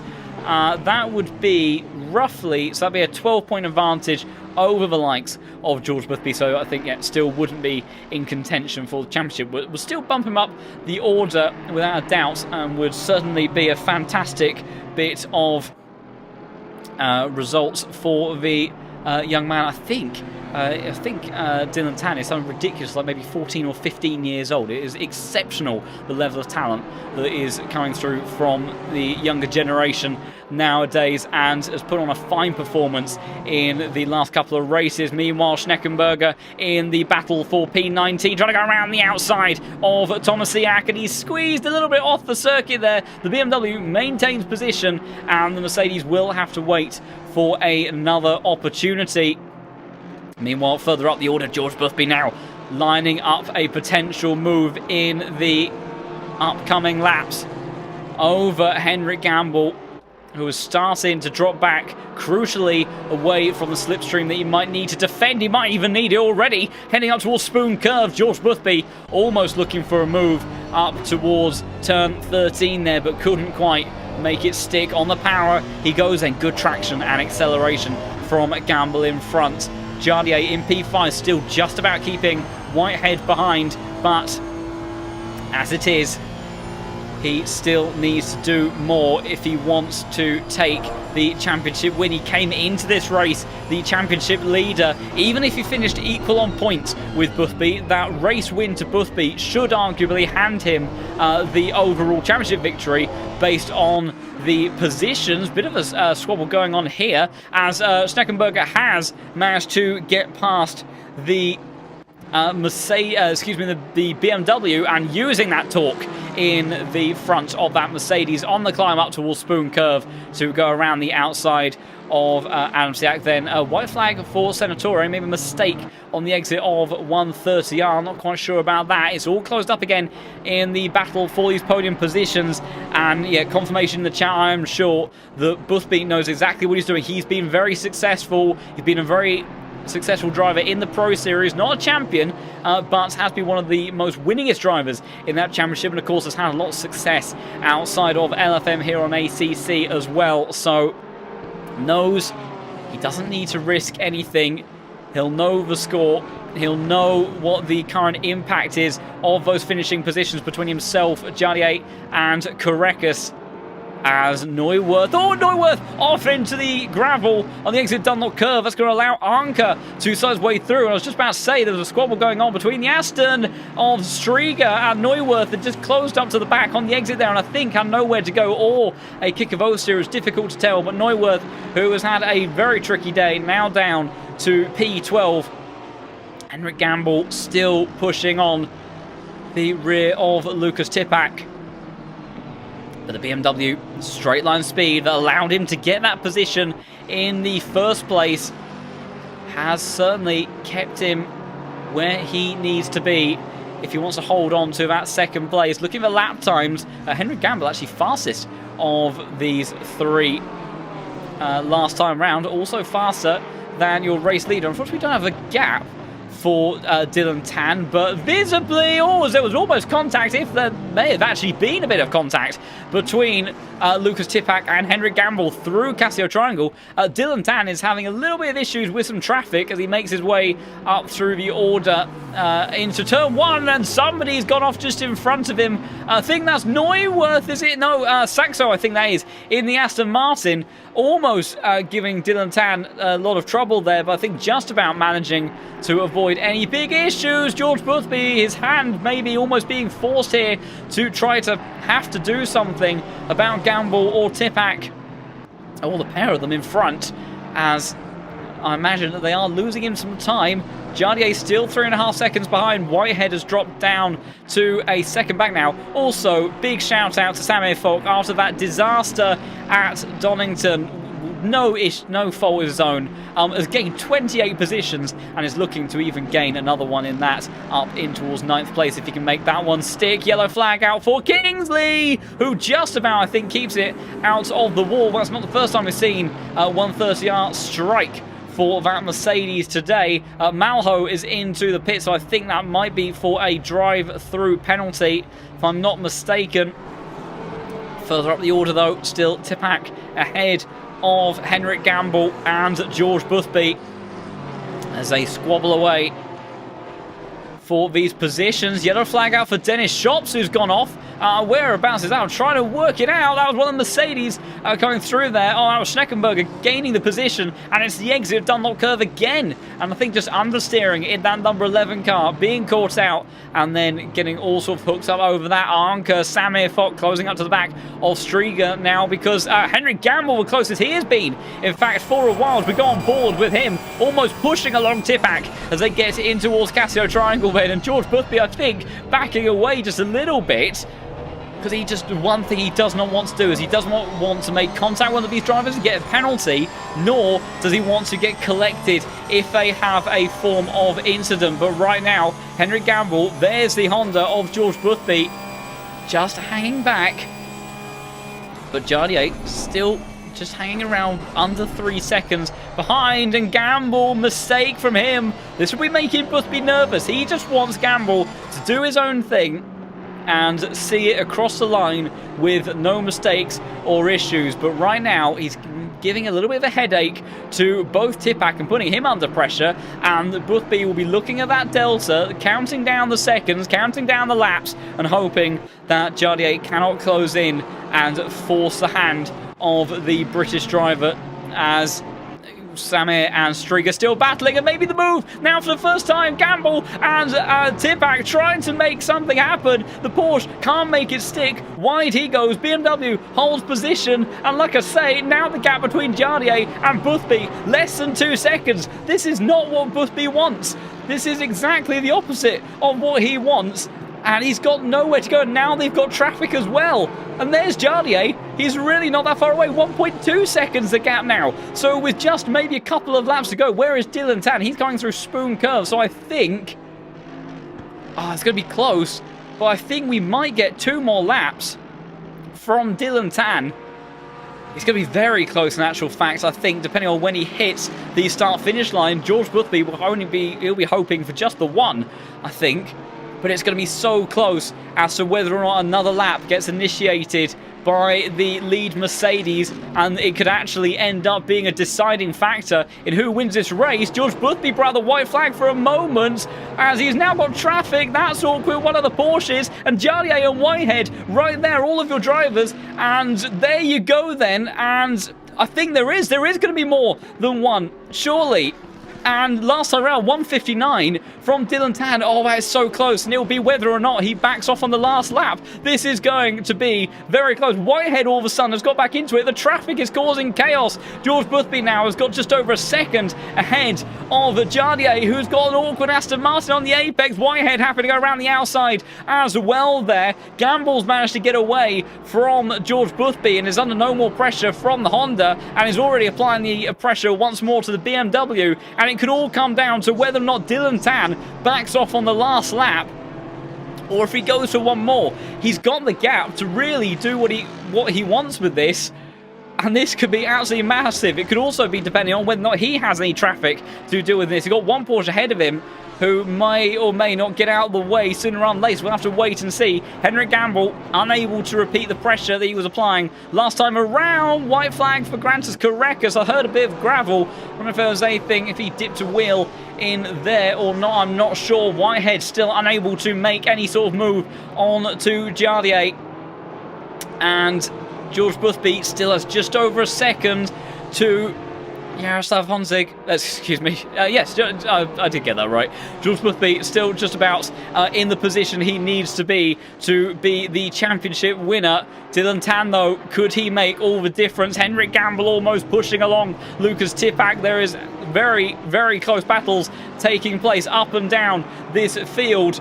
And whether or not we have 1 more lap of racing is all very likely to be placed on this young man's shoulders. Dylan Tan has been exceptional in this final round in the 244 car. What is the Mercedes going to be? Meanwhile, Sammy Fock has finally got past Lasse Striga. Striga under pressure now from Anka. What's Dylan Tan doing in the front of the field? It's going to be very close.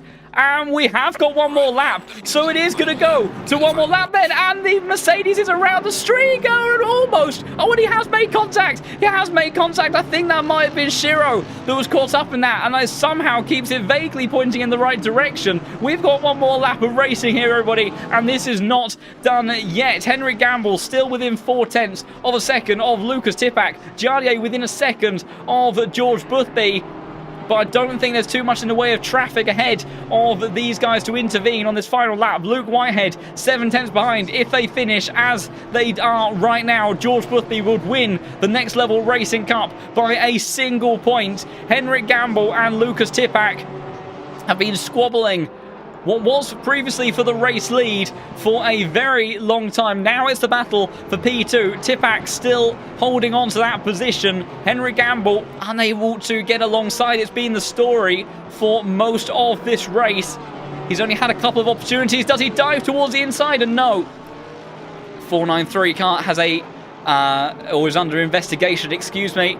And Triple nine at Gamble, still unable to make anything stick. Arnka, will he think about a move towards Samir? Very late towards that right-hand side. Samir Fogg has to defend the inside line, and that might allow Arnka to get the drag race advantage on the run-up towards Spoon Curve. We'll have to try joining back with these two in just a moment, because I think there could be a switching of position. Tipak still holding on. Arnka on the charge up towards the top of the hill. Samir defending the inside line. 10-second time penalty for number 87 car, and that is to Strieger for causing a collision, so his day goes from bad to worse. And in the end, Dylan Tan has been absolutely exceptional in the final round of the Next Level Racing Cup. He won't be your overall winner, but the 244 car is going to win here today at Suzuka. Tipak just about, I think, is going to hold off Henry Gamble, but it's George Boothby who, by one singular point, I do believe, unless there's anything in the final standings, Jardier's flashing the lights there. I think, if my maths is correct, I do believe it ends this way, that George Boothby takes the Next Level Racing Cup by a single point over Jardier. And with Luke Whitehead, that will finish third in the standings. Very close stuff between those two. Niklas Arnka couldn't quite get past Samir Fogg in the end. Oh, we've got Schneckenberger in the wall on the run in towards the final chicane. He was battling with one of the Aston Martins, I think was that, and it all went wrong. And he bounces from one wall to the other. Disaster for the Mercedes there. And I think that more or less, in terms of battles on the circuit, is going to be it. We'll wait for the official results of this race to come through, but I do believe that George Boothby is going to be your Next Level Racing Cup champion. He took the race win in the first round. He had a very busy and a rather tricky event in Donington Park for round 2, but he kept his cool, he kept his head, he played the long game, and in the end ended up, I believe, coming out as the champion of this fantastic and unique event. That last incident with Schneckenberger and Darren Alfie currently under investigation as well. And we will shortly wait for the official results to come through in just a moment. A couple of other drivers left out on circuit. Can't quite see who each of those are, but we will wait for all of that. So that is the end of the Next Level Racing Cup. Then we'll get confirmation in just a moment. But what an end to that race. That was absolutely nail-biting stuff between each of our drivers. But I do believe, if that has ended in the way that I think it has, that it will be George Boothby that is your champion. Like I say, we will wait for confirmation in just a moment, because there was a penalty for Korekas at Donington Park that I was unaware of. I have tried to keep an eye on things this time around a bit more closely to see if there is anything that's come into effect. Dylan Tan, though, absolutely stellar performance from him. Was very consistent, made the overcut strategy work. A lot of drivers did actually. It's not the way that I thought that would end up actually playing out for that one. I thought the undercut maybe would be the better one in the end. Also, in that last incident, number 91 car of Darren Alfie gets a 10-second penalty for causing that collision with Schneckenberger, who I think, I'm not actually even convinced those two were battling for position at the time. I don't know, because I seem to recall that maybe Schneckenberger was actually a bit further up the order than Darren Alfie. So we'll see what happens with all of that. But I'm sure that will drop Alfie down the order somewhat as well. You may hear some celebratory donuts in the background from somebody's car. I don't know quite who that is, unfortunately, but these drivers have put on an absolutely incredible show today, and we will review the official results in just a moment when they come through. But I think certainly things that were guaranteed out of that by the time we finish that race is that Dylan Tan, your race winner, and I think Lucas Tipak and Henrik Gamble rounding out the podium. George Boothby was in such a difficult position now. He quite clearly had the pace, but he was having to be so mindful to not get involved in any sorts of form of incident there in all of that. And we will hopefully get an interview with our champion of the Next Level Racing Cup in due course, and we shall do that interview with Zappy as well. And also, like I say, Zappy will be doing the raffle for the 5 lucky drivers. We've got someone else that's confirming my suspicions in the chat, and George Boothby is waiting for interview then, so I think that is giving us all the information we need on that front. So we will look to go and join Zappy in the main casting room and speak to Boothby in just a moment then.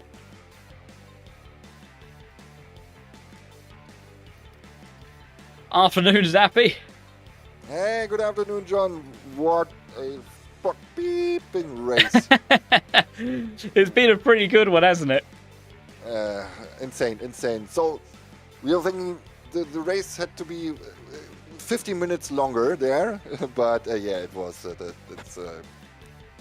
I have to chill the next 3 or 4 weeks, I think.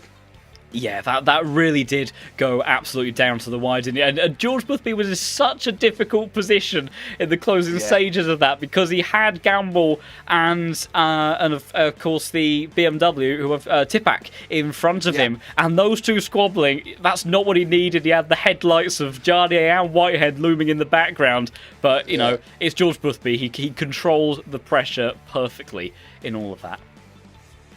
Pressure control is his second name, I think.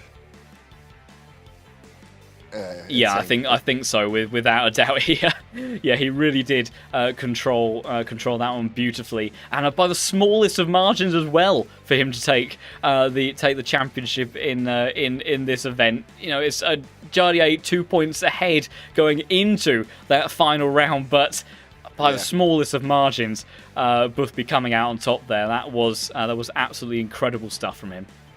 It was so insane. It was so insane to watch. It was.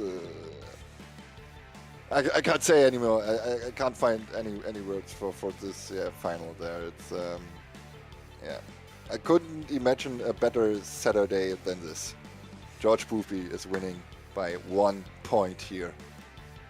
Yeah, and also I think a big shout out as well to Dylan Tan, who I've just noticed on the championship standings only was a few points behind by the end of that. Our top 4 in the standings was so close to one another, and Dylan Tan, like I say, I know he is very young. I think around maybe 14, 15 years old. And he is an exceptional young talent, and he controlled that last race brilliantly.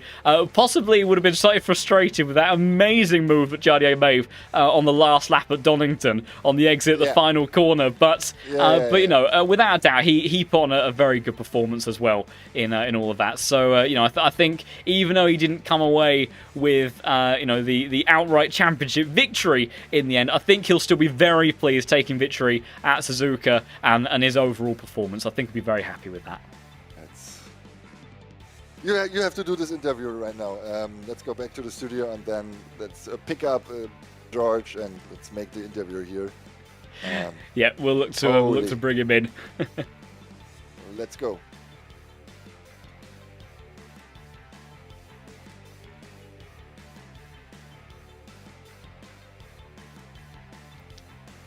So hopefully the man of the hour, George Boothby, taking the championship in the end by 1 point. What a fantastic result from you in all of that, and the pressure that you were under at the end. So first of all, big congratulations, but what was it like in those final few laps inside the cockpit of that Honda?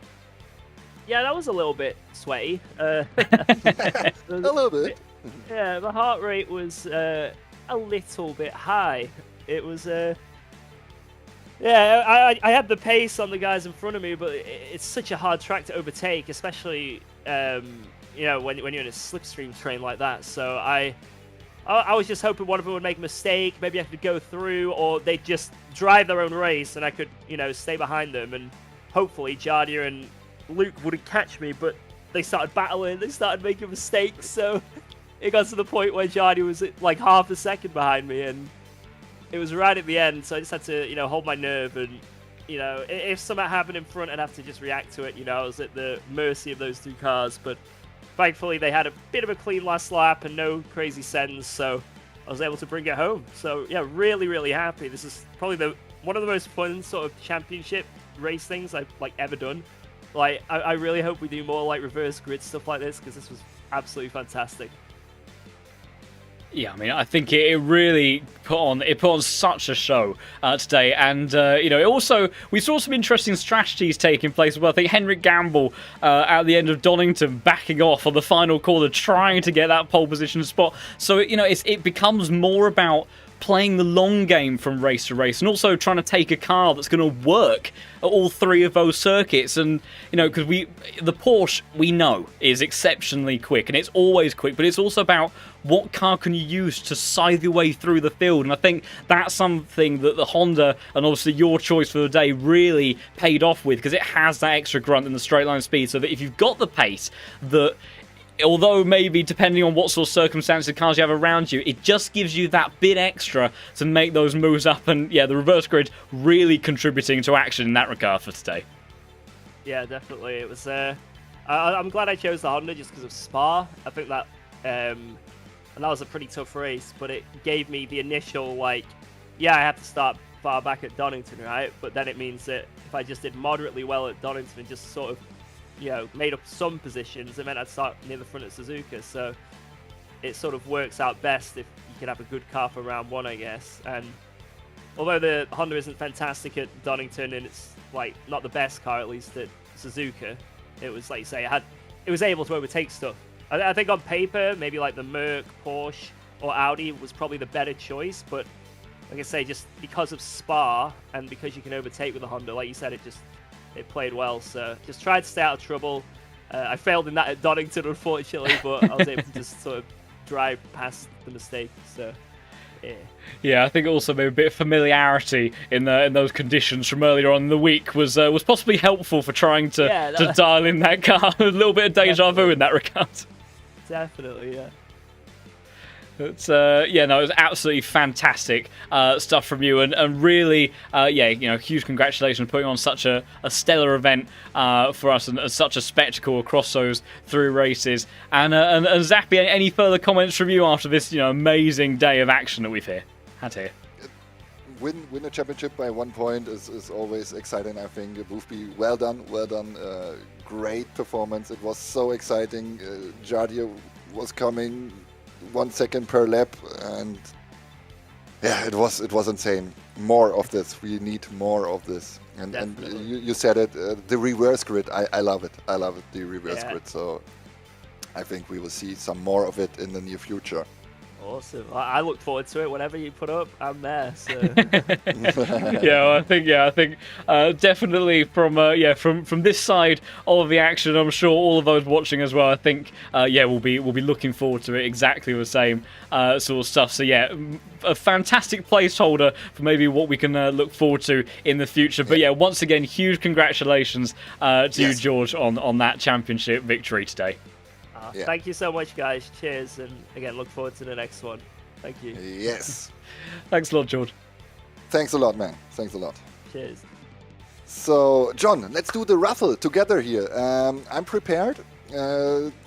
George has won the €800 voucher for next level racing equipment.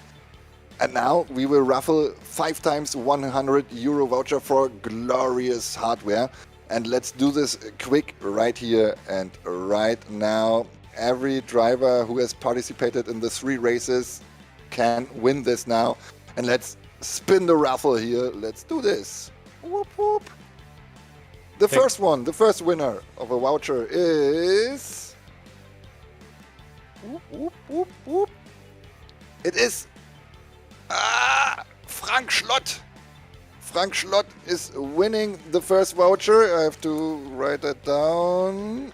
I think my viewers on this side of stream will have to use some creative interpretation of the spinning wheel for the raffle. Yeah, I have it.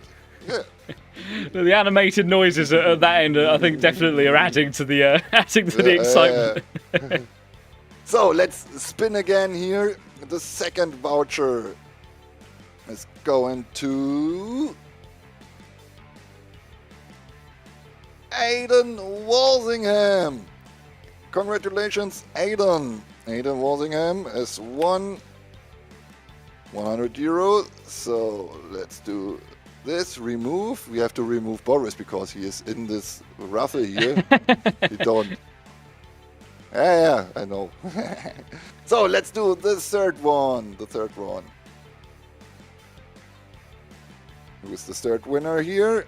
Oh, that's so exciting. The third winner is Dennis Scheps. Dennis Scheps, congratulations. You have also won 100 euro voucher for Glorious Hardware. 2 more to go then. Yes. Let's have a look here. Who's the next winner? And the next winner is the winner of the last race, Dylan Tan. Oh, that's fantastic. I think that's a worthy winner as well, because he put on such a good performance. So that's great that he's going to come away with a prize today as well. Yeah. Totally agree with that. So, and the last one, guys. The last one. Who is winning the last 100 euro for Glorious Hardware from our big partner, caseking.de. It is Jardo Zaxa. I don't know how to pronounce it correctly. Jardo Zaxa is winning the last voucher of the day. Fantastic stuff. It's and great that, you know, because Dylan Tan getting a prize. I think that's fantastic that he's got one, and also there's a few names in there as well that had some slightly more difficult days, shall we say, and but they stuck with taking part in all 3 races. They gave it their all, and so for them to be able to walk away from here today with some fantastic extra prizes, I'm sure they'll be very pleased about all of that. What a fantastic way to end the Next Level Racing Cup. Yeah. So a big thanks to caseking.de for making this possible. Big thanks personal to Henry. He's a great guy. Big thanks to you, John, for casting it in English. You are insane. You are awesome. You are marvelous. You are beautiful. That's what I wanted to say. Well, it's absolutely my pleasure, and I'm sure everyone over on your stream as well has had a delightful time watching today's action. It's been absolutely incredible across all 3 races, and I think, Boothby put it best, our victor of today. Yeah. More of this. Yes, we need more of this. So, but now we need a little break. It's I think to calm down from this afternoon's action. But fantastic. Well, thank you for also conducting the raffle over on your side, and well done again to those lucky winners for that, and congratulations to George Boothby. And perhaps if we split ways then, and we can then wrap up on both of our streams at either end. That's I shall catch up with you soon, Zappy. We will see us. Always a pleasure with you, John. See you in a bit then, Björn. Have a nice Saturday, guys. Bye. So, fantastic stuff there to talk to both our champion of the Next Level Racing Cup, then George Boothby, and then also big thanks to Zappy for doing the raffle there as well, where the 5 of our lucky drivers that participated in all 3 of those races today, and even through all the trials and tribulations that they ended up facing, coming away with some fantastic prizes as well. So some really great stuff, and it really also is a great thing to show that sometimes pushing on through all of the difficulties is worthwhile in the end. So fantastic stuff with all of that.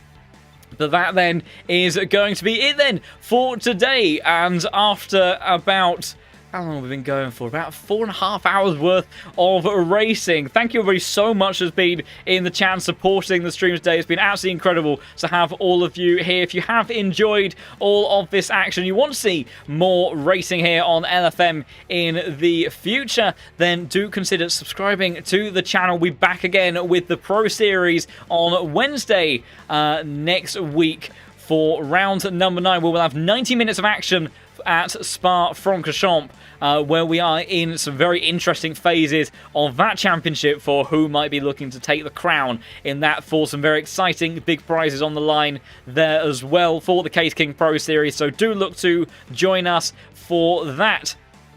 And also, if you're looking to just get involved in more of this racing yourself in the future, then do head over to lowfuelmotorsport.com, get yourself signed up, get yourself a license, and you can work your way through the ranks and join all of this good stuff from all these one-off events, the regular series of the daily stuff we have each and every week, and also championships like the Pro Series when you make your way up through the ranks and start to compete with the very top of the 80,000 plus users that are now on the LFM platform. And also, if ACC maybe isn't quite your thing, but you want to get involved in sort of racing, R Factor 2 is also on LFM now as well, where there are everything from GT, sports cars, open wheelers, you name it, and touring cars as well in there as well, if you want a bit of more of door-to-door action in all of that. So as something for everybody, if you just want to be a part of this amazing growing community, then do also consider being part of the Discord server, where we have this fantastic group of people that just love everything motorsport and sim racing. So wonderful to welcome as many more people into this community as possible as we make our way through this fantastic journey. But that is going to be it then for today. Thank you everybody so much for watching. We'll see you again next Wednesday for the Pro Series. But for today then, it's goodbye.